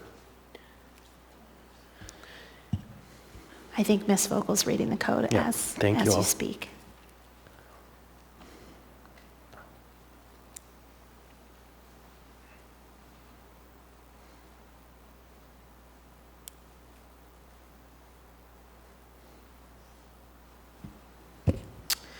Through the chair, Assemblymember Constant, the referenced part of state law has two different categories of crimes, and some are permanent barriers with an exception. The section of code is a little bit long. There's an exception for crimes that were committed when the person was a minor on the ones that are considered permanent barriers. And then there is a list of other crimes that are 10-year barrier crimes. And I think those are, and then there's 5-year barrier crimes. And I can give you examples of each of those. Oh, sorry, and it keeps going. And there are 3-year barrier crimes. So just to give an example of the 3-year barrier crimes include theft in the 3rd degree, criminal trespass in the 1st degree, criminally negligent burning if it is a crime involving domestic violence. Same, and that was also true for the trespass. So those are just a couple of the examples of 3-year barrier crimes. So that's crimes that they're only barriers within 3 years of the offense. And then the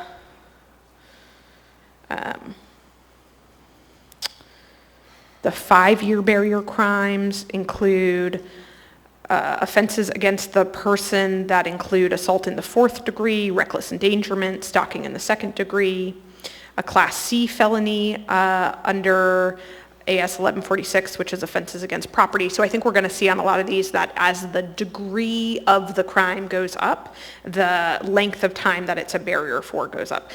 I could continue reading this fairly lengthy law, but... No, that's actually what I needed. So I think that the idea of amending this to add a time limit would be redundant and possibly counterproductive. Thank you. Thank you, Ms. Vogel. Thank you, Mr. Constant. Mr. Weddleton? Just two things is corrections. We have a couple page numbers wrong. And the first change is at section 1, page 5. That should be page 4.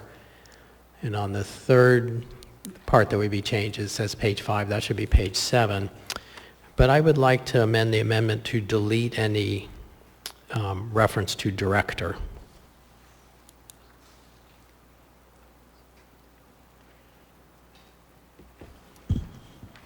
I'll second that. Mr. Weddleton? I think Ms. Kennedy's point is correct. Directors, bring knowledge to the body, but they don't have hands-on typically with the clients or even the staff. It's more the higher level, directions. So I don't think it's quite as critical that the barrier crimes would be, certainly wouldn't disqualify someone from being a director. I mean, from being, active in the shelter. Active in the governance of the shelter, I should say. Thank you, Mr. Weddleton. I don't see any other members in the queue. Members may proceed to vote. Oh, do we need a minute? This is on the amendment to the amendment, which seeks to remove director from amendment number 1.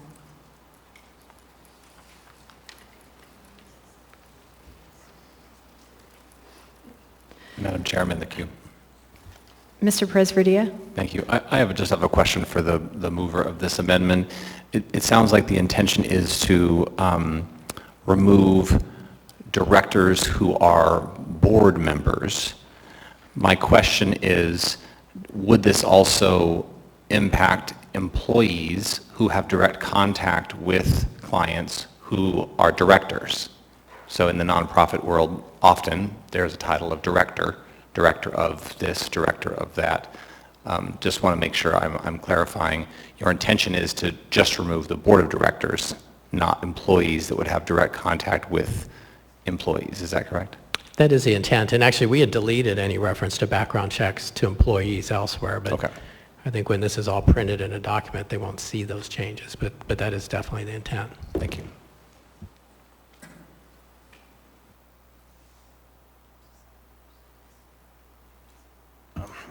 Ms. LaFRANCE is recognized. Thank you, Mr. Chair. I have a question regarding the term director, and this goes to Mr. Perez-Verdia's point, section 2, regarding the 7 AAC 10.905, unless granted a waiver by the director. I am assuming you want to remove just lowercase director. Thank you. That would be correct. Thank you, Mr. Weddleton. Madam Speaker, is the gavel. Madam Chair.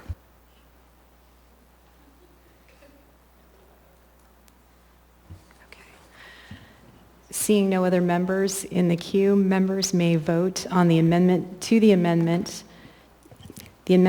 Amendment 1 to remove lowercase director from the amendment.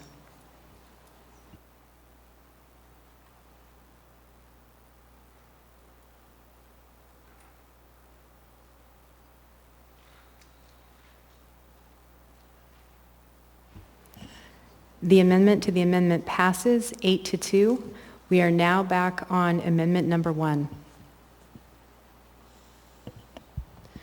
Seeing no other members in the queue, members may proceed to vote on amendment number 1.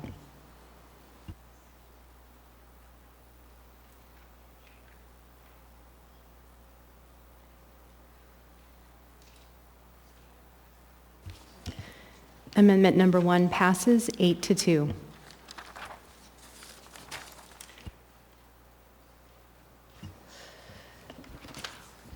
Ms. Kennedy, will you be moving your amendment?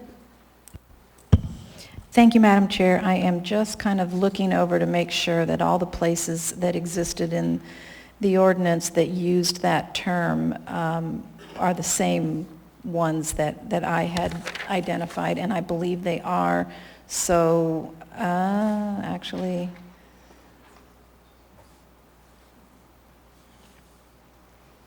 there could be a difference. I don't know, maybe Mr. Gates can help me here with just reconciling the places where the term director was used that I was hoping to omit, and where the most recent amendment that we just passed actually already covers those.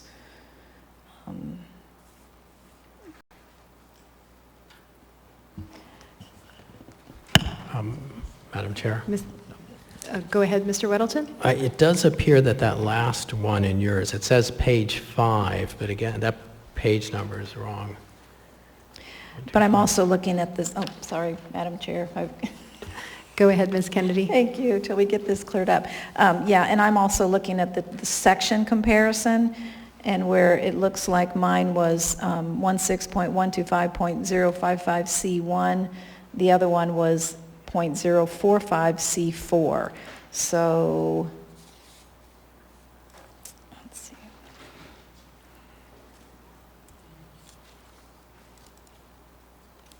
If you can let me look over this for a minute and make sure that I've covered this other one as well, I'd appreciate, unless Mr. Gates is already on it and can tell us that we've reconciled the issue with the word director in other places of these.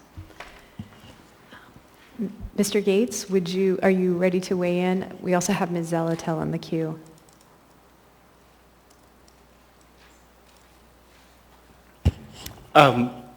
Sorry, I was also reviewing here. I know there was one more place where Mr. Whittleton's amendment doesn't amend because it already aligns with the language he had used, but that is also going to need to be changed in order to align his amendment to his amendment. And it's in Ms. Kennedy's amendment number 2, but I just need a couple of minutes to identify exactly which provision we're looking at. So Mr. Waddington's amendment to his amendment can go through, but we also need to have a conforming one for another part of this ordinance. Ms. Zelatel, did you want to speak?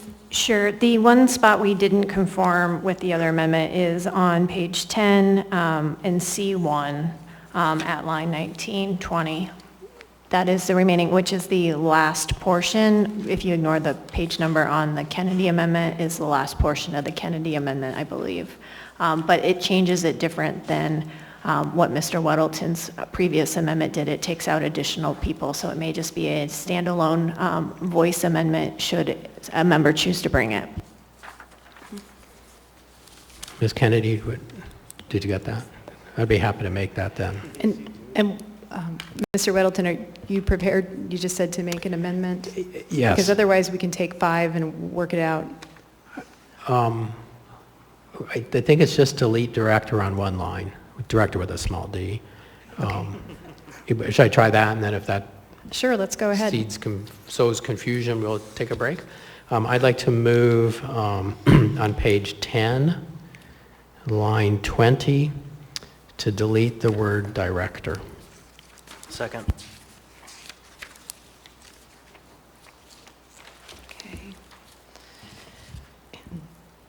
Mr. Weddleton or Ms. Kennedy, would one of you like to speak to that? I know we've been discussing it, but You're I would, good? that simply brings it into alignment with the changes we made with the First Amendment. Okay, and we have Ms. Allard in the queue. Thank you. I need to ask Ms. Kennedy a question. Go ahead, Ms. Allard. Ms. Kennedy, did you take out partners, directors, and officers on your amendment? Because that one's, right? I believe those were either already taken out in the S1 version, or they were just not part of this particular part from the initial version. Okay. I was told that these are often members of the, sorry, Ms. LaFRANCE, can I? Go ahead, Ms. follow Allard. up? I was told these are often officers of the board, which could be VP, Secretary, Treasurer of the boards. So that's why I was wondering. Ms. Kennedy? Well, we can get into a whole, thank you, Madam Chair. We can get into another discussion about officer, the term officer, and who that applies to, because I think that's probably a good question. But in this particular one, this just removes the word director, which we kind of had that conversation about board of directors. So the directors on boards of directors. Boards of directors, yes. Thank you, Ms. Kennedy. Thank you, Ms. Allard. And after we go to Mr. Gates, I would like us to vote on this amendment to the amendment. Mr. Gates? Yes, I've identified the same place Ms. Kennedy just mentioned on page 10, line 20. Thank you, Mr. Gates. Okay, so we have amendment number 2 that has been amended to delete the word director on page 20 to bring it in line with the First Amendment, and this is an oral amendment. And members may go ahead and vote on this amendment to the amendment.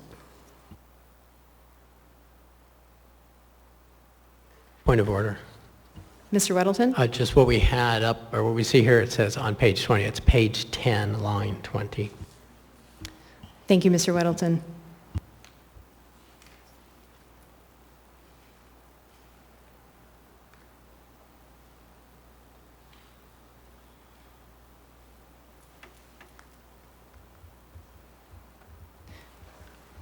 Ms. Allard?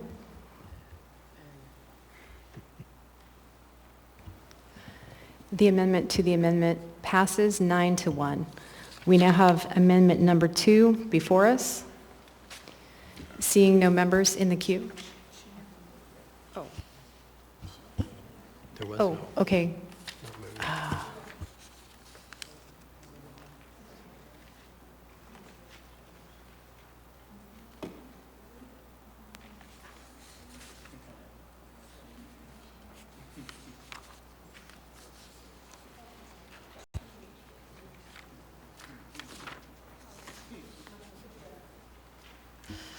Okay, thanks everybody. The clerk advises me because we just voted for the oral amendment to bring it in line with the First Amendment, we do not need to move and vote on the Second Amendment. So we are back on the main motion. Am I allowed to do an amendment to Amendment 1? Are we done? Ms. Kennedy. Thank you, Madam Chair. Since Ms. Allard brought it up, I do have questions about the term officer and who that really does relate to, because you could obviously be an officer in a managing position, or you could be an officer in a governance position, and I'd kind of like to make that distinction if we need to. So do we have an actual definition of how the word officer is going to be used here? Thank you. Thank you, Ms. Kennedy.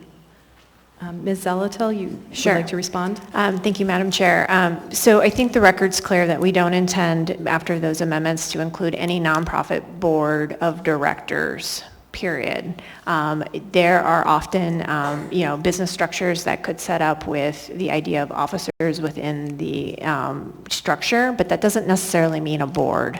And again, this goes back to there are alternate ways to meet this other than background checks. This is one way forward for those who are applying for the license, because you have to be the applicant and those who are going to be in control of the entity. That's what we're asking for the applicant. So if you are the vice president of the agency and you are the president and vice president, let's say, of the agency, but you are not on the board of directors, then you could be subject to this. Then you would be an officer of the agency.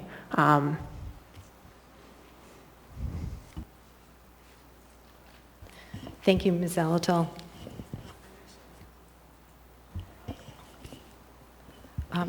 Okay, we'll go to Ms. Allard, and then we'll go back to you in the main motion. Ms. Allard?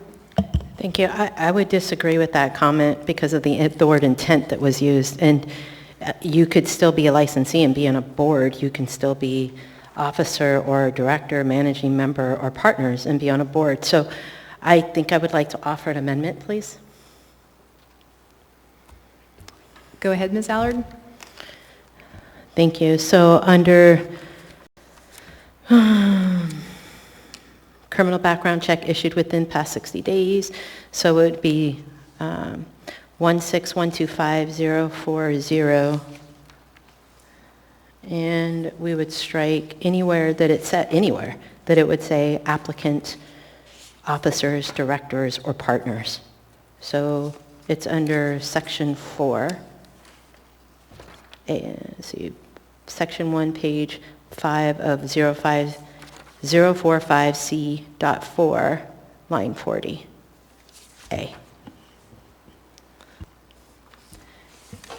Is there a second? I'll second.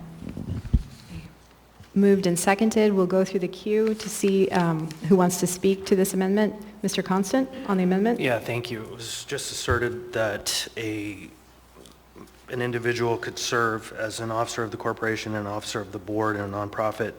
I believe that that's actually not the case under the state law. I could be wrong. I could be clarified, but I believe from a corporate responsibility, you can't be a board member and an employee, except in very rare occasions like emergent conditions, et cetera. And if I believe an individual were both a board member and an officer of the corporation, the intent is that that person should be included in the background check if this section is to be approved, that would require officers of the corporation, the vice president of operations, the vice president of fundraising, or any of those entities are intending to be part of this organization. So I think splitting them out actually leaves a class of individuals serving the corporation outside of the scope of this section of code in an undesirable way. Thank you, Mr. Constant. Ms. Zalatil, on the amendment? Yes, I'd actually like to request a 5-minute break to speak with counsel. We'll go ahead and take a 5-minute break.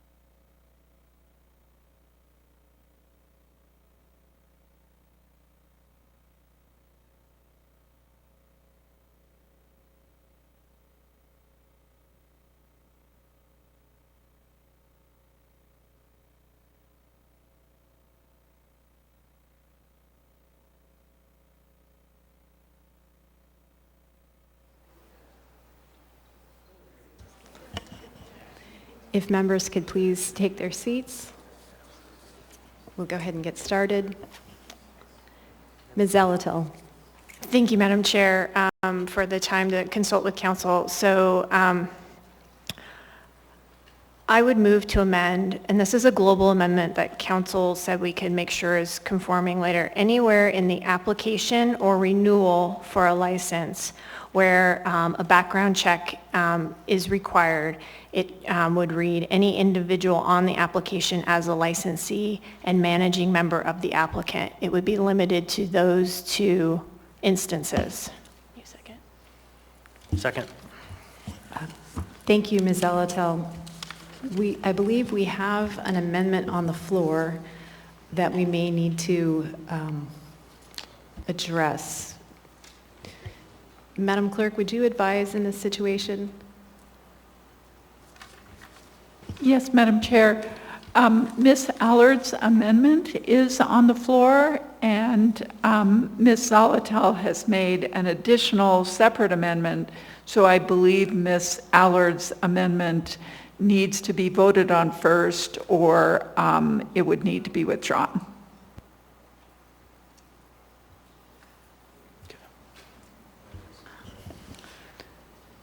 Ms. Allard?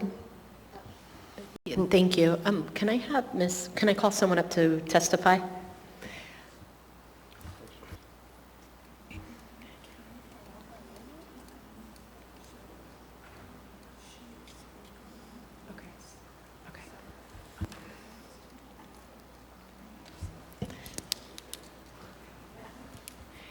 And this is on the topic of resolving whether or not to continue with moving your amendment. We can go ahead and... I want to continue. I apologize. Okay, so you do want to keep your amendment? Yes, and then I would like to know if I can have an expert witness talk about a nonprofit board and what it might entail. Okay. To support my amendment. And actually, I had skipped Ms. Kennedy, who was in the queue, so that we could resolve the issue of the two amendments on the floor. So, Ms. Kennedy, did you want to speak before we go to Ms. Allard?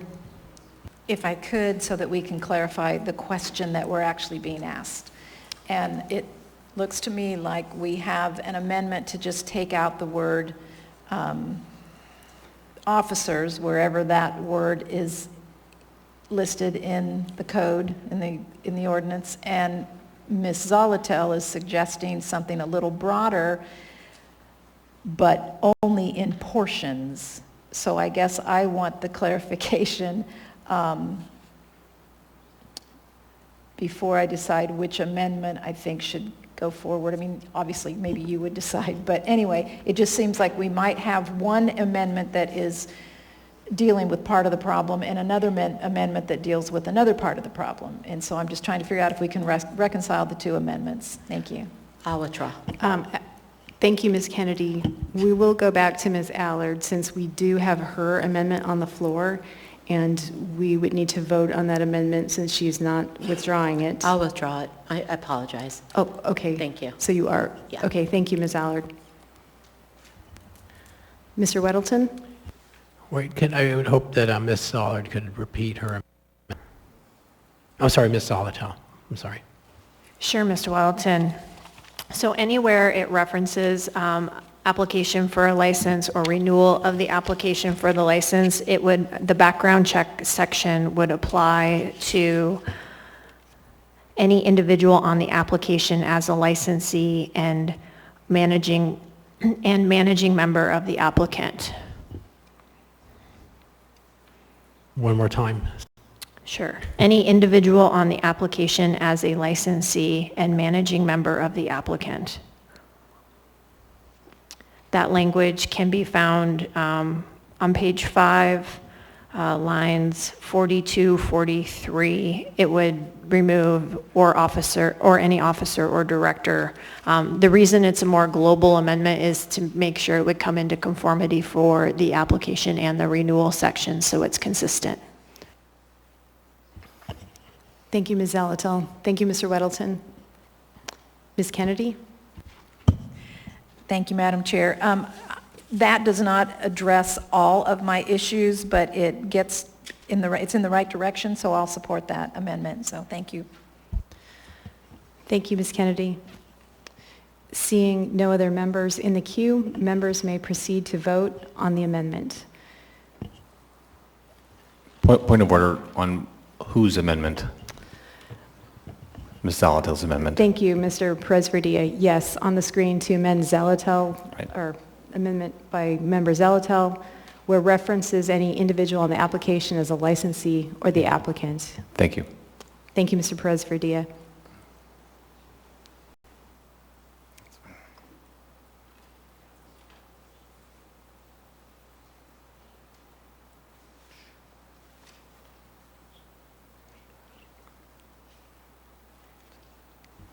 The amendment passes 10-0. We are back on the main motion.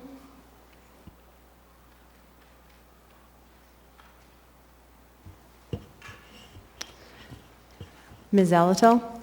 Thank you, Madam Chair. I wanted to speak to this. This has been work for over a year, and I really want to thank all of those that provided input, the coalition, providers, people experiencing homelessness. I think this is important to have a baseline process for ensuring we are very mindful about how we care for the most vulnerable in our community. This is pretty much the donut hole in care facilities that have no oversight in Anchorage.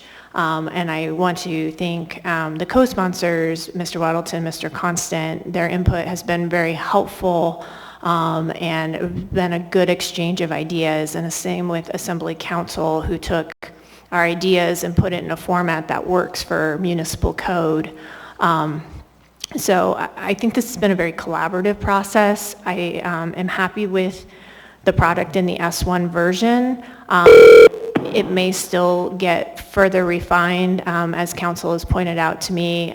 Once we get everything with the amendments, we may find that we need a few other tweaks here and there, which happens. Apparently it happened quite a bit when we established the marijuana code, so it's not uncommon when we're creating a new chapter. So thanks to all who provided input and came out and expressed your thoughts and concerns. I think you all helped make this a better ordinance. Thanks.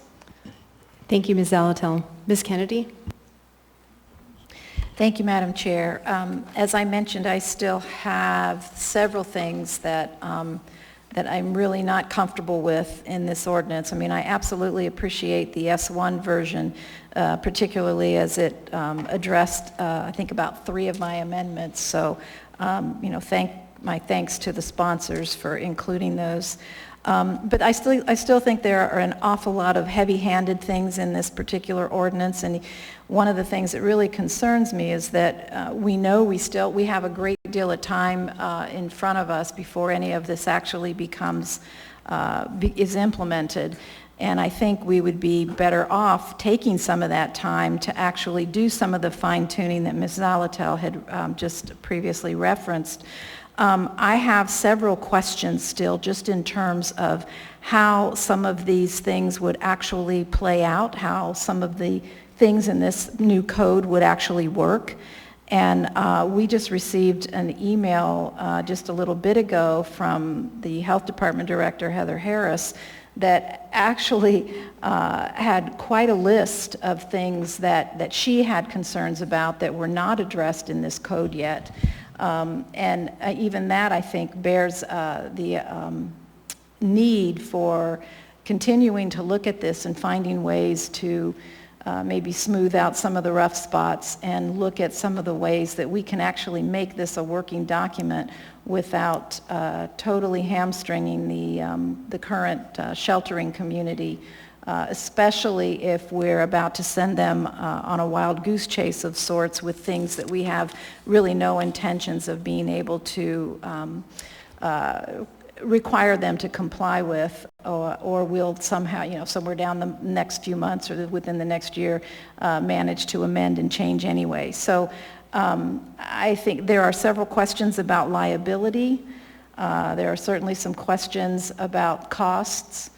I have some concerns about how we actually do the criminal background check, and especially, you know, there was mention of the fact that there's a waiver But that waiver process requires the director of the health department to make an assessment on whether or not a criminal had been rehabilitated well enough to be given that waiver.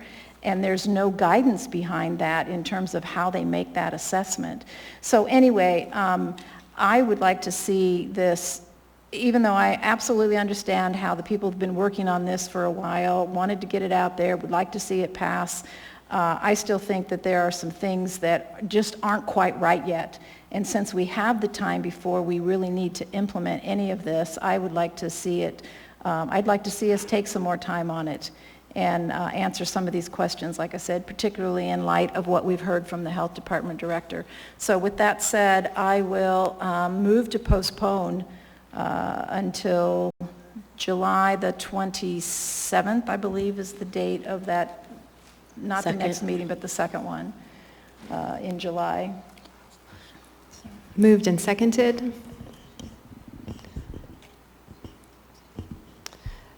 Mr. Weddleton, did you want to speak to the motion to postpone? No. Okay.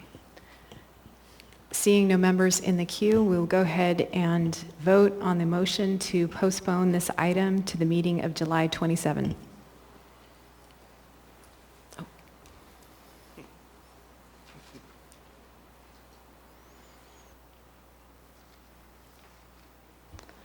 Ms. Kennedy?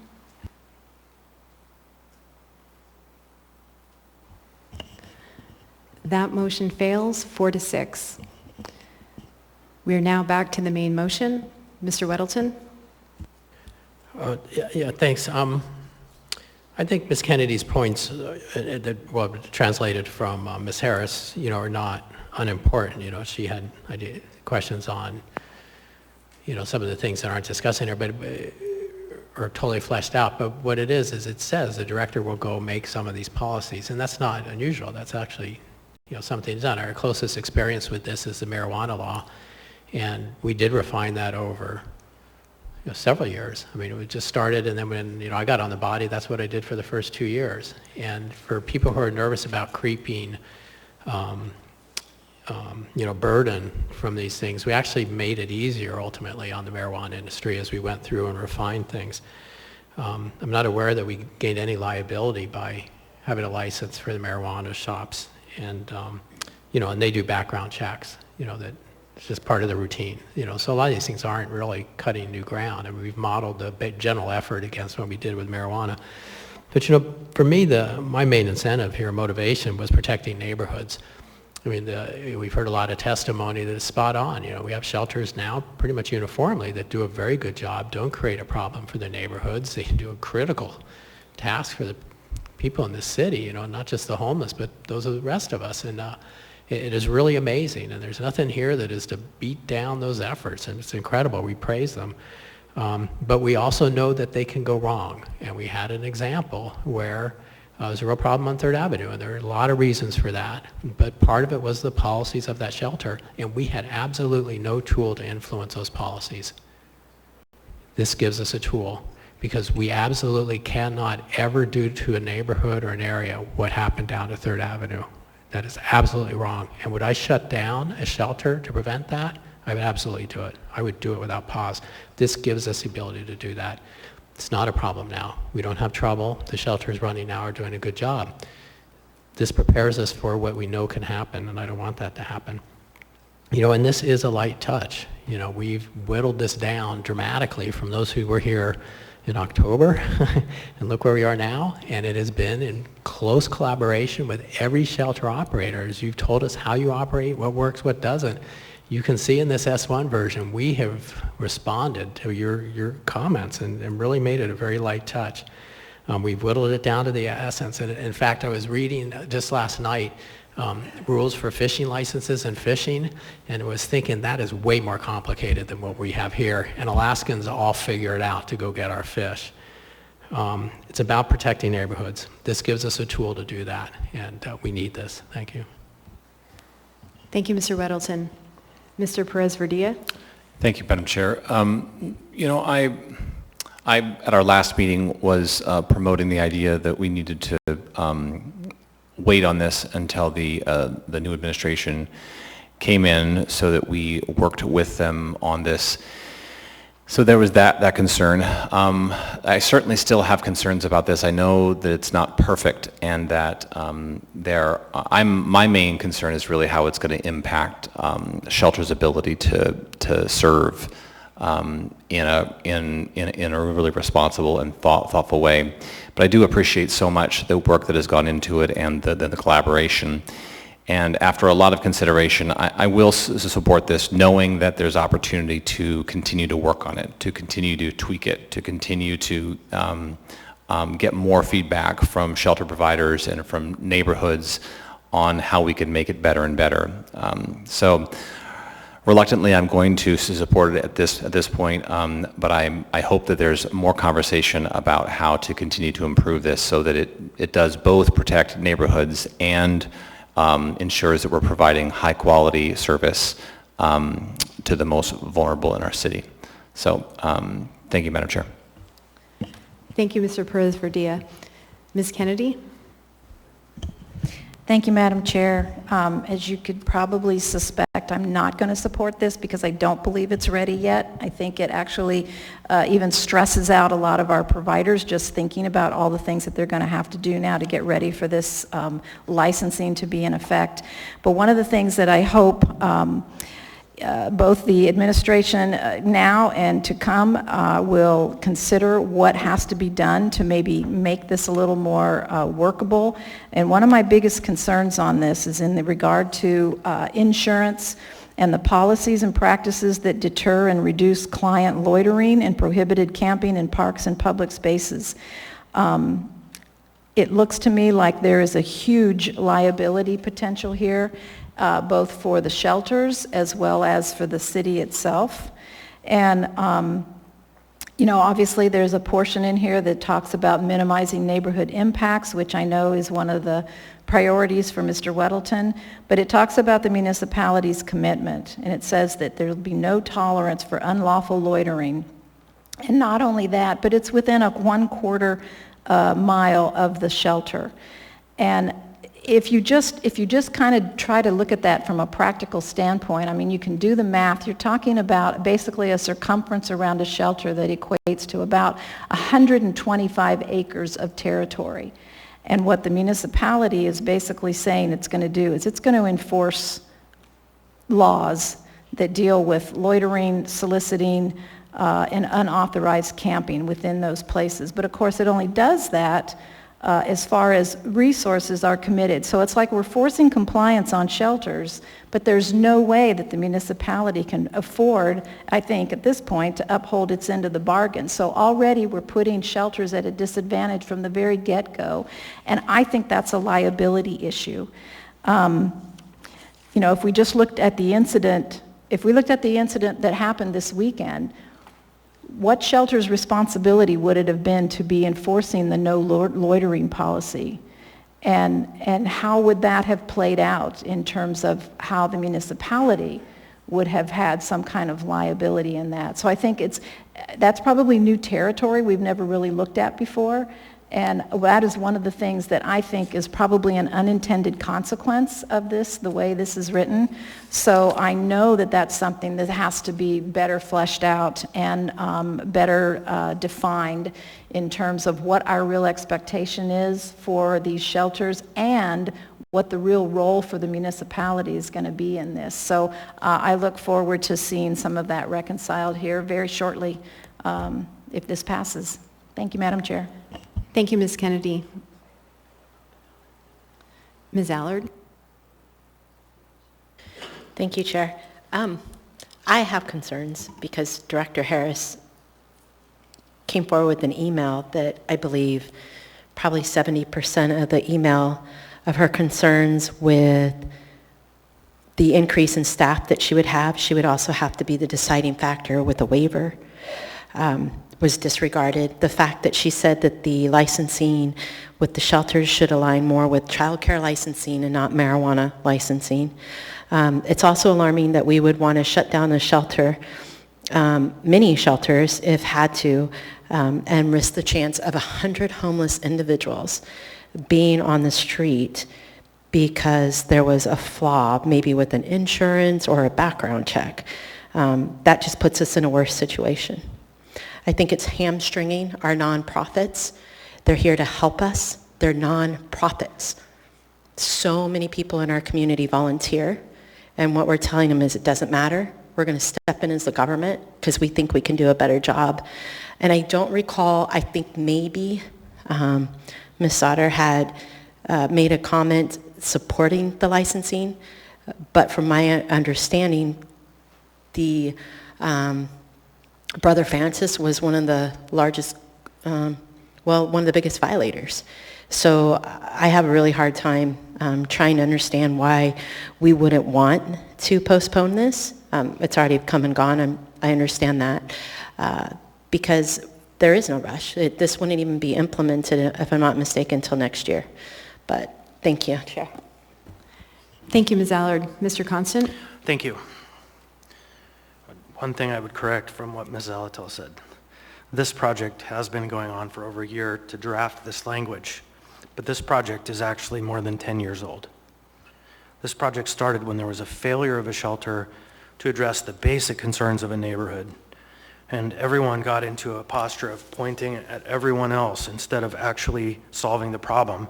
And until the parties came to the table and put an MOU on the table, there was no peace or resolution that came between the parties. But after that time, it was amazing what happened. They started working together. In fact, there's a member of that organization on the board of the community council now. And so there's solid proof that this process, in fact, does work.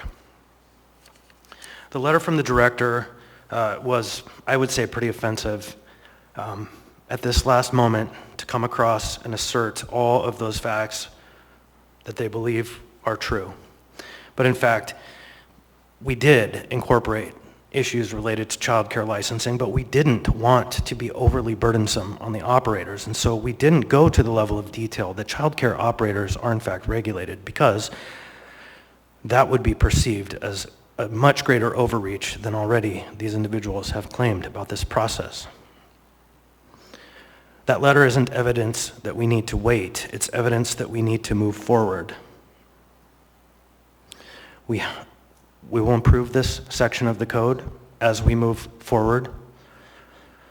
We have consistently done that as we've moved through the process of drafting and amending. And I want to point another example of a process where working together is quite functional. When you look at the mobile crisis team, APD embraced the concept. They dove in to do the work.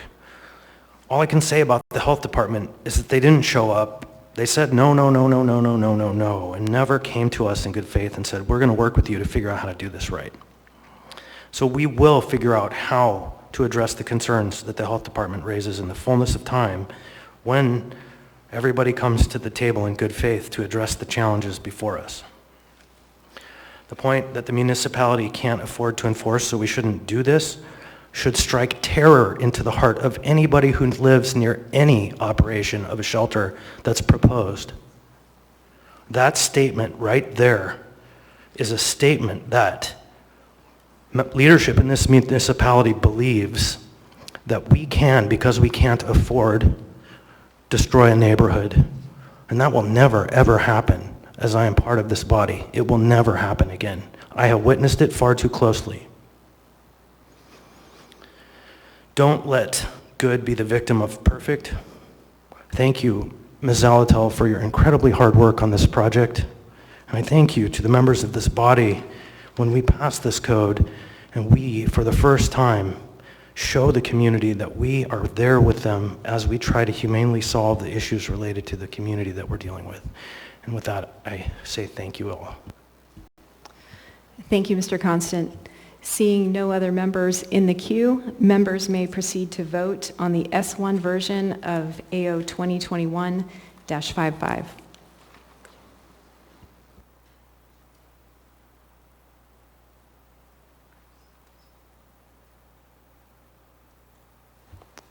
The motion passes 8-2.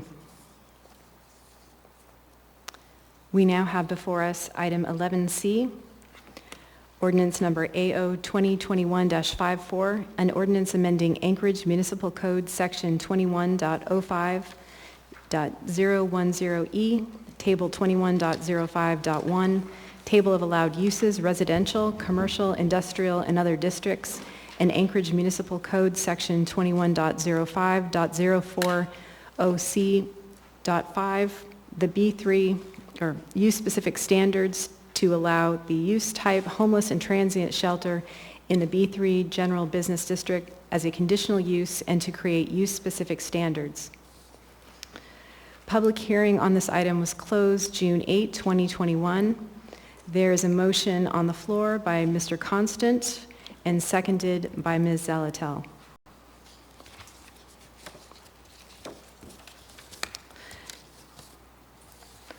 We have 3 amendments. Amendment number 1. Ms. Kennedy? Thank you, Madam Chair. I move Kennedy Amendment number 1. Second. The amendment has been moved and seconded. Ms. Kennedy? Thank you. This just adds in with the other language on page 3, beginning at line 32, an additional requirement that no new shelter may be located within 500 feet of existing residential districts, and that has been limited to the zone R1 through R5 zones. And basically, this is just the idea of trying to make sure that neighborhoods have that additional buffering area so that there's just more of a sense that neighborhoods don't have to be right next to a shelter. So this is just to provide a little more peace of mind. There was a map that was sent to us by Quincy Arms, and I really appreciate that work done there. I hope you all got that in your email, but it highlights the areas of B3 that would actually be included in this, those areas that are more than 500 feet from the residential zones, and then actually makes the distinction between those that would be eligible and those that would not be with that 500-foot buffer. Thank you, Madam Chair. Thank you, Ms. Kennedy. Ms. Zalatel? Thank you, Madam Chair. So I have a question and a concern that could be possibly addressed more like a question about this amendment. Is the way I read this amendment is it would apply to all areas that homeless and transient shelters are allowed in, including PLI. So it would be B3 and PLI because it would be a use-specific standard. So if there's someone from planning, perhaps on the phone, that could verify if that's how they read it as well. Second, I would just like to know what's the overall limitation of this amendment in terms of where shelter would be, what would be the available areas left for shelter, assuming B3 and PLI if this amendment were to pass. Thank you. Thank you, Ms. Zalatel. Who from the administration will be responding? Through the chair, this is Michelle McNulty, the planning director. I can respond to the question. Thank you, Ms. McNulty. My understanding is, as written, is that it would just be those shelters coming into the B3 zoning district. I am pulling up the ordinance to verify that's how it's written and how it would be interpreted. As far as the question is if it also applied to PLI, we have not done that mapping to understand what the effect would. As it stands, as it's currently written and interpreted, it would take about 80% of applicable or available B3 properties offline or require them to have a variance if a site was selected. Thank you, Ms. McNulty. Ms. Zalatel, did you have any follow-up? I just had a comment, and then I won't have anything further on this amendment, is that the map put forward by Ms. Arms for B3 that would remain is almost exclusively concentrated in the Midtown District. So if we are thinking that shelters should be throughout our community, this would in fact concentrate the B3 eligible properties primarily in the Midtown District. Thank you. Thank you, Ms. Alatel. Mr. Perez-Verdia? Thank you, Madam Chair. My question was answered. Thank you, Mr. Perez-Verdia. Mr. Weddleton? Thanks. Yeah, I guess I don't have much to add except that it really, kind of a goal of this whole thing was to kind of make it easier for shelter operators to, find a place to put a shelter. And this one really brings it down to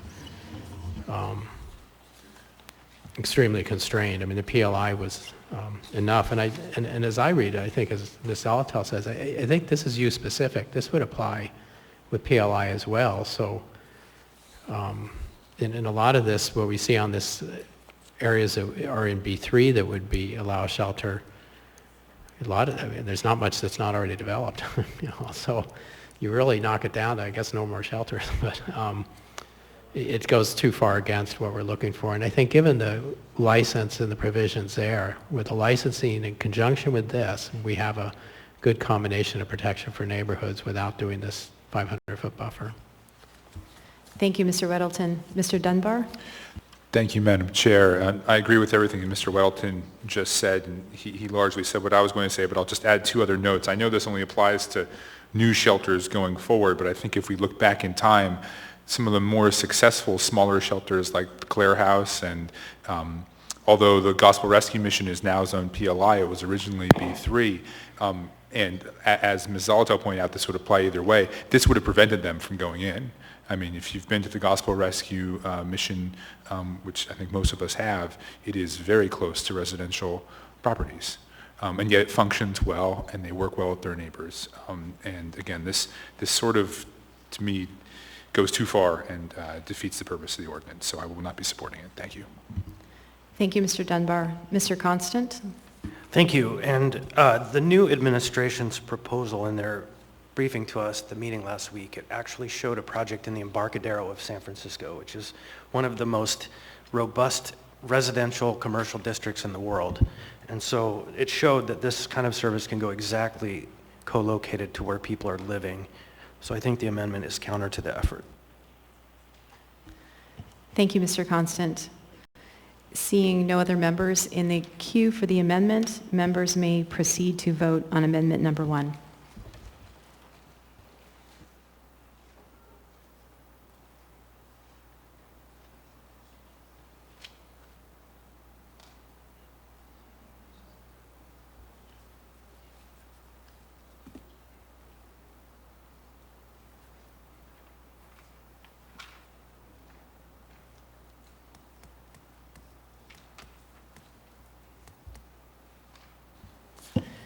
The amendment fails 8-2, or 2-8.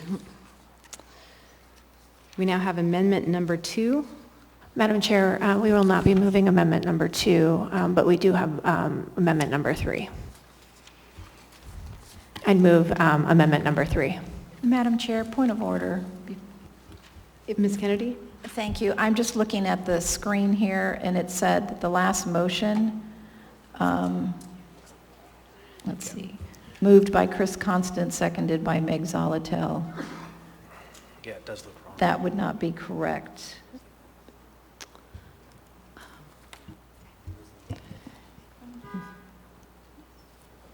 It was my amendment, and I believe Ms. Allard seconded. But if that goes on public record like that, we probably want to clarify. So, thank you, Ms. Kennedy. Thank you.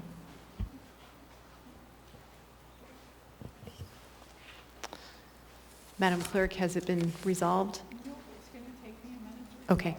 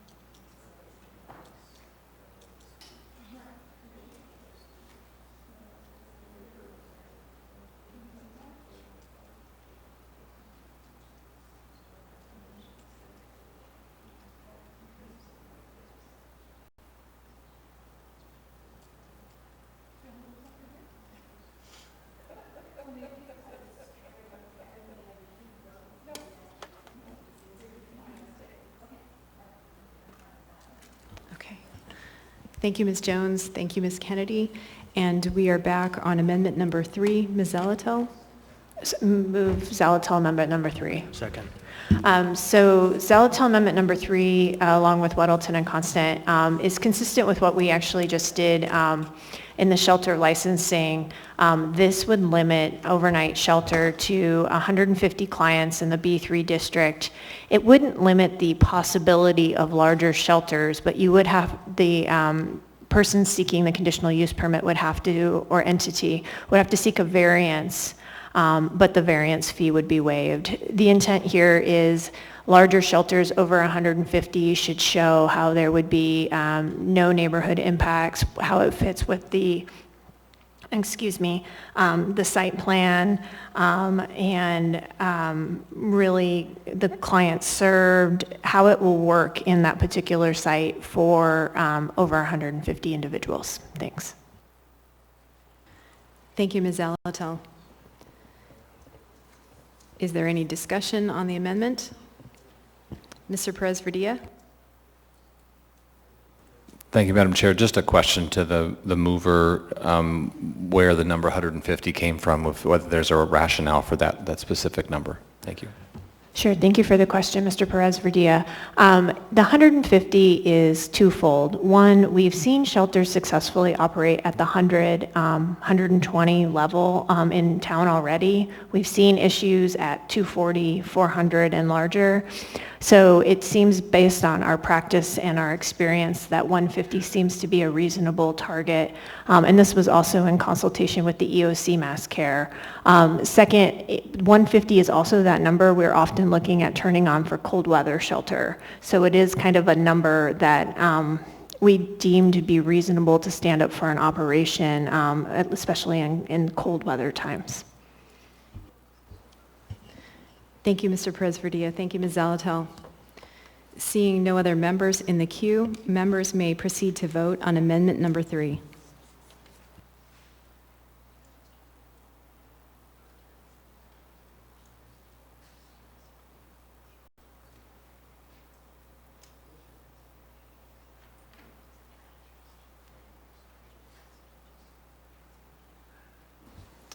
Amendment number 3 passes 9-1. We are now back on the main motion.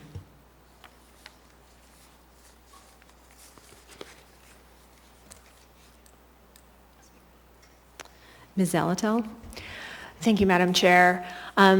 So I support this ordinance, and I've heard neighborhood concerns about this possibly popping a shelter up all over the B3 areas, and that's frankly just not the case. We reasonably need 1 to 2 more operations within the municipality of Anchorage, whether that takes place in B3 or PLI zoning. Both require a conditional use process. This is not the end of the public process for a shelter to go and come online. So there's more time to vet plans and propose locations and clients served and how many. So while I have heard the neighborhood concerns, I think it's important to realize there are more pieces here in place.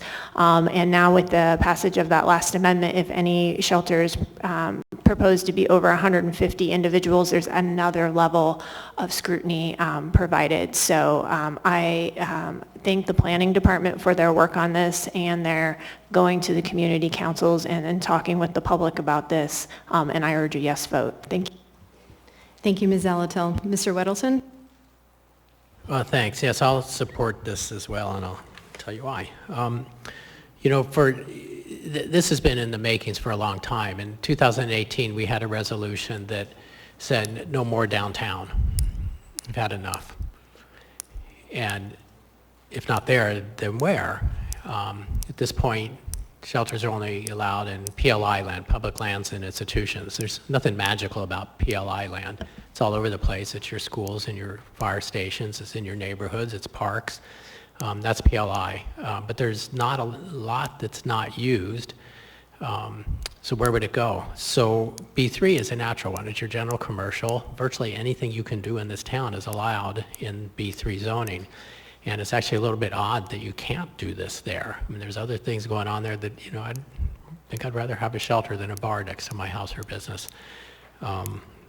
So this addresses that. Now, we brought it forward something very similar last year, just a year ago in 2020-58, and essentially the same thing, but we said, well, we're going to pass the Planning and Zoning Commission because, they're not really experts in shelters and so on, so let's skip that. And we heard loud and clear from the public, no, send it to the Planning Commission. They're the experts on this. So we did that. We pulled that, and then this went to the Planning Commission. Then the last year, they dealt with it this spring, and they supported it. So here we are. So a question with this, is nervousness. People think, oh, this brings you to our neighborhoods. Well, it doesn't. It's general commercial. It can be close to your neighborhoods. My support hinges largely on having passed the licensing to, ensure safety of the neighborhoods. But, shelters don't have to be problems. And we see here in town, we see Rescue Mission doesn't cause huge problems for their neighborhood. Clare House doesn't, Covenant House. Shelters do not have to be a problem. And, I've traveled last few years, I visit different cities. I go see their shelters. And, I saw Pine Street Inn in Boston. They have a $1 million condo project going up next to it. It's probably built by now. It's a gentrifying neighborhood, and you can't tell that that is a shelter with hundreds of people in it because it's well-run, has all the services there. I went to a couple in Omaha, same thing. I didn't know there were shelters when I went for a run that morning, and then I'm touring them later that afternoon. And there were shelters, but they were well-run. They had all the services there. They did not create problems for the neighborhood. So we're not bringing something horrible to your neighborhood. What we're bringing is hope to your neighborhood. If you're in a neighborhood that has lots of homeless in it, wouldn't it be nice for them to have a place to go that's not your doorway, your sidewalk, but somewhere that works well for them and works well for you? If it has day services and things that help people get off the street and on track with their life, that's where they're going to go. And we'll move them up and out. The intent isn't that they stay there. But if you have homeless in your neighborhood or your business area, whatever it is, this is help for you. Shelters don't bring the homeless. Shelters pick the homeless up and help them out. And that's what we're trying to do, is make it easier for providers to open shelters. So I strongly support this. Thank you. Thank you, Mr. Weddleton. Mr. Perez-Verdia? Thank you. I failed to mention, I wanted to put on the record that the Sand Lake Community Council did vote earlier this year and oppose any changes to the B3 zoning. So I just want to make sure that that was put on the record. Thank you, Madam Chair. Thank you, Mr. Perez-Verdia.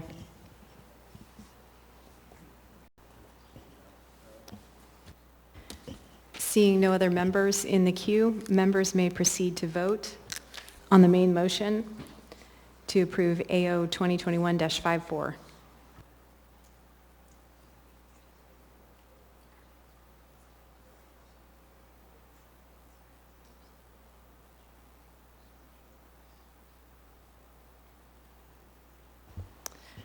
This motion passes 8-2.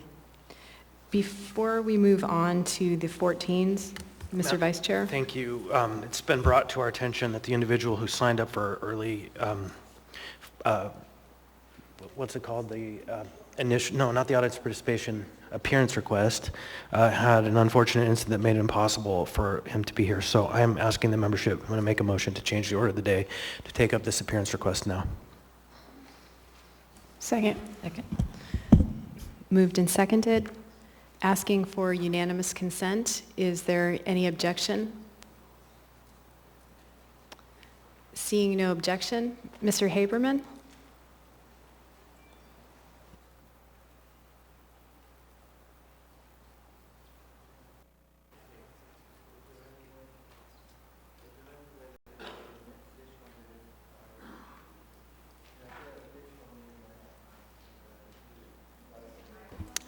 Mr. Haberman, the policy is 3 minutes. I understand. Please go ahead, sir. There may be member questions.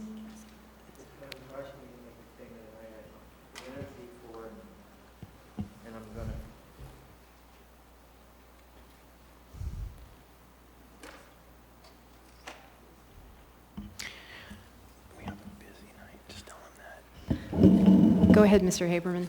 Let me set my timer. Your timer has started. No, wait a minute. Let me set my timer with all due respect. My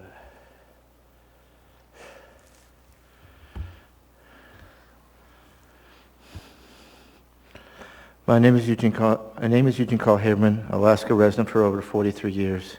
Tonight I'm addressing you in a matter of importance, in which I consider my most important address in a public meeting in my life. I'm now more than 70 years old. 43 of those years I have and continue to be a resident in the state of Alaska. Tonight each one of you have decided those priorities in life and continue to re-examine and change those priorities of importance. Tonight I'm asking you to direct your priority of importance to what I consider being important. It is a matter affecting all Alaskans and future generations and those not yet been born. We all make choices in life. Over the years, my choice has been and continue to be focused on improving the situation that I was born into on this earth. And once my life ends, I believe I have been part in making this a better place for others here now and future generations. For a number of years, I've been known to many throughout the state as a self-appointed government watchdog, providing an audit of the public process and frequently stating at these meetings that when the public process is done appropriately, the decision made by the governing body is more likely in the public interest. During those years, I frequently reported in public meetings being hosted by local and state officials in Alaska. My concerns at these meetings were violation of 1, Alaska's Open Meetings Law, AS 44.62.310, and 2, the governing body shall provide a reasonable opportunity for the public to be heard at regular special meetings, AS 29.20.020A. During these years, I received a standard response by these same officials with a policy of indifference. I also received a standard response to my words of concern in silence by members of the press. During these meetings, I had witnessed members of the press violate their professional journalism by rarely reporting what the public states at a public hearing, and instead generally report only statements by elected and government officials. While this was going on, I received words of encouragement for my work from many members of the public. Unfortunately, those words of encouragement were directed to me, and rarely would they ever be made at the microphone at a public meeting that I attended. This left open an opportunity for elected and government officials to carry out efforts to interfere with the success of my work, providing a false narrative to my character. Most recently, in a successful lawsuit by the state of Alaska, I've been found guilty by a jury that I grabbed someone's arm at a public meeting and that they felt threatened. I am innocent of this. You have witnessed to my character over the years and know this could not possibly be true. On July 12th, I will be sentenced by a judge that I could receive a maximum sentence of 1 year in prison and $25,000. I got 2 more lines, respectfully. We have a member in the queue. Can I just finish the last 2 lines here, please? Mr. Haberman. Mr. Haberman. I would like to ask you a question. Would Go you ahead. please finish your comments? Thank you very much, with respect. On July 12th, I will be sentenced by a judge that I could receive a maximum sentence of 1 year in prison and $25,000 fine. I plead for your assistance for both legal and financial assistance and in order to file an appeal and stay sentencing and allow for justice to be done. Please note that throughout this case, I have been representing myself without sufficient financial legal support that I desperately needed. The future of our state is in your hands. Thank you. Thank you, Mr. Haberman. There appear to be no other questions. Can I mention something about what I had to commit for being here, to be here tonight?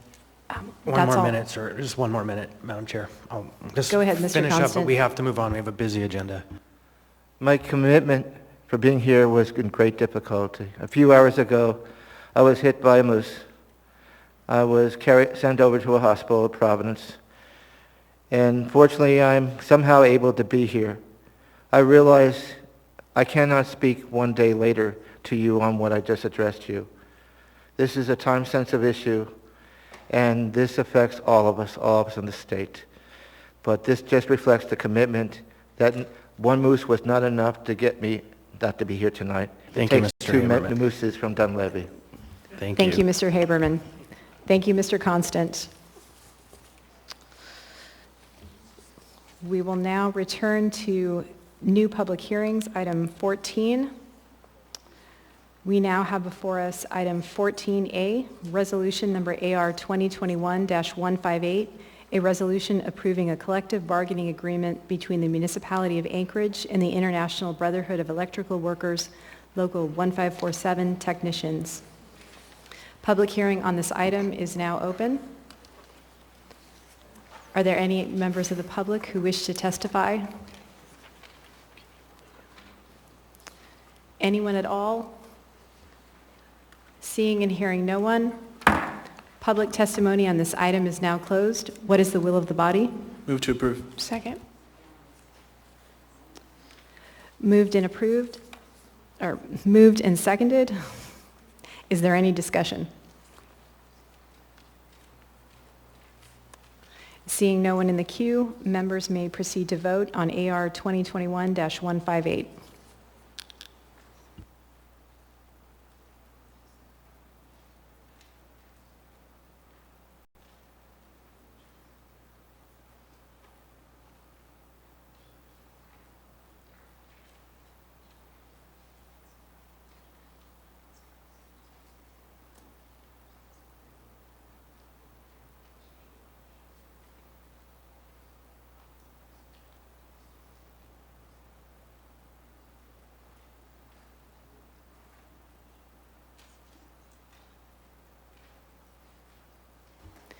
That motion passes 10-0. We now have before us item 14B, resolution number AR 2021-201, a resolution providing for revisions to the 2020 general government operating budget to provide 2020 appropriations commensurate with 2020 expenditures for various departments and funds. Public hearing on this item is now open. Are there any members of the public who wish to speak? Anyone at all? Seeing and hearing no one, public testimony on this item is now closed. What is the will of the body? Move to approve. Second. Moved and seconded. Is there any discussion?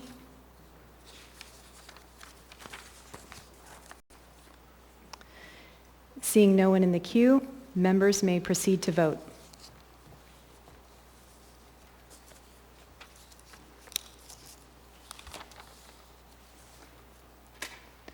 That item passes 10-0.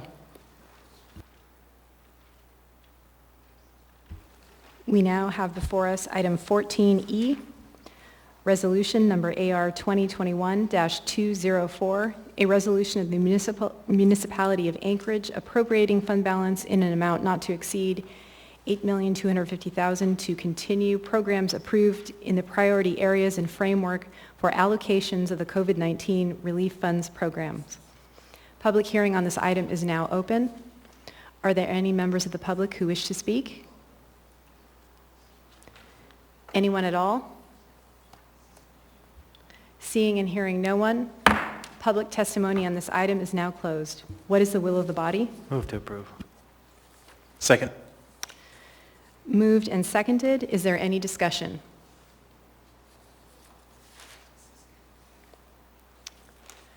Seeing no members in the queue, members may proceed to vote on this item.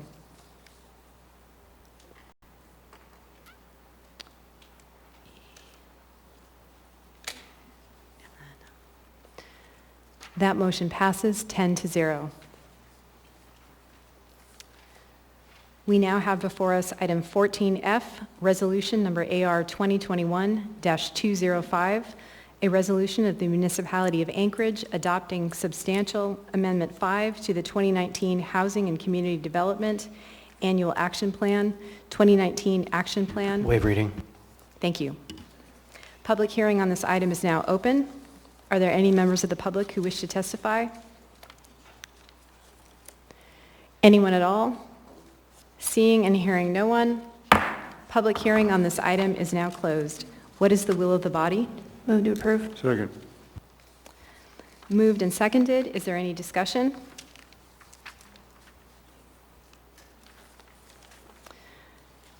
Seeing no one in the queue, members may proceed to vote.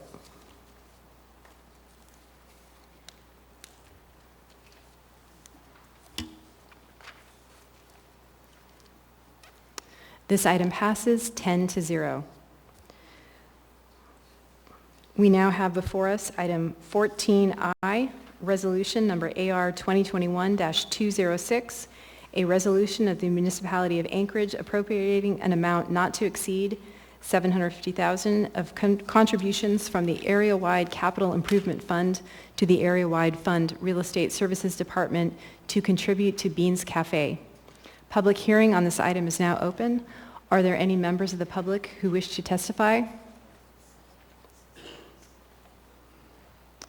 Anyone at all? Seeing and hearing no one, public testimony on this item is closed. What is the will of the body? Move to approve. Second. Moved and seconded. Mr. Weddleton? Yeah, I just want to point out to people who are paying attention, you know, we talk about public-private partnerships and doing many things, including dealing with homeless issues, and this is the public and the public-private partnership. We're pitching in $750,000, but Weiner and Rasmussen are pitching in far more for kind of a combination package down 3rd Avenue and to make meals for any variety of shelters and so on. So this is a commitment on the part of the public to join with much larger money from others. Thanks. Thank you, Mr. Weddleton. Mr. Constant? Thank you. On that theme, also cascading benefits. When they move, they have a temporary operation they're moving into, and it became an instant fear factor for the downtown because suddenly everyone thought that they would be moving into the old Lamex building.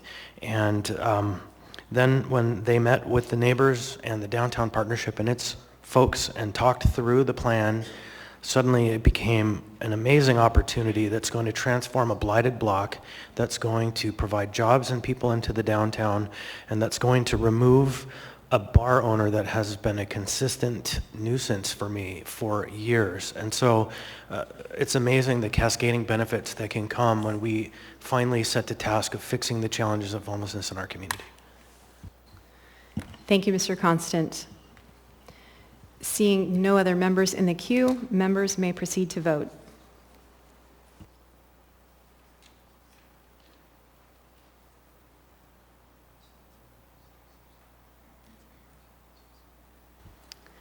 This item passes 10-0.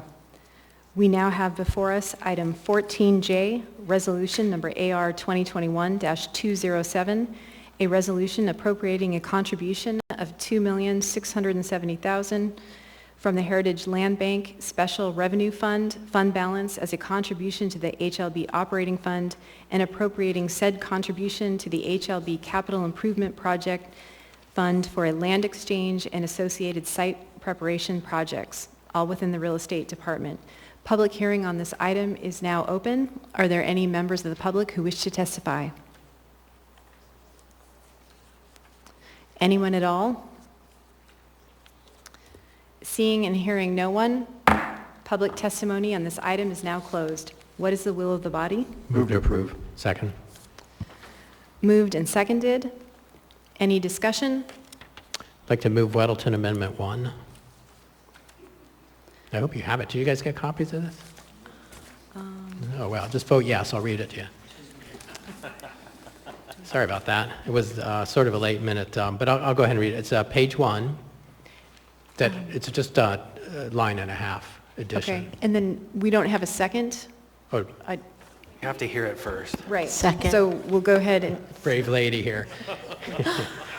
Okay, so just so we don't forget to second it, but if you go ahead, Mr. Weddleton. I'll go ahead and read it. Thank you, Ms. Allard. Page 1, beginning at the section beginning at line 23, but it modifies a whereas so that the end of that, so it actually at the end of line 29, sorry, let me make sure I have this right.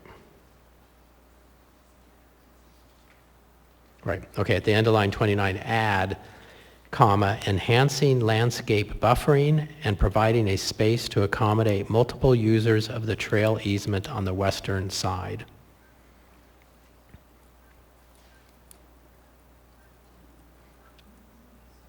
Would you repeat that, Mr. Weddleton? Sure, do you want me, I'll bring it over to the clerk.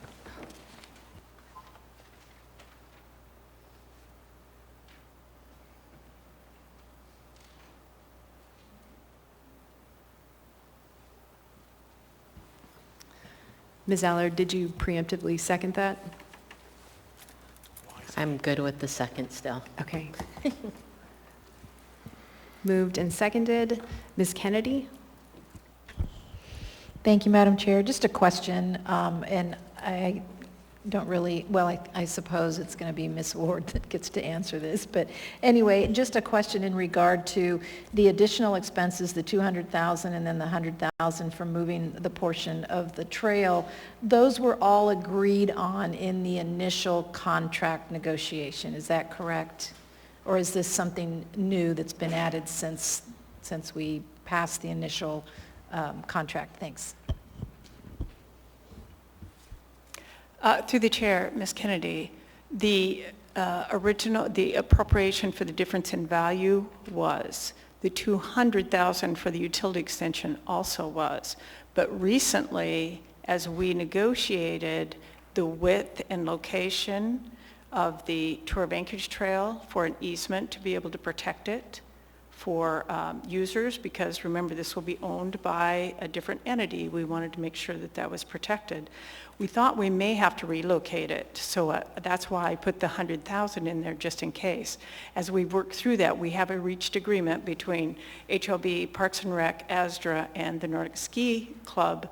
We're going to be able to leave it in its location right now, which is awesome, but we wanted to still make sure that we had, their biggest concern is buffer landscaping. So if there's an area that's naturally already cleared or could use more landscape buffer, this would allow us some funds to be able to do that. And also, the width is wide enough. It is a 70-foot easement, most of that on the west side of the current trail. It would allow then for expansion and improvement if they wanted to add more trail for the multiple users. This is a very heavily used trail, and more different kinds of users now use it. So we agree with the amendment. I've talked to Mr. Weddleton, and we agree that this is gives more flexibility for that $100,000 to help the trail. Okay. I appreciate that. Thank you. Thank you, Madam Chair. Thank you, Ms. Kennedy. Seeing no further discussion on the amendment, members may proceed to vote on the amendment.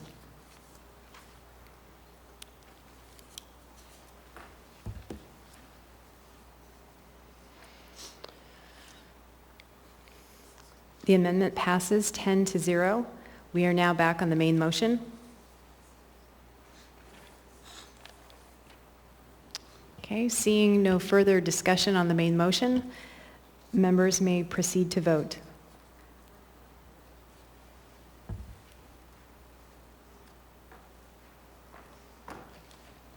The motion passes 10-0. We are now on item 14K, ordinance number AO 2021-56, an ordinance of the Anchorage Municipal Assembly approving the basis of design concept submitted by the Port of Alaska Modernization Program and Design Advisory Board that will govern the Phase 2 modified concept for the Port of Alaska General Purpose Cargo Terminals, Port of Alaska. Public hearing on this item is now open. Are there any members of the public who wish to testify? Anyone at all? Seeing and hearing no one, public testimony on this item is now closed. What is the will of the body? Move to approve. Second. Moved and seconded. Mr. Constant? Thank you. I just wanted to put a little bit of color around this proposal. It is intending to set in motion the design framework for the next phase, Phase 2. The modified design concept is chosen, which has some limited removal of land in the north terminal as we move forward in the development of the Terminal 2 and 3.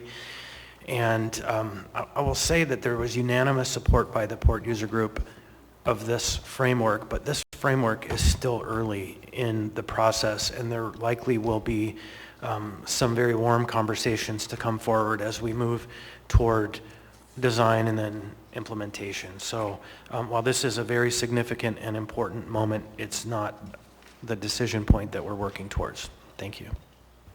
Thank you, Mr. Constant. Seeing no further discussion on this item, members may proceed to vote.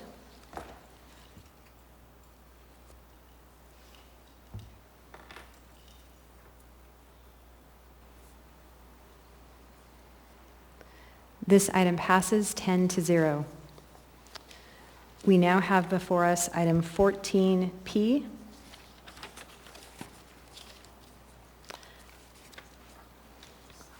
Ordinance number AO 2021-58, an ordinance amending Anchorage Municipal Code Title 23, Chapters 15 and 65 to make technical corrections to issues identified since the 2020 Title 23 rewrite related to seismic design categories D through F and permit requirements for roofing.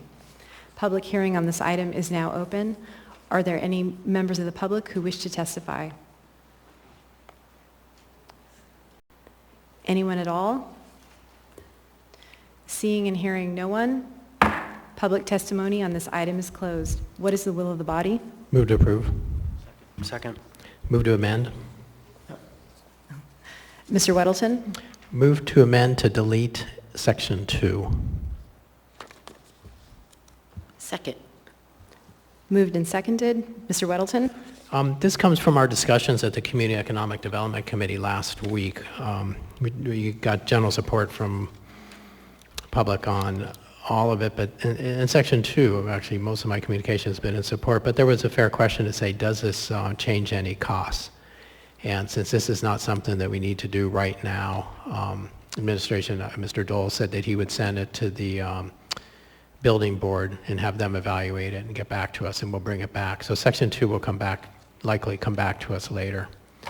But the other two sections, one just fixes some errors, and the other one is important regarding the roofing, is important to deal with it this season. Thank you, Mr. Weddleton.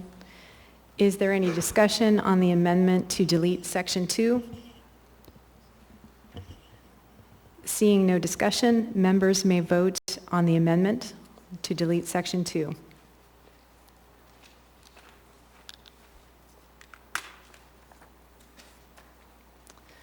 The amendment passes 10-0. We are back on the main motion. Is there any further discussion?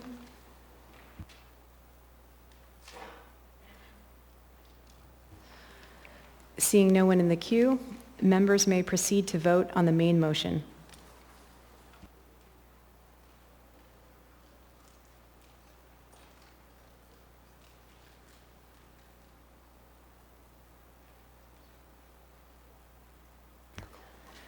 The motion passes 10-0.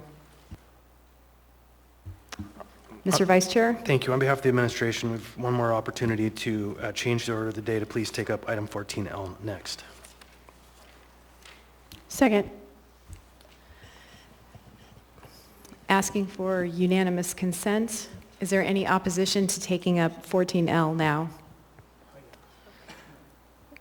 Seeing no opposition, we will move to take up item 14L, resolution number AR 2021-183, a resolution of the Municipality of Anchorage adopting recommendations to be forwarded to the Anchorage Metropolitan Area Transportation Solutions, AMATS Policy Committee, regarding an amendment to the federal fiscal year 2019-2022 Transportation Improvement Program.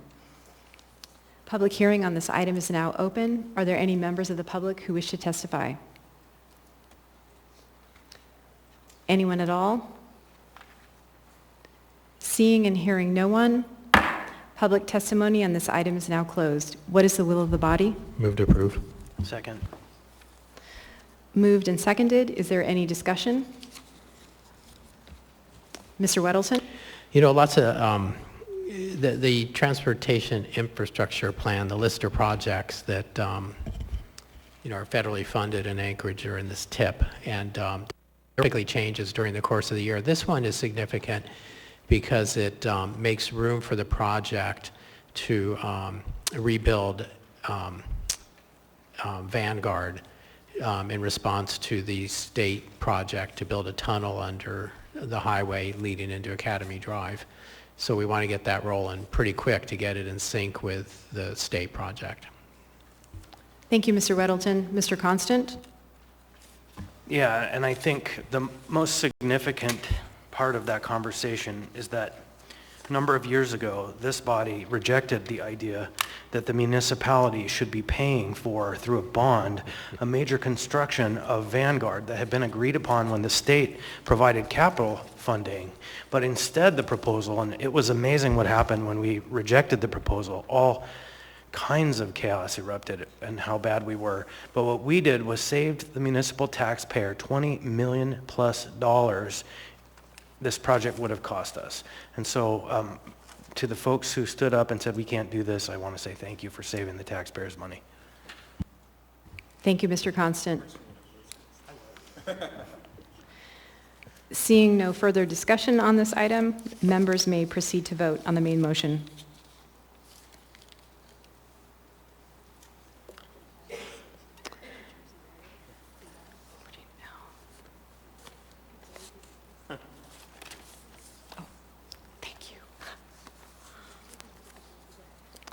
This item passes 10-0. We will now go back through our agenda and pick up the items that we've not yet taken up, starting with 14C, Resolution number AR 2021-197, a resolution of the Municipality of Anchorage appropriating $1,012,000 of Convention Center Capital Reserve Fund balance within the Convention Center Capital Reserve Fund as a contribution and appropriating said contribution to the area-wide General Capital Improvement Projects Fund for capital improvements at the William A. Egan and Denina Civic and Convention Centers. Public hearing on this item is now open. Are there any members of the public who wish to testify? Anyone at all? Seeing and hearing no one, public testimony on this item is now closed. What is the will of the body? Move to approve. Second. Moved and seconded. Is there any discussion? Seeing no discussion, members may proceed to vote.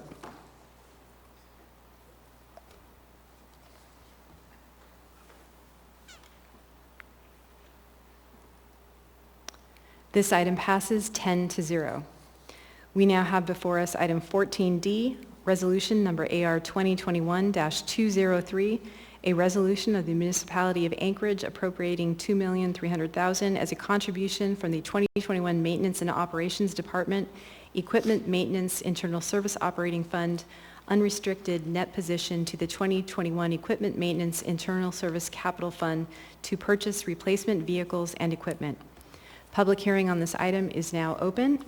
Are there any members of the public who wish to testify? Anyone at all? Seeing and hearing no one, public testimony on this item is now closed. What is the will of the body? Second. Moved and seconded. Is there any discussion? Seeing no members in the queue, members may proceed to vote.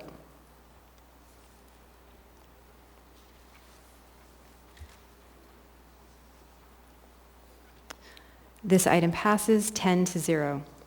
We now have before us item 14G, ordinance number AO 2021-59, an ordinance amending Anchorage Municipal Code, Chapter 16.60, to create a new permit for the sale of raw shell eggs. Public hearing on this item is now open. Are there any members of the public who wish to testify?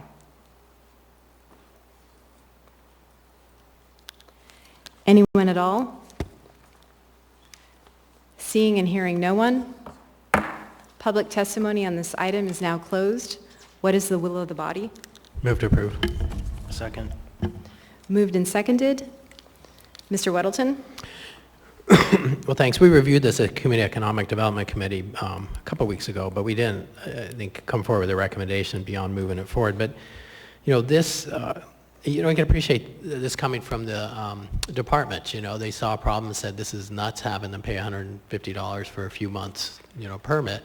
For $25, you know, you can get a much simpler permit and sell your eggs. And, you know, that's a credit to the operation here, is paying attention to the public and what makes sense, and we're heading that way. we got some emails pushing back against it, but I think that's when people didn't realize that they already were kind of supposed to already have these permits and be doing these things.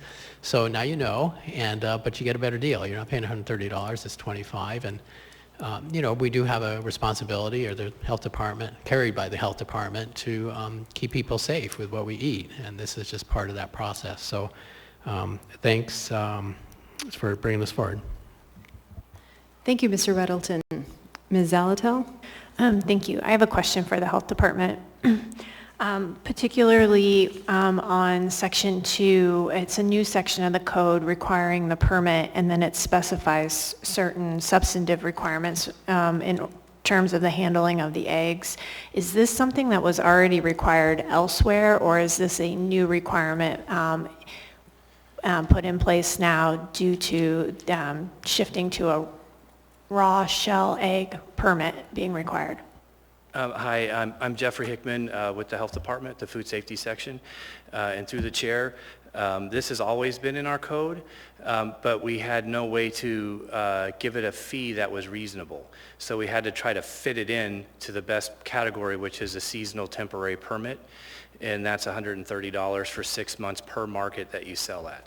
I'm sorry, maybe I can clarify my question. The substantive requirements in section 2 in terms of the handling of the eggs and the packaging requirements, those were already requirements in code? Yeah, those are already in code, and Okay. we're just putting them kind of into there. The only thing that's not in the code currently is the fee, the $25 fee, and the requirement to attest that you're going to refrigerate them within 36 hours of laying. That's a USDA requirement that they use for very large farms, and so we're just putting that in there so we have some reasonable course that they've handled the eggs properly before they take them to market.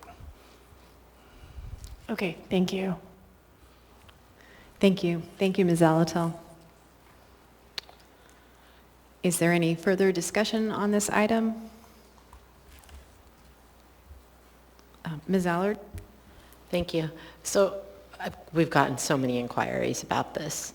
I think people don't realize it's actually a good thing that we're reducing the fee. But I was also speaking to legal on it. Some people had brought up questions about, well, can't this happen to a lemonade stand? And I was, no, it can't. Right? So right. Lemonade can you stands say are no, it can't? specifically Up on exempt in our record. code. Okay. Yeah, in the exempt section of the code, lemonade is specifically an exempt product. Thank if you. made with sugar.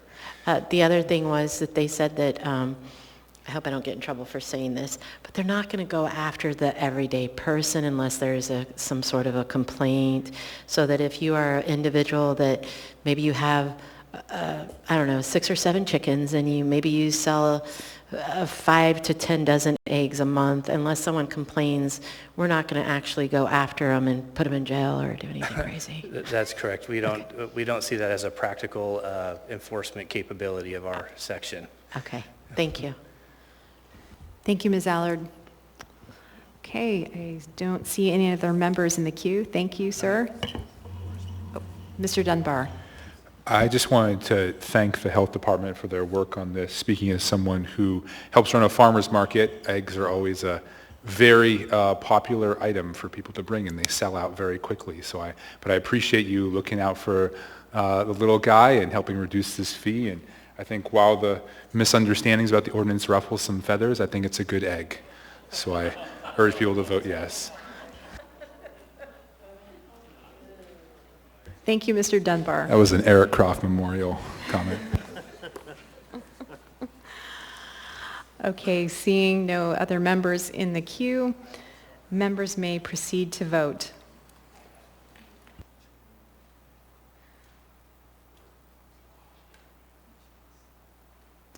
This item passes 10-0. We now have before us item 14H, ordinance number AO 2021-57, an ordinance of the Anchorage Municipal Assembly amending AO 2020-117S1 as amended to provide an extended application submittal due date and to further clarify the process associated with federal grant-funded relief for small business taxpayers financially impacted by government orders as an economic stimulus measure in response to the COVID-19 public health emergency. Public hearing on this item is now open. Are there any members of the public who wish to speak? Anyone at all? Seeing and hearing no one, public testimony on this item is now closed. What is the will of the body? Move to approve. Second. Second. Moved and seconded. Is there any discussion? Ms. Kennedy? I just wanted to say thank you for actually trying to make this work better. Thank you to the Treasury Department and Finance Department for trying to figure out a way to provide even more offsets to the economic downturn that some people had experienced during COVID. So I know we've seen this particular ordinance. I feel like we've seen it 4, 5, or 6 times. But anyway, just to have that additional time frame by which people can potentially apply for this grant, I think is going to be helpful to some. So my thanks to Finance. Thank you, Madam Chair. Thank you, Ms. Kennedy.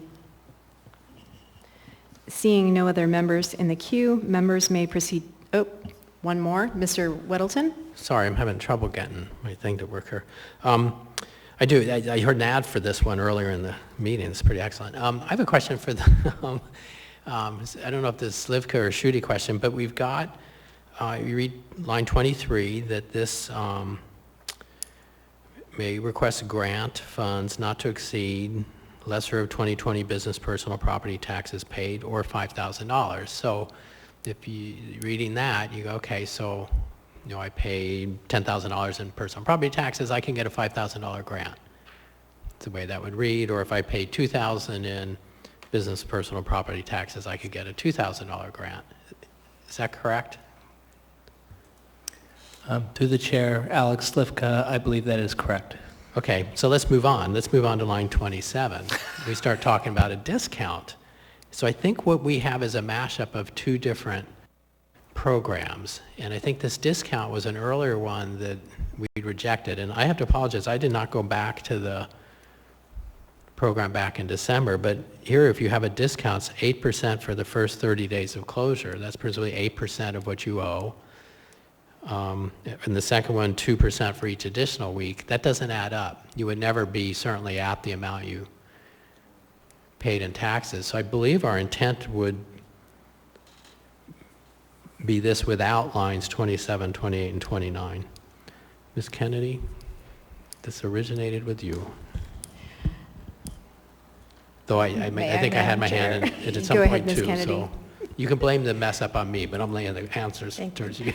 Well, actually, I guess I hadn't really looked at it that way either, because I just saw the formula in there, the 8% and the 2%, and that was an original idea, was that we would just be basically prorating a year's worth of tax debt. So if it does indeed actually give somebody the ability to just request a $5,000 grant, then maybe we need to amend this a bit. Through the chair, Alex Slivka. So I think what you see is, the lines 27 to 29, that was what was originally passed. And what our learned experience was that we received very few applications at all. And I think how this got revised was a reflection of the probable amount of applications, because very few people are actually going to be able to qualify because of the criteria that you had to be closed, and very few people were actually closed. So I think that's where you see the change in terms of funding. You have allocated $500,000 toward this, and I think that, it's your call, but yes, it's clearly there's a challenge between those 2 lines, and you probably could help us out by making a choice of one or the other.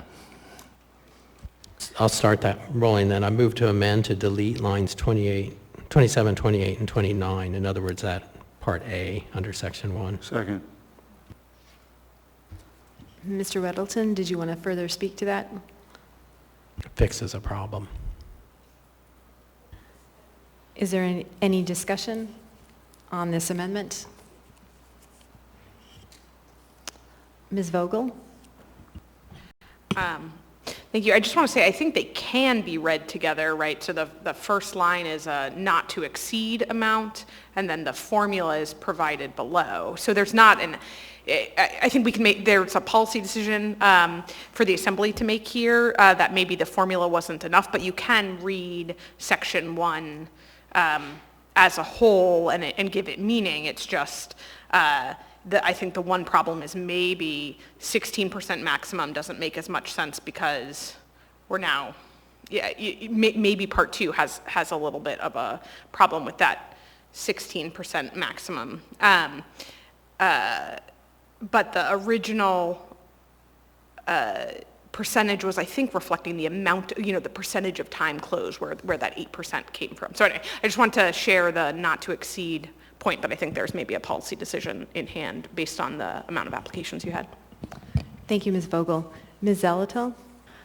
Thank you, and thank you, Ms. Vogel. You jogged my memory. I thought that was the intent, was a not to exceed, so to use the formula except for if you were going, and then it was a not to exceed. So perhaps the simple amendment would be taxes paid or not to exceed $5,000 would be maybe simpler, because then everything else flows as written. Mr. Weddleton?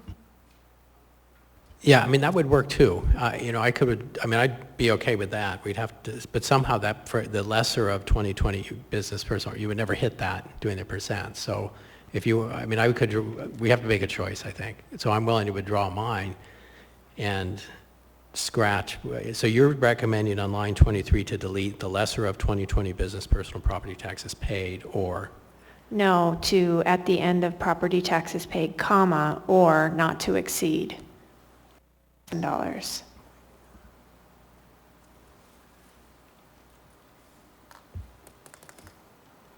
Oh, sorry, not or. Take out the or. I apologize.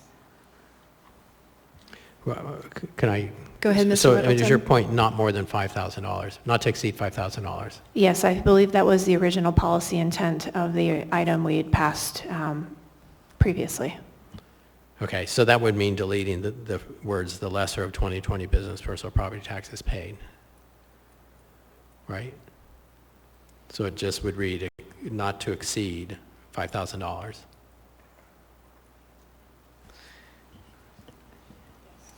That's a okay, yes. That's it, okay. And Mr. Weddleton, did you want to withdraw your original amendment? Yeah, that'd be fine. And does the second agree? Okay. Well, Madam Chair, I was looking at that, and I think that seems confusing, and I think that might have been the reason we didn't get as many applications as we might have gotten. And so I'm thinking that if we went ahead and also deleted that, it would make the whole section much simpler and easier to understand. I don't know, what do you think, Mr. Weddleton? Thank you, Mr. Peterson. We've got Mr. Slivka. Did you want to address this point? And then we can come back to you, Mr. Weddleton. Yeah, two things. One, I think that the point that you've landed on makes a lot of sense. I would add that the reason we didn't get a lot of applications is because of the criteria, the necessity of being closed. There were actually not that many businesses that met the criteria. So I don't think it had anything to do with the language. It had everything to do with the criteria. Thank you, Mr. Slivka. Actually, I'll go back to Mr. Peterson. Did you withdraw your second? Were you the second on Mr. Weddleton's amendment? Yeah, I yes. was. Okay. Okay. Mr. Weddleton. Okay, so am I using up my two? I used my two long ago, sorry. To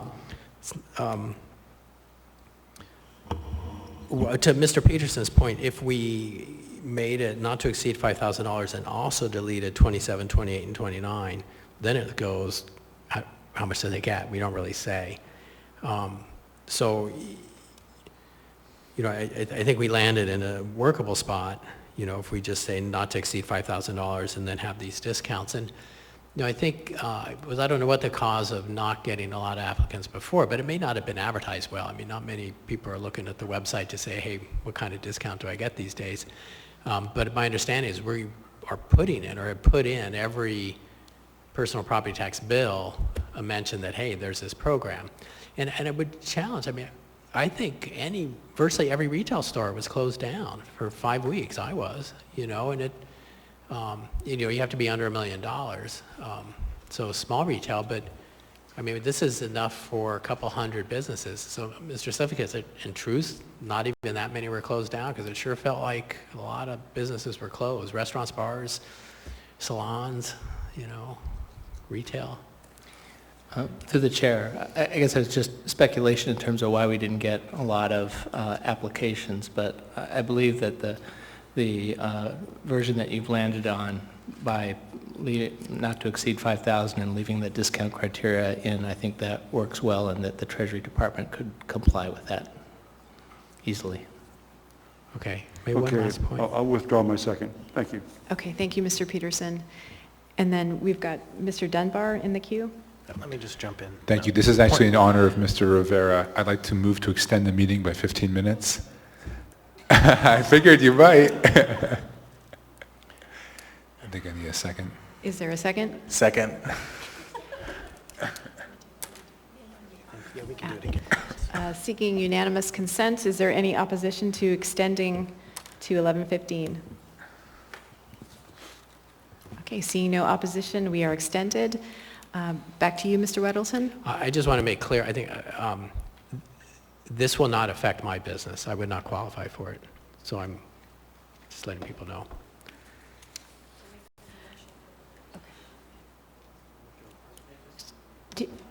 Go ahead, Ms. Zolotel. So I move to amend to delete the language so it reads just not to exceed $5,000. Second.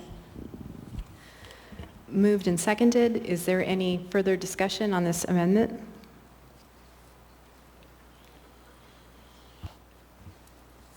Seeing no further discussion, members may proceed to vote on the amendment.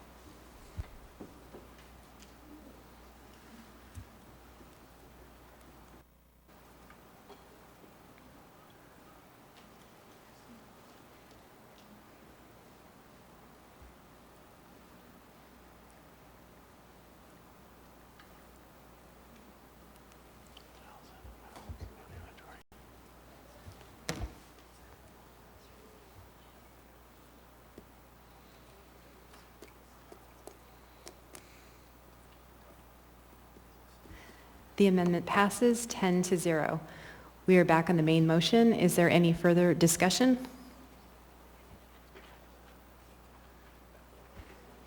Seeing no further discussion, members may proceed to vote on the main motion.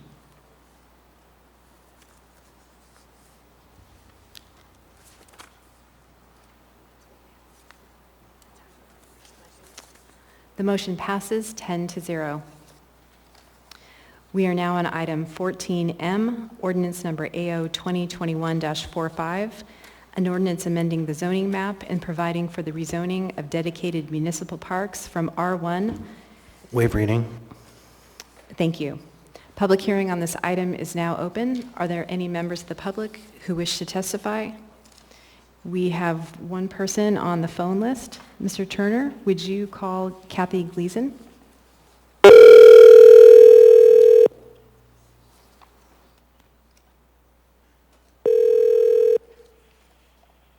Hello. Hi, Ms. Gleason. This is Suzanne LaFRANCE, and you're on with the Anchorage Assembly for Yes. item 14M, ordinance number AO 2021-45, amending the zoning map and providing for the rezoning of dedicated municipal parks from R1. Are you speaking on behalf of a community council? I am. Okay, you will have 5 minutes. Okay, thank you very much. Chair and members of the Assembly, I'm calling from Kansas, so it's kind of late my time, so I hope I'm kind of coherent. Turnigan Community Council absolutely voted unanimously to support this ordinance. We feel like it's an important first step to do the housekeeping that needs to rezone all of the currently dedicated parkland within our city. It seems like the right thing to do, and we feel like that would be appropriate to fulfill the action item number 8-4 of the Anchorage 2040 Land Use Plan. We know there's currently numerous dedicated parks throughout the muni that are zoned a variety of ways, and so we really support this first step, even though none of the parcels, dedicated parks, are within Turnigan in this first step. There may be Turnigan parks. We haven't done all of our homework to see how many parks in Turnigan may fall into the category of not being zoned PR. So anyway, just wanted to let you know that Turnigan Community Council supports this ordinance, and we encourage a yes vote. Thank you very much. Thank you, Ms. Gleason. Are there any other members of the public who wish to testify? Anyone at all? Seeing and hearing no one, public testimony on this item is closed. What is the will of the body? Move to approve. Second. Moved and seconded. Is there any discussion? Seeing no discussion, members may proceed to vote on the main motion.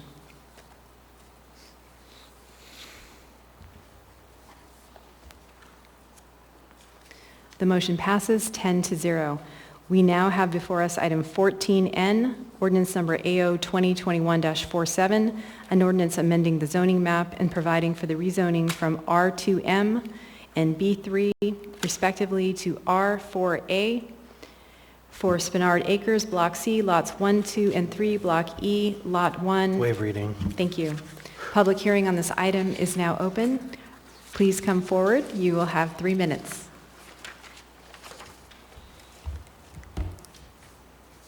Thank you.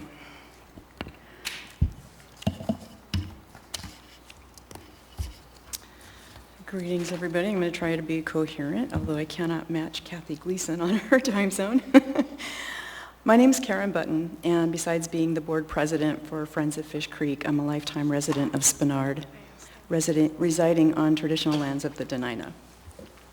Friends of Fish Creek is a volunteer citizen advocacy group that advocates recognition of the cultural significance of Fish Creek and works to restore its wild salmon habitat through daylighting. I will add that daylighting would bring Fish Creek's waters back up to the surface, which also would add to the city's climate change resiliency by mitigating flood control. And also for members of this body, I will say that Fish Creek's original names in Denina is Cha'atanalsik Ishaka Betnu, which means where the yellow water comes out for the upper creek, and King Salmon Creek for the mouth. Thank you for the opportunity to testify this evening. I'm testifying on the Midtown Center rezone, and thank you also for your past support of Fish Creek. Friends of Fish Creek supports the Midtown Center project, as we also testified in April at the Planning and Zoning Commission. We've talked with J.J. Brooks on several occasions, and we share many mutual goals for the neighborhood. This area of town is seeing major investment by the public and private sector. Cook Inlet Housing broke ground on the west end of Chugach Way this summer. The Chugach Way Transportation Plan report is underway, and there's movement afoot with the Cooper Lot, aka the Hockey Stick Lot, also on Chugach Way. Midtown Center is a wonderful opportunity for the neighborhood. The requested rezone will make it possible to develop housing better suited under current planning documents. With the level of development projects in this area, we're very excited what it can mean for the neighborhood. A considerable percentage of residents walk or use bikes along Chugach Way, so along with the additional updated and affordable housing, creating safer transit for non-motorized users, including trail connectivity, is wonderful. Infrastructure here will also be getting a much needed and major overhaul. For example, much of the area is still on wells, and the aging stormwater system is ripe for green infrastructure. And for the engineers in the room, we often talk about daylighting Fish Creek as just being above ground stormwater management. We can make these plans even more amazing by using the presented opportunities and adhering to daylighting goals set forth in the comprehensive plan and the Spenard Corridor Plan, and unanimously supported by this body through the resolution to daylight Fish Creek. And thank you for those of you who are here that were part of that. We have a simple ask with this rezone. We would ask, oh, may I finish that? If you could just go ahead and wrap up really quickly. Yes, I will. It's very quick, actually. We ask that the Assembly add a condition for the rezone that there be a placeholder for future daylighting of Fish Creek, similar to the MOU that's between the city and Cook Inlet Housing regarding restoration and rehabilitation of the creek channel. Thank you. Thank you for your testimony. Mr. Weddleton? Thanks. What does that mean, a placeholder for Fish Creek? I think, what exactly words would we put here? Well, I can, I was kind of leaving that open-ended because I didn't want to be too, saying what should be done here. But I guess, so the memorandum of understanding with Cook Inlet Housing I have before me, and they, basically what they did, it's a 2-page memorandum of understanding, actually 3, and in it they had very specific language about how far setbacks should be and what they could do in the area of the setback to kind of preserve a space if the creek were to be daylit. And so I guess my suggestion would be just to just make as a condition in the rezone that just recognizing that the historic creek channel is in this rezone, and and that the developer should enter into negotiations with the city. Gosh, I don't know. I mean, I could help write something up, but I guess I'm just saying that if the developer was to work to develop a policy implementation strategy to adhere to the goals of these plans that I just laid forth. And you have a follow-up, Mr. Weddleton? Oh, I think I'll follow up once we're done with the public hearing then, check with staff on it. Thanks. Okay. Thank you, Mr. Weddleton. We have 2 more members in the queue. Mr. Rivera? Okay. Thank you, Madam Chair. So I have had a chance to talk with JJ about this. In your conversations with JJ, was he supportive of this concept?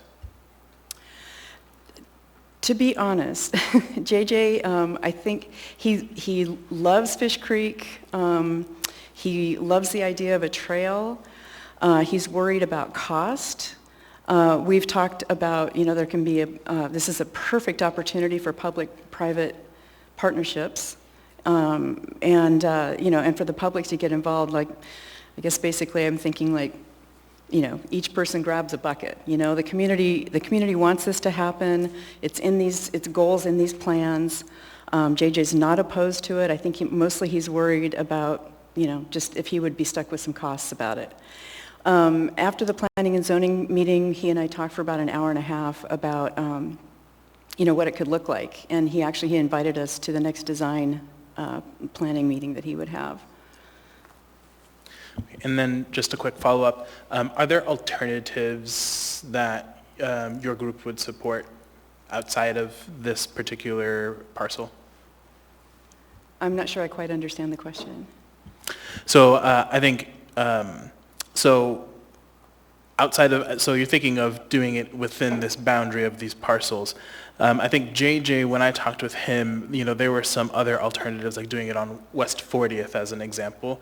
I see. Okay. Are those types of concepts ones that you've thought about or would support? Right. Okay, fair enough. Yeah, I didn't realize you were talking about, so you're talking about moving the creek. I think that right now there is no designated route, and that's something that we're really trying to avoid, because it's not our intention to try and impose anything on a developer.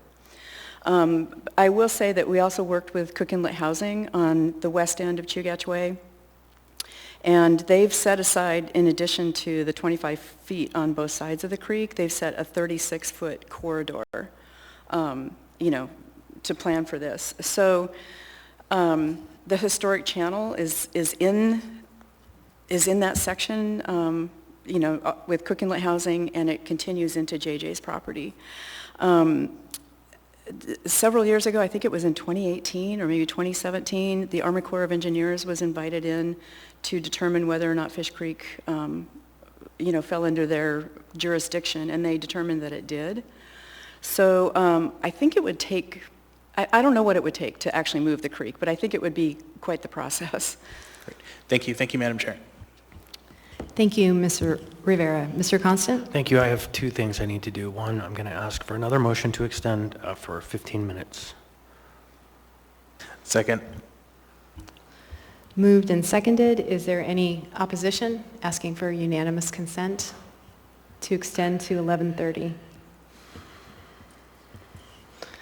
I'm not sure it's unanimous, but it passes. Thank you. So my question is, when you proposed this to Planning and Zoning, what was their determination? Well, when I proposed, I didn't get this specific with Planning and Zoning. What I asked them, I brought forward the plans and the goals of the plans and asked that Fish Creek be included. And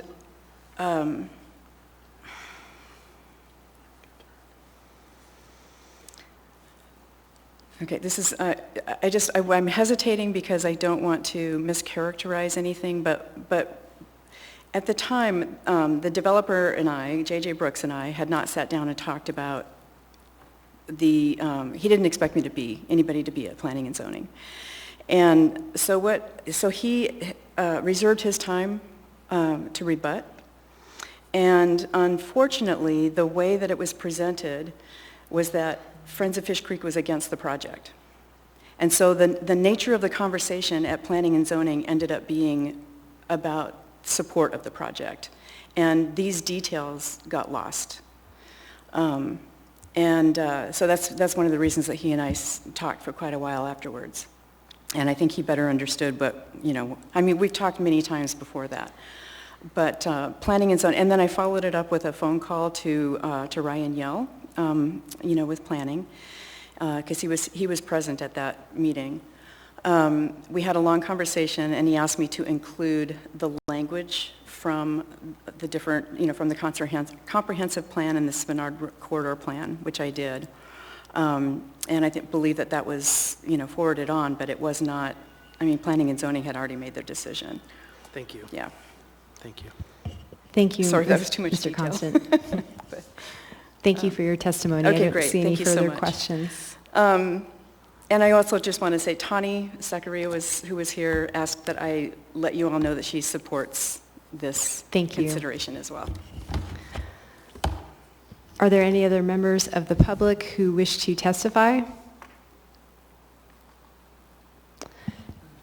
And actually, before we move on, I want to clarify that it was a unanimous vote to extend to 11:30. It just wasn't enthusiastic.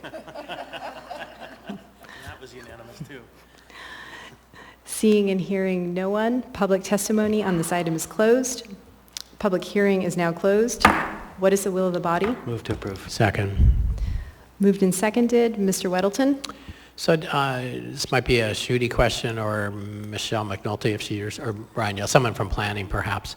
But, if it is in any plan, and we had a resolution regarding, pay attention to daylighting Fish Creek, would that, ultimately this will go to planning, and they would consider those plans and the guidance from those plans. Is that correct? Madam Chair, this is Ryan Yell with the Planning Department. Did you get the question, right, Mr. Yell? Oh, yes, through the chair, Mr. Weddleton. So the goal regarding daylighting Fish was not included in the staff report for the rezone, just due to the scope of a rezone and how it centers really around the use of the property. Something like daylighting Fish Creek is something that's really going to be more specific and focused on when it gets to the site design part of the development. Whether that be examination through a subdivision, major site plan review, admin site plan review, conditional use, so on and so forth.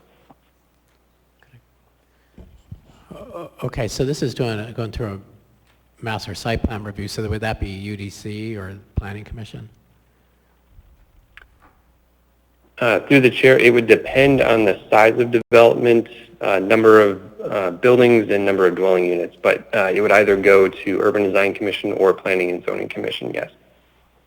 Okay, so given that, I mean, the time to kind of advocate for daylighting Fish Creek and would be, I think, at those forums more than trying to amend something on this rezone. Is that correct? Through the chair, I would agree with that. All right, thank you. Thank you, Mr. Ruddles and Mr. Dunbar.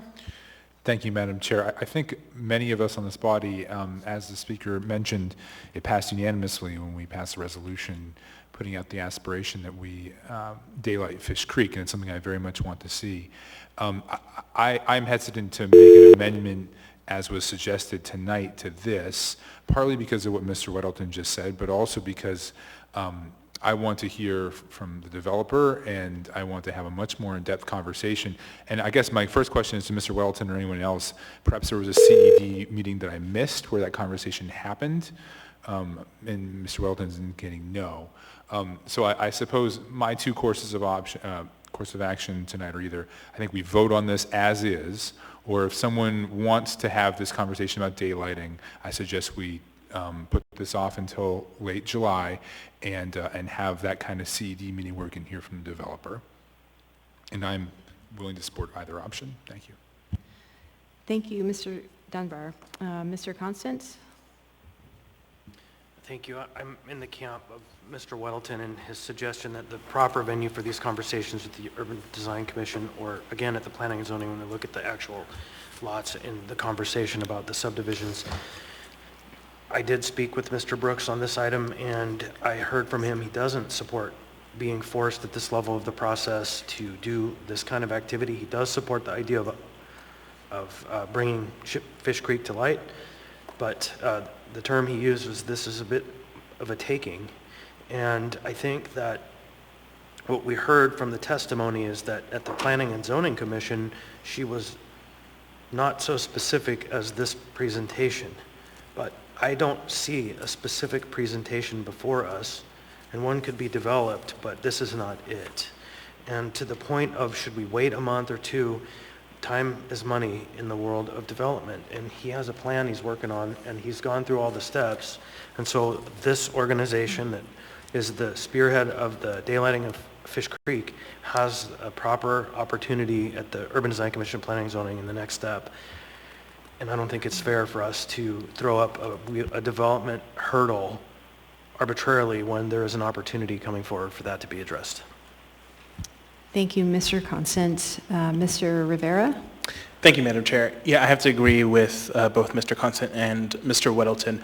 The developer here, JJ, is looking at possibly next summer to actually start development. And so I wouldn't want to do anything that would possibly hinder what could be, I think, a really exciting development in Midtown / West Anchorage. We can share ownership of this, Mr. President.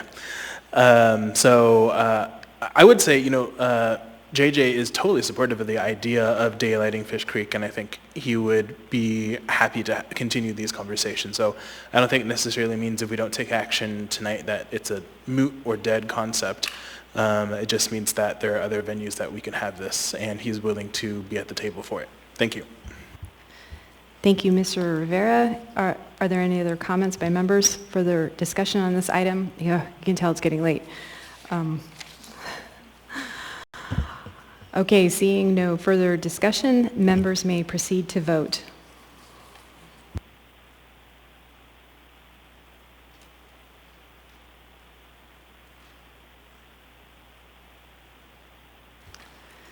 This item passes 10-0.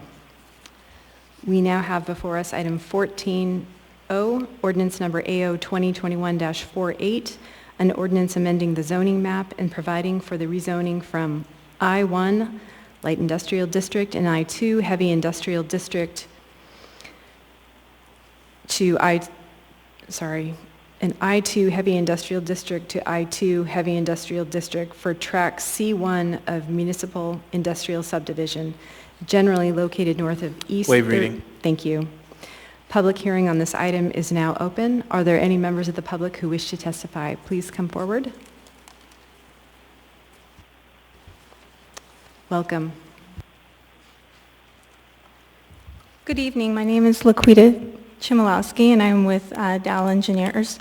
And I'm here tonight. I've been working with the owner on this rezone. And this is really a housekeeping measure to clean up a split zoning that occurred over time when this parcel was part of a much larger parcel. In 1965, there was an area-wide rezone that created the boundary between the I-1 and the I-2 zoning. It was a much larger parcel, so it's unclear how the boundary was set.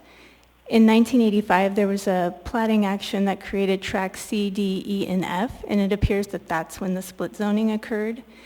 And then later, there was another platting action to split track C into 2 parcels, so that split zoning was just carried forward. So about 70% of the property is zoned I-2, and I-2 zoning occurs to the north and to the west. So this is just to clean this split zoning up. Thank you for your testimony. We've got a question from Mr. Weddleton. Why'd you go with I-2 instead of I-1? Because the majority of the property is already zoned I-2, and then it's consistent with the zoning to the north and to the west. All right, thanks. Thank you. Thank you. Are there any other members of the public who wish to speak? Anyone at all? Seeing and hearing no one, public testimony on this item is now closed. What is the will of the body? Move to approve. Second. Moved and seconded. Is there any discussion? Seeing no discussion, members may proceed to vote.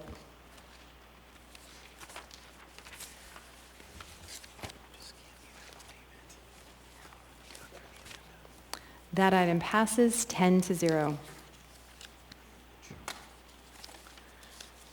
This brings us to the final audience participation section of the agenda.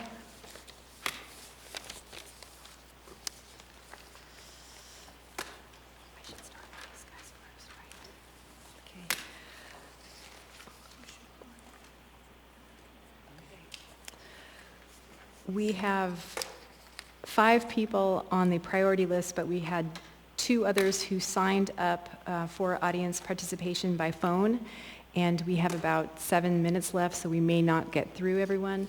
But Travis, can we go ahead and get Mr. Hyatt on the phone?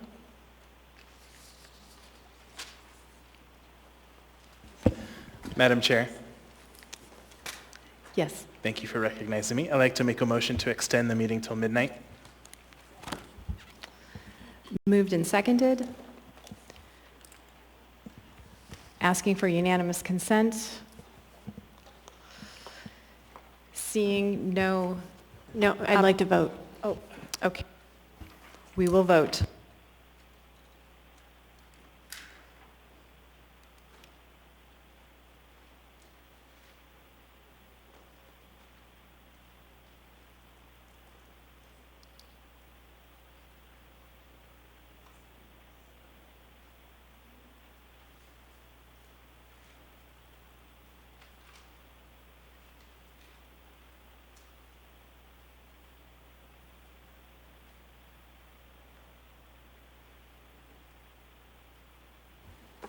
Members may proceed to vote on the motion to extend to midnight.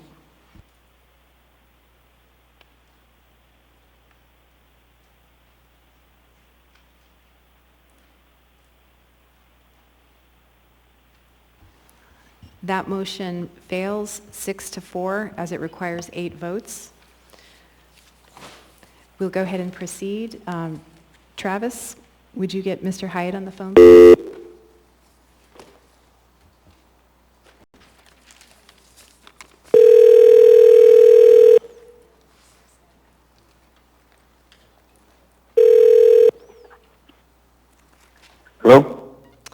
Mr. Hyatt. This is Suzanne LaFrance with the Anchorage Assembly, and you are on for audience participation. You'll have 3 minutes. Okay. Yeah. Go ahead. Yeah. Oh, hello? Yes, please go ahead. I apologize. This is for the garbage can issue? This is for final audience participation. Regarding? You may speak on any issue that you've not testified on tonight. Oh, I'm sorry. I'm lost.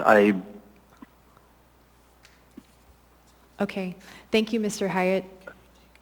Okay, thank you. Okay. Thank you, sir.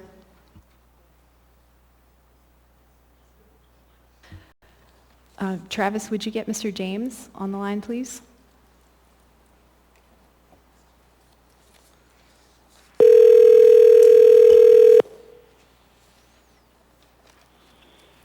Hi, this is Leon.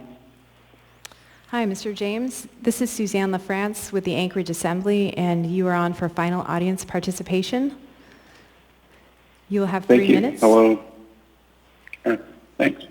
Hello, members of the Assembly. Thank you for the opportunity to provide public testimony tonight. My name is Leon Hymas. I live in the University Area Community Council area. I'm before you tonight to testify in opposition to the proposed mass shelter facility. I appreciate what I assume are good intentions of the incoming mayor. However, there are many negative aspects to this proposal, and I agree with the testimony in opposition to the proposal that occurred earlier this evening. Smaller facilities are well known to be better solutions, and I know that this body has already done a significant amount of work towards solutions with ACEH, and they are experts in the field. We already know that the shelters operate successfully at capacities less than 200 clients. We already know that the EOC, with their mass care guidelines, find the 150 capacity a desirable size. We already know that the shelters at capacities of 200 and above experience problems, but there doesn't seem to be anything in the plans to address those problems. The proposed area seems very, very dangerous for the clients, and I encourage the Assembly to oppose any proposals for mass shelters and or compounds in favor of smaller distributed facilities that are better able to serve our families, friends, and neighbors who are experiencing homelessness. Thank you. Thank you, Mr. James. We will now go to the... Madam Chair. Yes, Mr. Point of order. Vice I'd like to move to extend the meeting by 10 minutes to allow time for the last two people in line. Is there a second? Second. Asking for unanimous consent to extend for 10 minutes. Seeing no opposition, we're extended. Ms. Quidno.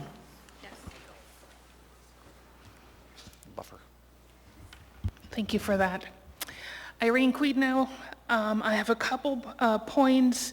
A lot of people that spoke in the beginning said that they have been following the conversations for years. Point one was made that they want to make sure that the process for the new shelter that the new administration is proposing, that the bid process is being done properly.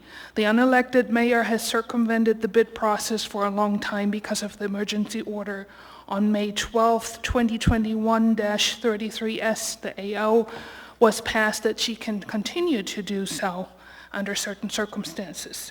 Second, a person said that I think it was $15 million for the shelter for the incoming administration was high, and that it was not the best use of the taxpayers' money. Just the purchase of the Golden Lion was over $9 million, and the only number I could find for renovations was in a newspaper article of $15 million from the ML&P sale. That makes $24 million before it ever operates. So $15 million doesn't seem as much besides that you had, now looking at Alaska Club, which is also over 5 million just to purchase. Another person said there is no budgeting of the 15 million if there's a staff included or not.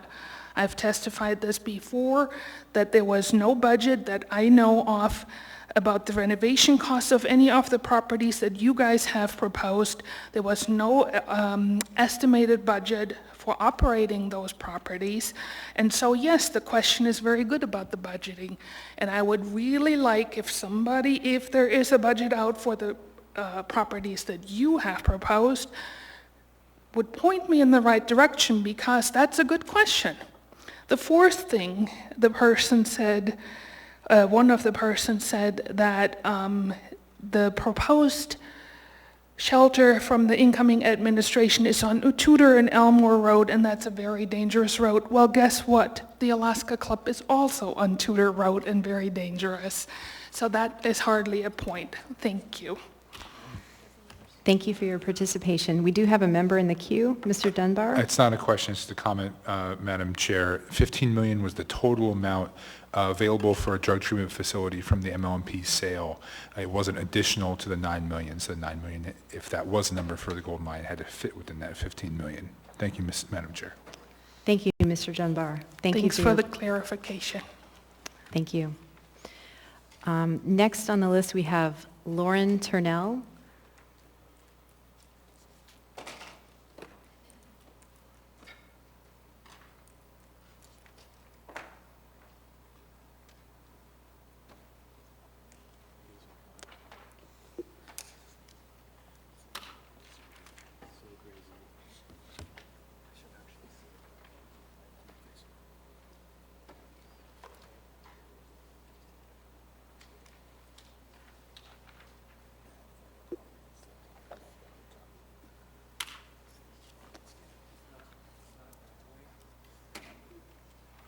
Is the phone working, or?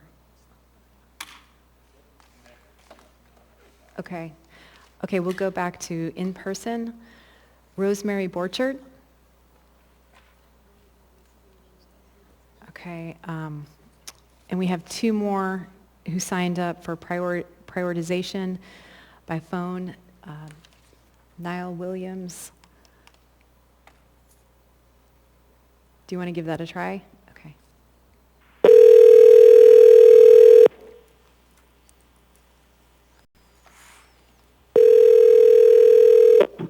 Hello. Hi, Mr. Williams.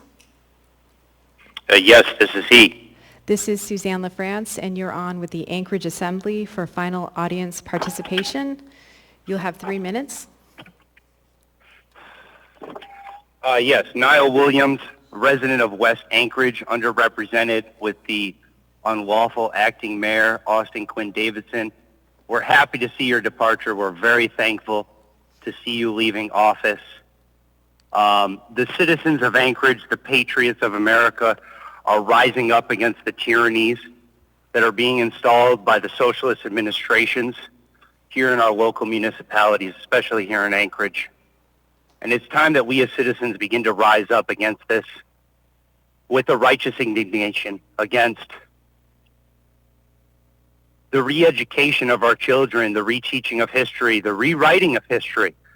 CRT, critical race theory, is a destructive force in our education system. It is working to destroy our youth and split apart our families.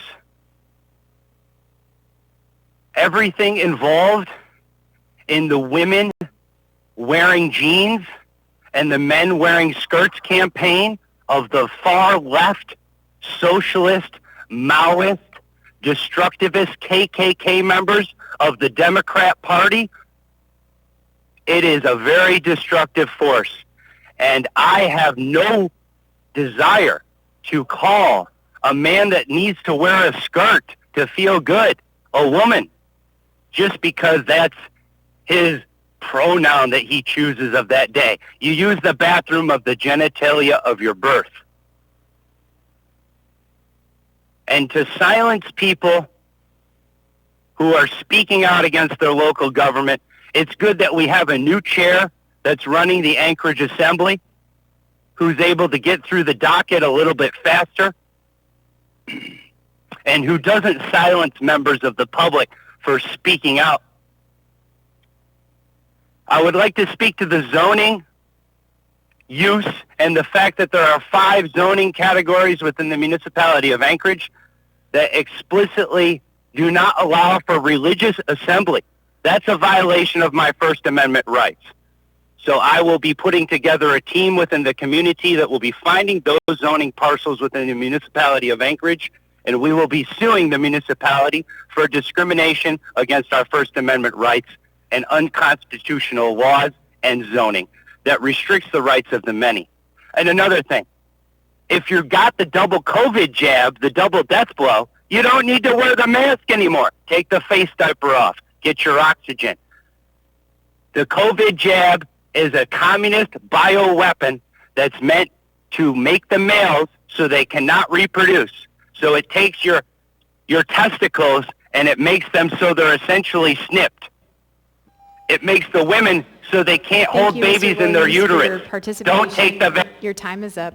Thank you. Okay, let's go ahead and get Jackie Ransom on the phone, please. Oh, you're here. Thank you. Go ahead. Hi, I'm Jackie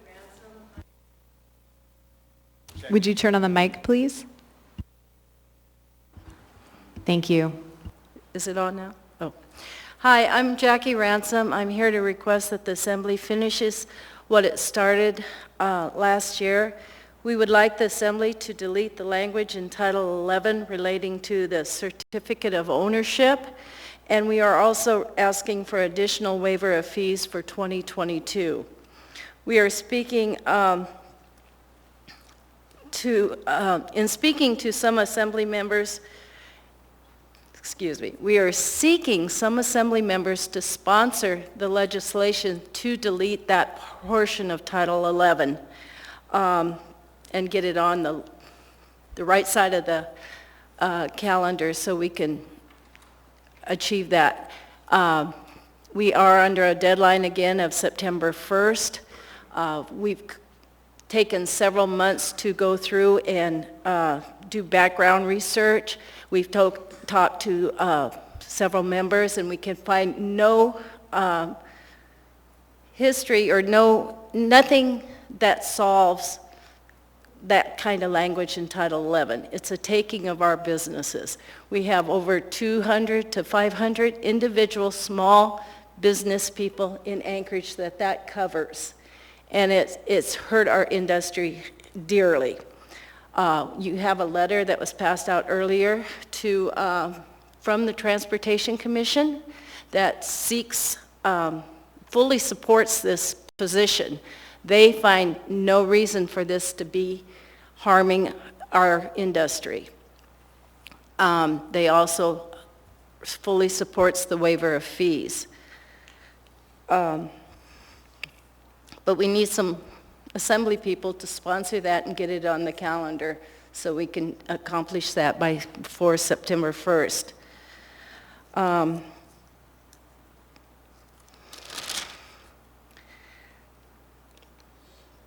In closing, our industry has always showed up to help the city. We've always met with CHAR, with Assembly to problem solve. We're asking you to show up for us, and so we can accomplish this and stay in business. Any questions? Thank you. Actually, we do have Mr. Weddleton in the queue. I think I heard your words, but then we got this letter too, right, from the Transportation Commission. Is this right? We followed the process by going through the Transportation Commission. That's where we start with our requests, and they request us for anything that's problematic within the industry. Those members are appointed by the mayor. Several people on that commission has gone through several mayors. Right, understood. So we're running out of time. I'm sorry. Go ahead. So that's a yes. But my reading of this, you want to go back to the old way prior to the large change to improve the system. We want to delete the certificate of ownership, yes. And I think the term, that's where you could just go buy a permit to run a cab without, is that what their certificate of ownership was? The certificate of ownership deletes my right to give it my permit to my daughter. It deletes my right to own it, basically. It's a taking. It took my business, my everything. I can't leave it. I can't sell it after September 1st. Quick point of order. Okay. I'm Thanks. hoping we can get through the last guy before the clock runs out. Yeah, no, okay. And then we can take this offline. Right, okay, good, we'll continue this some other We'd time. have, we just need a sponsor to put it on the thing, and then we'd have to do a public hearing, and we could answer all Thank you, those ma'am. questions. Thank you for your testimony. Okay. Sir, we just have a couple minutes. Welcome. Yeah, very short comment. I just need like 30 seconds. Just the process of having people sign up and then calling out to Could I get people- your name for the record, Oh, yeah, please? sorry. Philip DeLand. I'm an Alaska voter and Anchorage resident. The process of calling out to people who have been sitting on their couch watching TV is disrespectful to the people who sit here for 6 hours waiting to testify. So maybe it made sense last year when people were expected to remain in their homes, but I'd ask you to reconsider the process because if people really care, they can show up. So I think you should give priority to in-person testimony. Thank you. Thank you, sir. Madam Clerk, I believe we have run out the clock. This meeting is over. Thank you to the folks on the administration. Move to adjourn. It's been a pleasure to work with you.